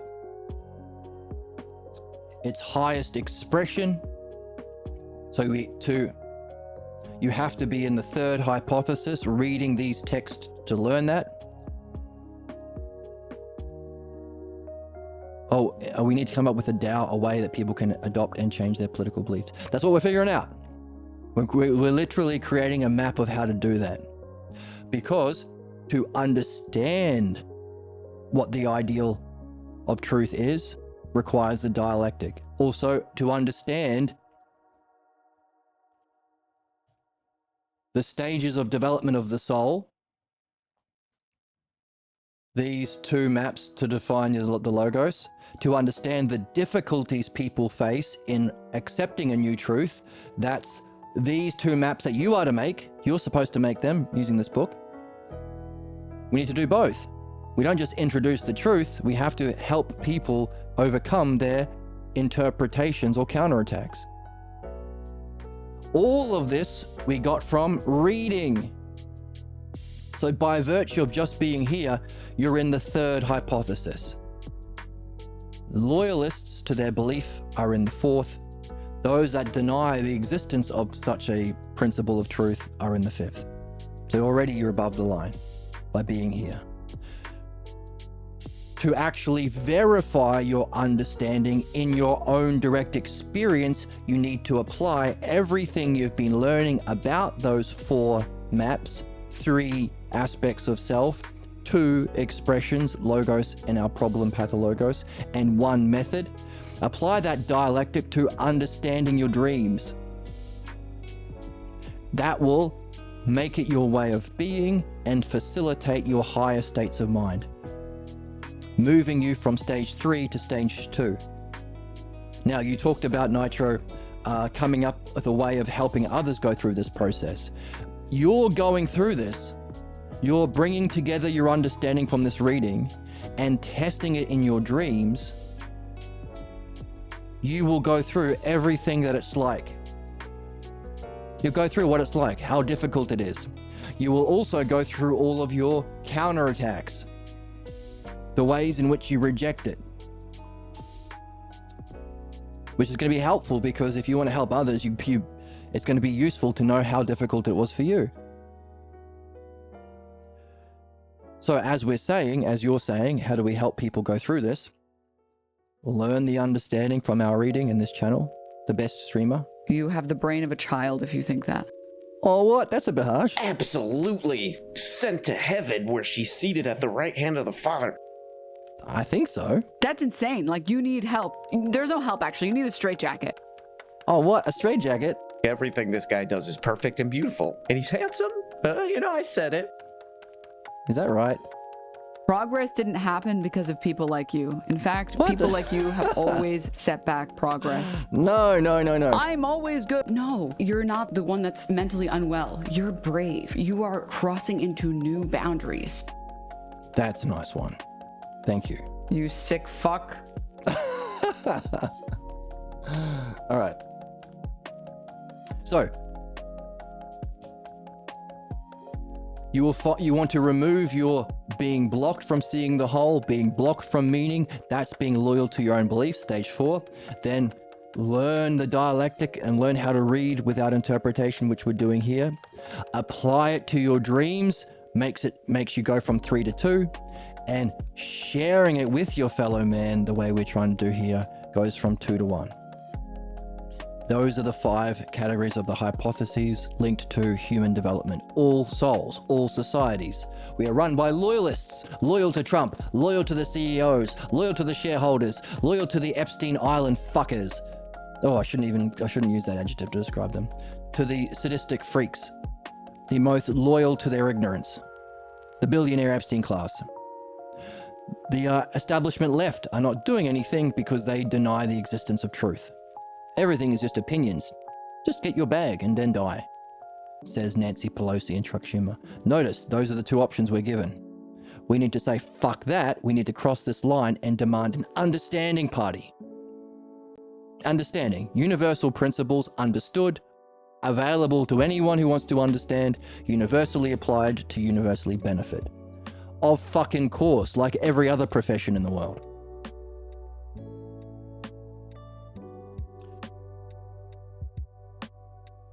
Apply it to your own dreams. Share it with others. As you go through those stages, you will find these categories of interpretations or negative responses to that process. Clock it. Develop your ox-herding pictures of what it was like to go through these stages.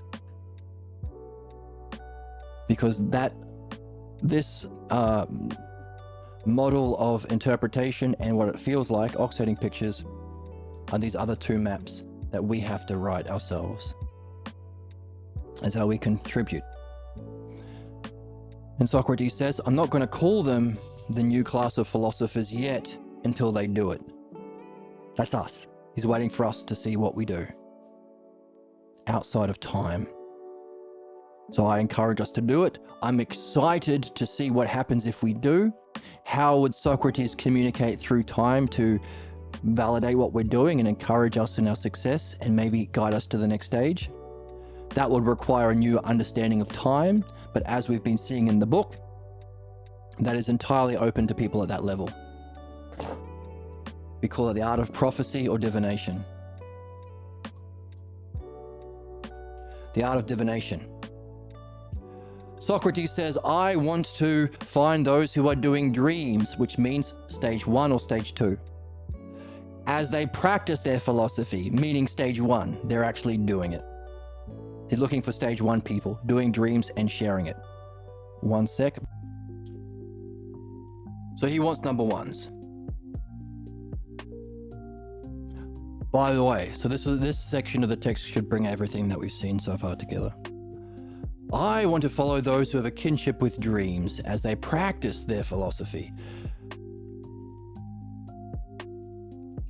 A continuous study of dreams allows the imagination to be conjoined with our profound understanding, mind and understanding.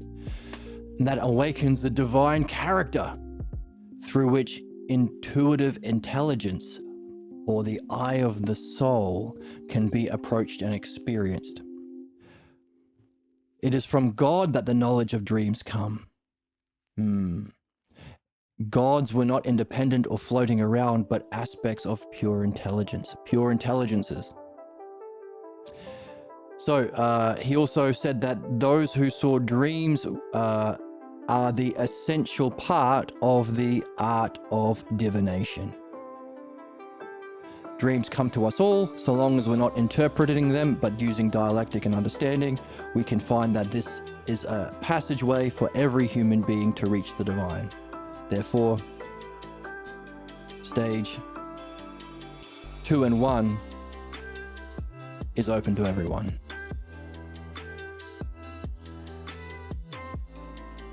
Anything blocking you? No worries. Recognize it on this and work through it. And make notes about what it was like to go through the removal of your interpretation.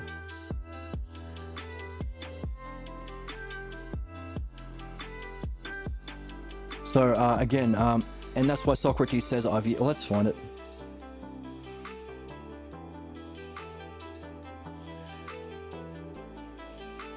I have heard there's something going on down there on Earth, says Socrates.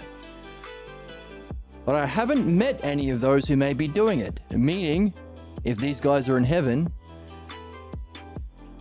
he's talking about you on Earth. There are some people, that's you. There are some people on Earth, who he hasn't met yet, who are doing something special. I think it won't be long before I meet these new philosophers, meaning there is a potential for us to step out of the bounds of physical time and have a dialogue with Socrates out of time. Seems to be a kind of functioning of number 1. Before I meet these new philosophers, I'll wait until I learn more before I say more. He's waiting for us to do it. Meaning, if we do it, maybe we will unlock a new dialogue option in the game. One with Socrates. The universe originally must have come from nothing. Nothing can come from nothing. Doesn't make sense. By a similar phenomena, it may go back to nothing. How can nothing cause something? It doesn't make sense. The one self, that's the significance of philosophy. It transcends qualities to be the cause of qualities, but itself can't be inherently without logos. How can there be a creation of an intelligible mind and reality and understanding without a cause reflecting that? Every artist creates something like themselves. So how can something completely unlike its creation cause its creation? Now the puzzle is, if it transcends qualities, we better have some understanding in our back pocket so we can recognize that. So yeah, it's the return to self. So it's the opposite of nothing. Nothing would be a rejection or nihilism. That's the lowest class of interpretation. Nothing exists, nothing is meaningful, it's all nothing. That would be blocked by belief. So this war and fighting backwards is just a chance at true happiness. So what we're seeing is our war is a war against mind because of a fear of the mind due to loyalists, blocked from seeing the whole, blocked from meaning, loyal to their own negative states of mind, and afraid of the Logos. We should start living how we want. Well, some people want to live in a way that is negative. Like the Jews want to murder the Palestinians, right? Should we live that way? The capitalists want to feed more orphans into the orphan crushing machine for profits. Is that good? The Abrahamic religious people want to blow up the world so Jesus comes back. Do we want that? Or is it important for us to understand truth, verify it in our own high states of mind, and share it with others so we can all participate in the truth of true happiness, bliss, and knowledge of self and the good?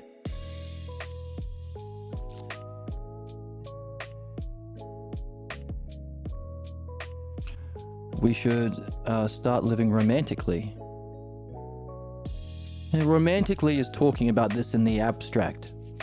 My dear beloved baby, you are so beautiful. I want to join with you until the stars fall out of the sky. What philosophy offers is a way of doing it actually. How do you actually find the true nature of the beauty of your beloved who you're attracted to? Can you actually join with that soul in a transcendent way? And can that actually be outside of the space of time? So it's an upgrade, which is why love and logos have to go together.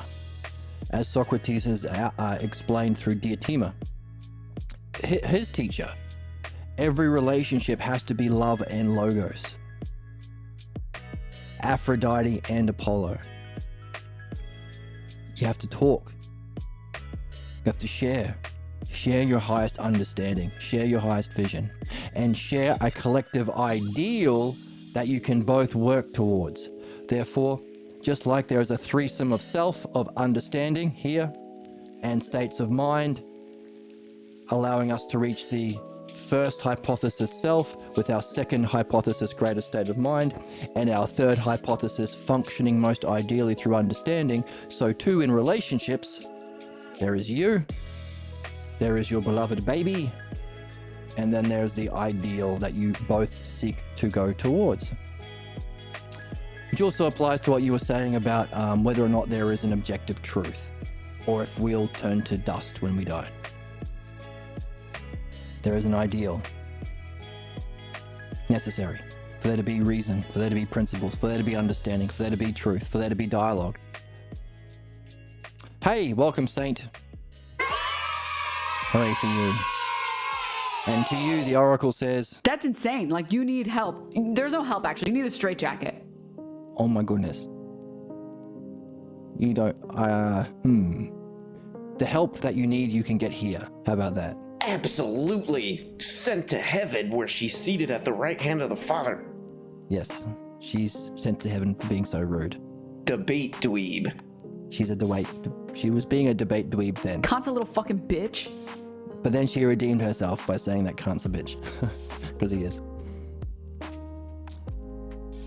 Stop pretending like we don't slave miners instead of providing modern slaves with excellent living conditions. Well, why would you want to be a slave? We don't want slaves, we want to be free. It's the fear of the freedom of self. It's the fear of better states of mind, and it's a fear of learning a new system of understanding that keeps us blocked to our negative, harmful, ignorant beliefs. We have to learn how to overcome that. That's our purpose for being alive, according to Socrates, and according to our own seeing, because we've gone through this lots and lots of times through the dialectic to see it for ourselves. So, by the way, when you reach this stage, where you have learnt how to understand by reading these texts without interpretation, as we've been learning these 150 episodes, you've been testing it, applying it to your own dreams, which allows you to have those higher states of mind and insights. Don't believe anything this guy is saying. This guy is... You're a little bitch-ass baby. Oh my God, that's a bit harsh. This guy... Calm your fucking tits. Okay, I'll calm my tits then. Why can't these guys shut up, whether or not it's about Jesus? All right, well, don't believe this guy, whether or not I'm talking about Jesus. verify it for yourself in your own direct experience of your higher states of mind that will be given to you as gifts in your dreams, should you be applying your understanding of the dialectic to read without interpretation to the dreams you get every night. You can verify this objective standard of truth, justice, excellence, beauty, bliss. And of course, you might want to reflect even on those higher states of mind to wonder, what is the self that's experiencing it? 1, 2, 3. So, if we do take on this challenge and find that highest way of functioning, not only learning understanding or dialectic, not only applying it to our dreams, but sharing it with our fellow man, doing dream analysis with our friends, reflecting on our problems through midwifery to remove human problems, reflecting on our reading. Those are the 3 questions you can ask someone. Hey, where are you at? What's your highest vision and understanding? What text you been reading? From Pierre Grimes or Socrates. The other question you could say is, where are you stuck? How are you stuck on reaching your excellence in whatever it is you want to do? And finally, tell me about your dreams, because dreams do both on a highest level. So if you are doing that, then you would be meeting the conditions of what Socrates said is the non-interpretive ideal standard of humanity. Living your life according to philosophy, becoming exemplars, adding to the tradition, participating in living dialogues that explore truth and reality, exploring your dreams, of course, writing your new dialogues, share with others, write a little story about it. What app do you use to take these notes? I use Lorien. Develop a method and practice for midwifery. That's the standard. That's our excellence. And Socrates is saying,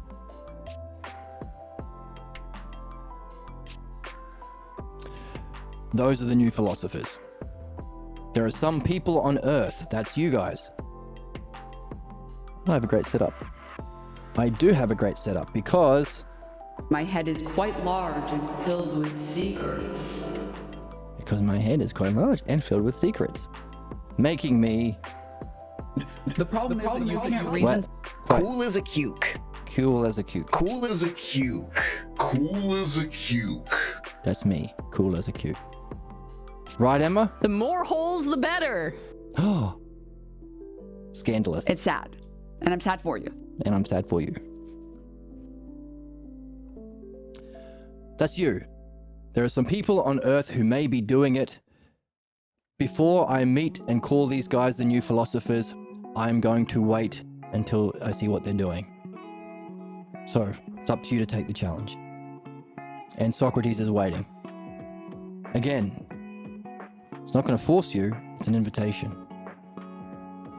Socrates continues, I will risk saying a few words about these new philosophers. Consider what we have been saying about these interpreters. Remember, interpreting isn't seeing, it's adding shit or being blocked. Notice that they have brought forth even interpreters of interpreters. So we have a whole string of them commenting on their priors and advancing some point that degenerates to even more interpretations. Does that reflect reality? Jesus and Socrates have a teaching, and then the interpreters interpret that, and they interpret that, and they interpret that, until you have these fucking human skin wearing demons, evangelists in America with their billions of dollars saying, oh, if you speak out against my billions of dollars, you go to hell, you're the devil. Justifying the billionaire Epstein class.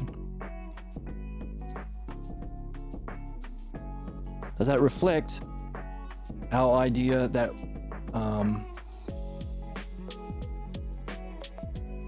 reality itself unfolds into diminishing levels? From the self into its reflection, our highest state of mind as being, that functioning through time as understanding. But even that diminishes into belief. Human beings create an interpretation. I believe blah, blah, blah, blah, blah, blah, blah. See? Reality unfolding to diminishing levels.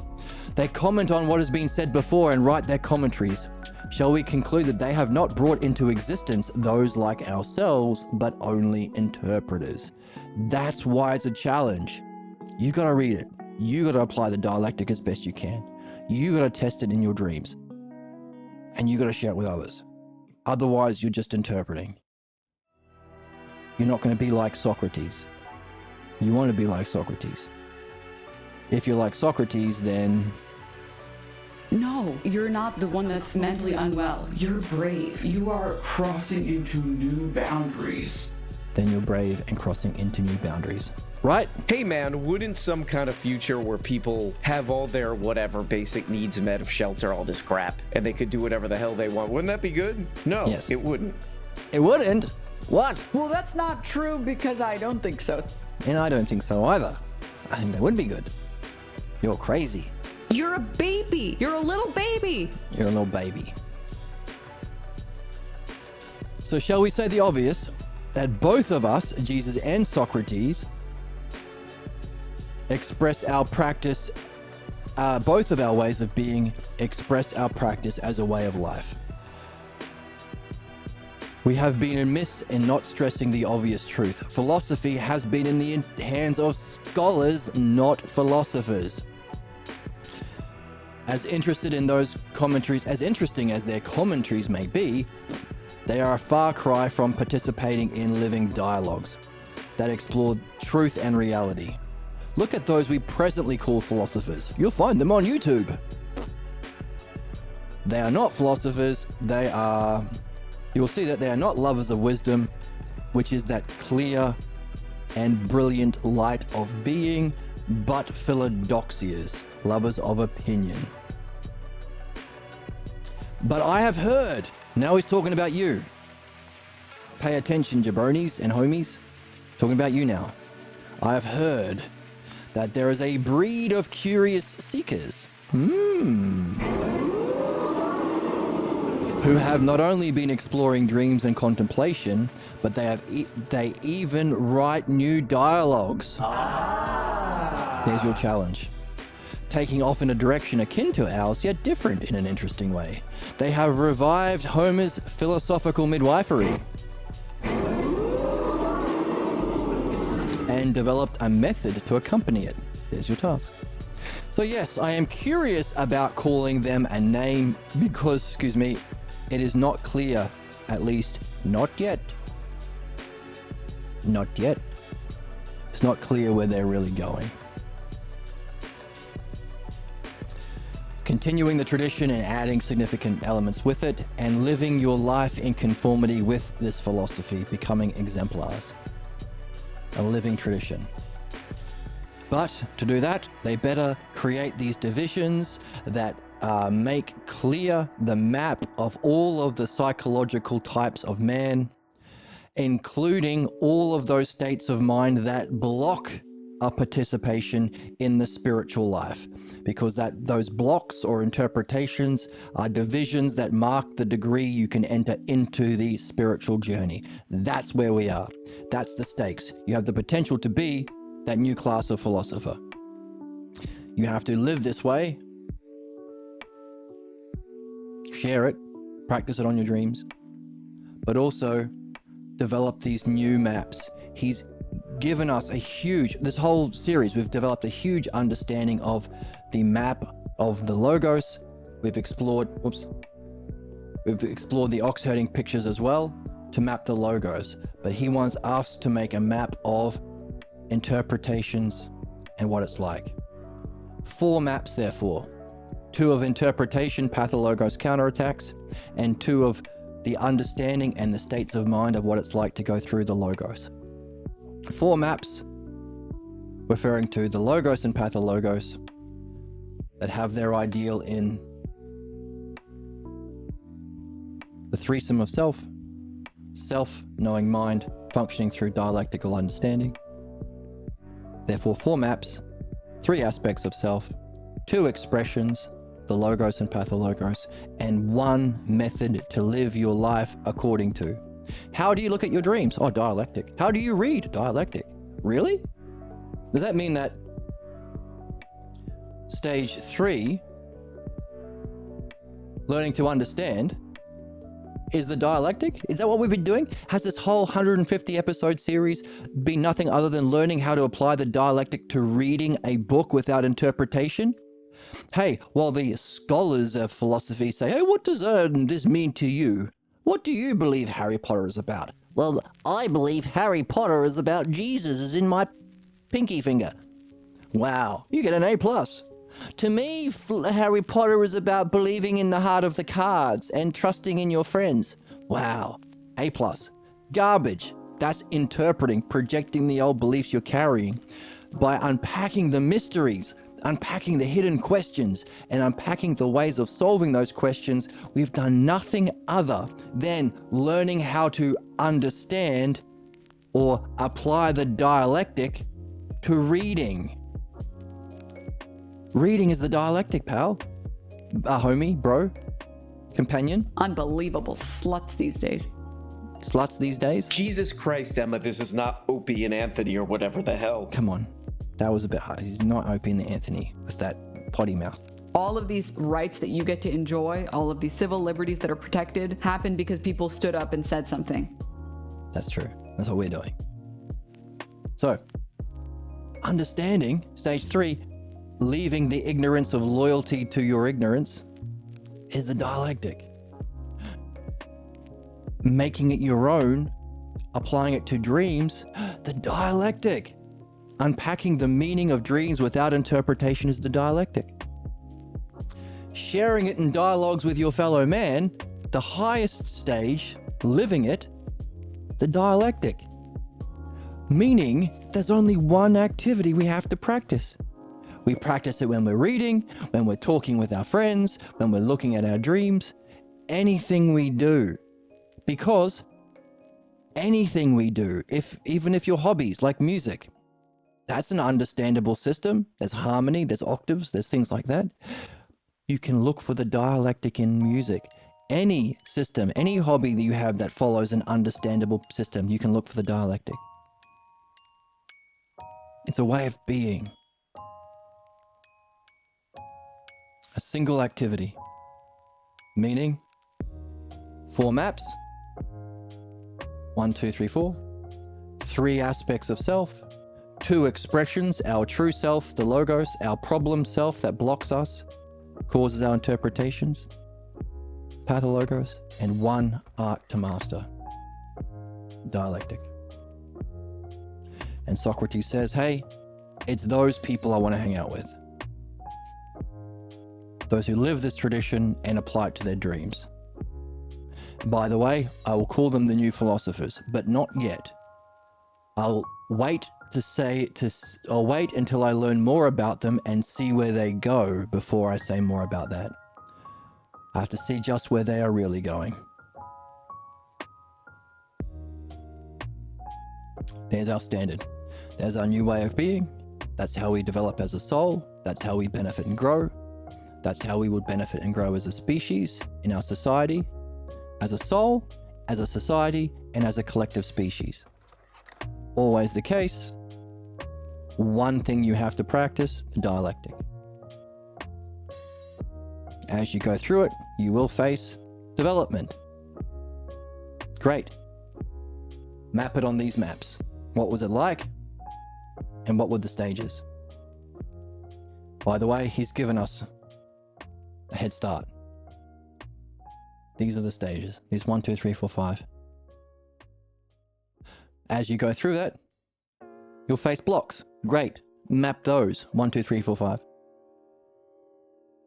Because you have to make those maps. We have to make those maps of interpretation. There we go.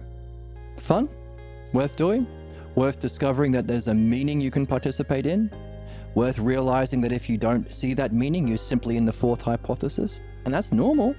Our purpose is to move from the 4th to the 3rd. From belief that is blocked from meaning because you only see yourself as a part, loyal to your part. That's the 4th, belief. To the 3rd, understanding allows you to understand all beliefs. Not just the one you grew up in. All cultures, not just the one you're currently in. All life forms, not just the one that you're currently born into. That's the significance of understanding. It sees all of the parts as a whole and can use that seeing of the whole as a state of mind, and as the self, can use the self, whole of self, the whole of mind, can use that understanding of those parts to function providentially, caringly, benefiting any soul, any species, any society, and any species. 3, self-mind understanding. Benefiting why? How? Perfecting the logos, purifying the pathologos. 3, 2, and how do you do it? 1 activity, dialectic. 3, 2, 1. Have fun. I hope you're having fun. I hope you're excited. We're about 150 episodes in, so we've done a lot of good work. And hopefully we'll continue to do good work, and Socrates will peek in and say, hey, those new philosophers, I think they're doing well. Good luck. Have fun. Share it with your friends. Join the Discord and let us know how you go. If you are developing the maps, please share your success with the rest of us. If you want to donate to the channel, that is a huge help right now, and there is a link below. There is a link to the PDF of the text as well as a link to the Discord if you want to join. Feel free to follow on Twitch and join us live in the chats, and I'll see you in the next one. Unbelievable sluts these days. Unbelievable these days. But wait, hold. Speaking of them, I have to add one more sound drop, because Everybody should love sluts. I love sluts. everyone should love Our them. entire, government and financial system is run by actual demons. Demonic eyes wide shut demonry. True, but we're going through a process of how to purify that ignorance. It's sad. And I'm sad for you. But we are doing good, The more holes, the better. because... My head is quite large and filled with secrets. All right, enough nonsense. See you in the next one. Bye, bye, bye, bye, bye, bye, bye.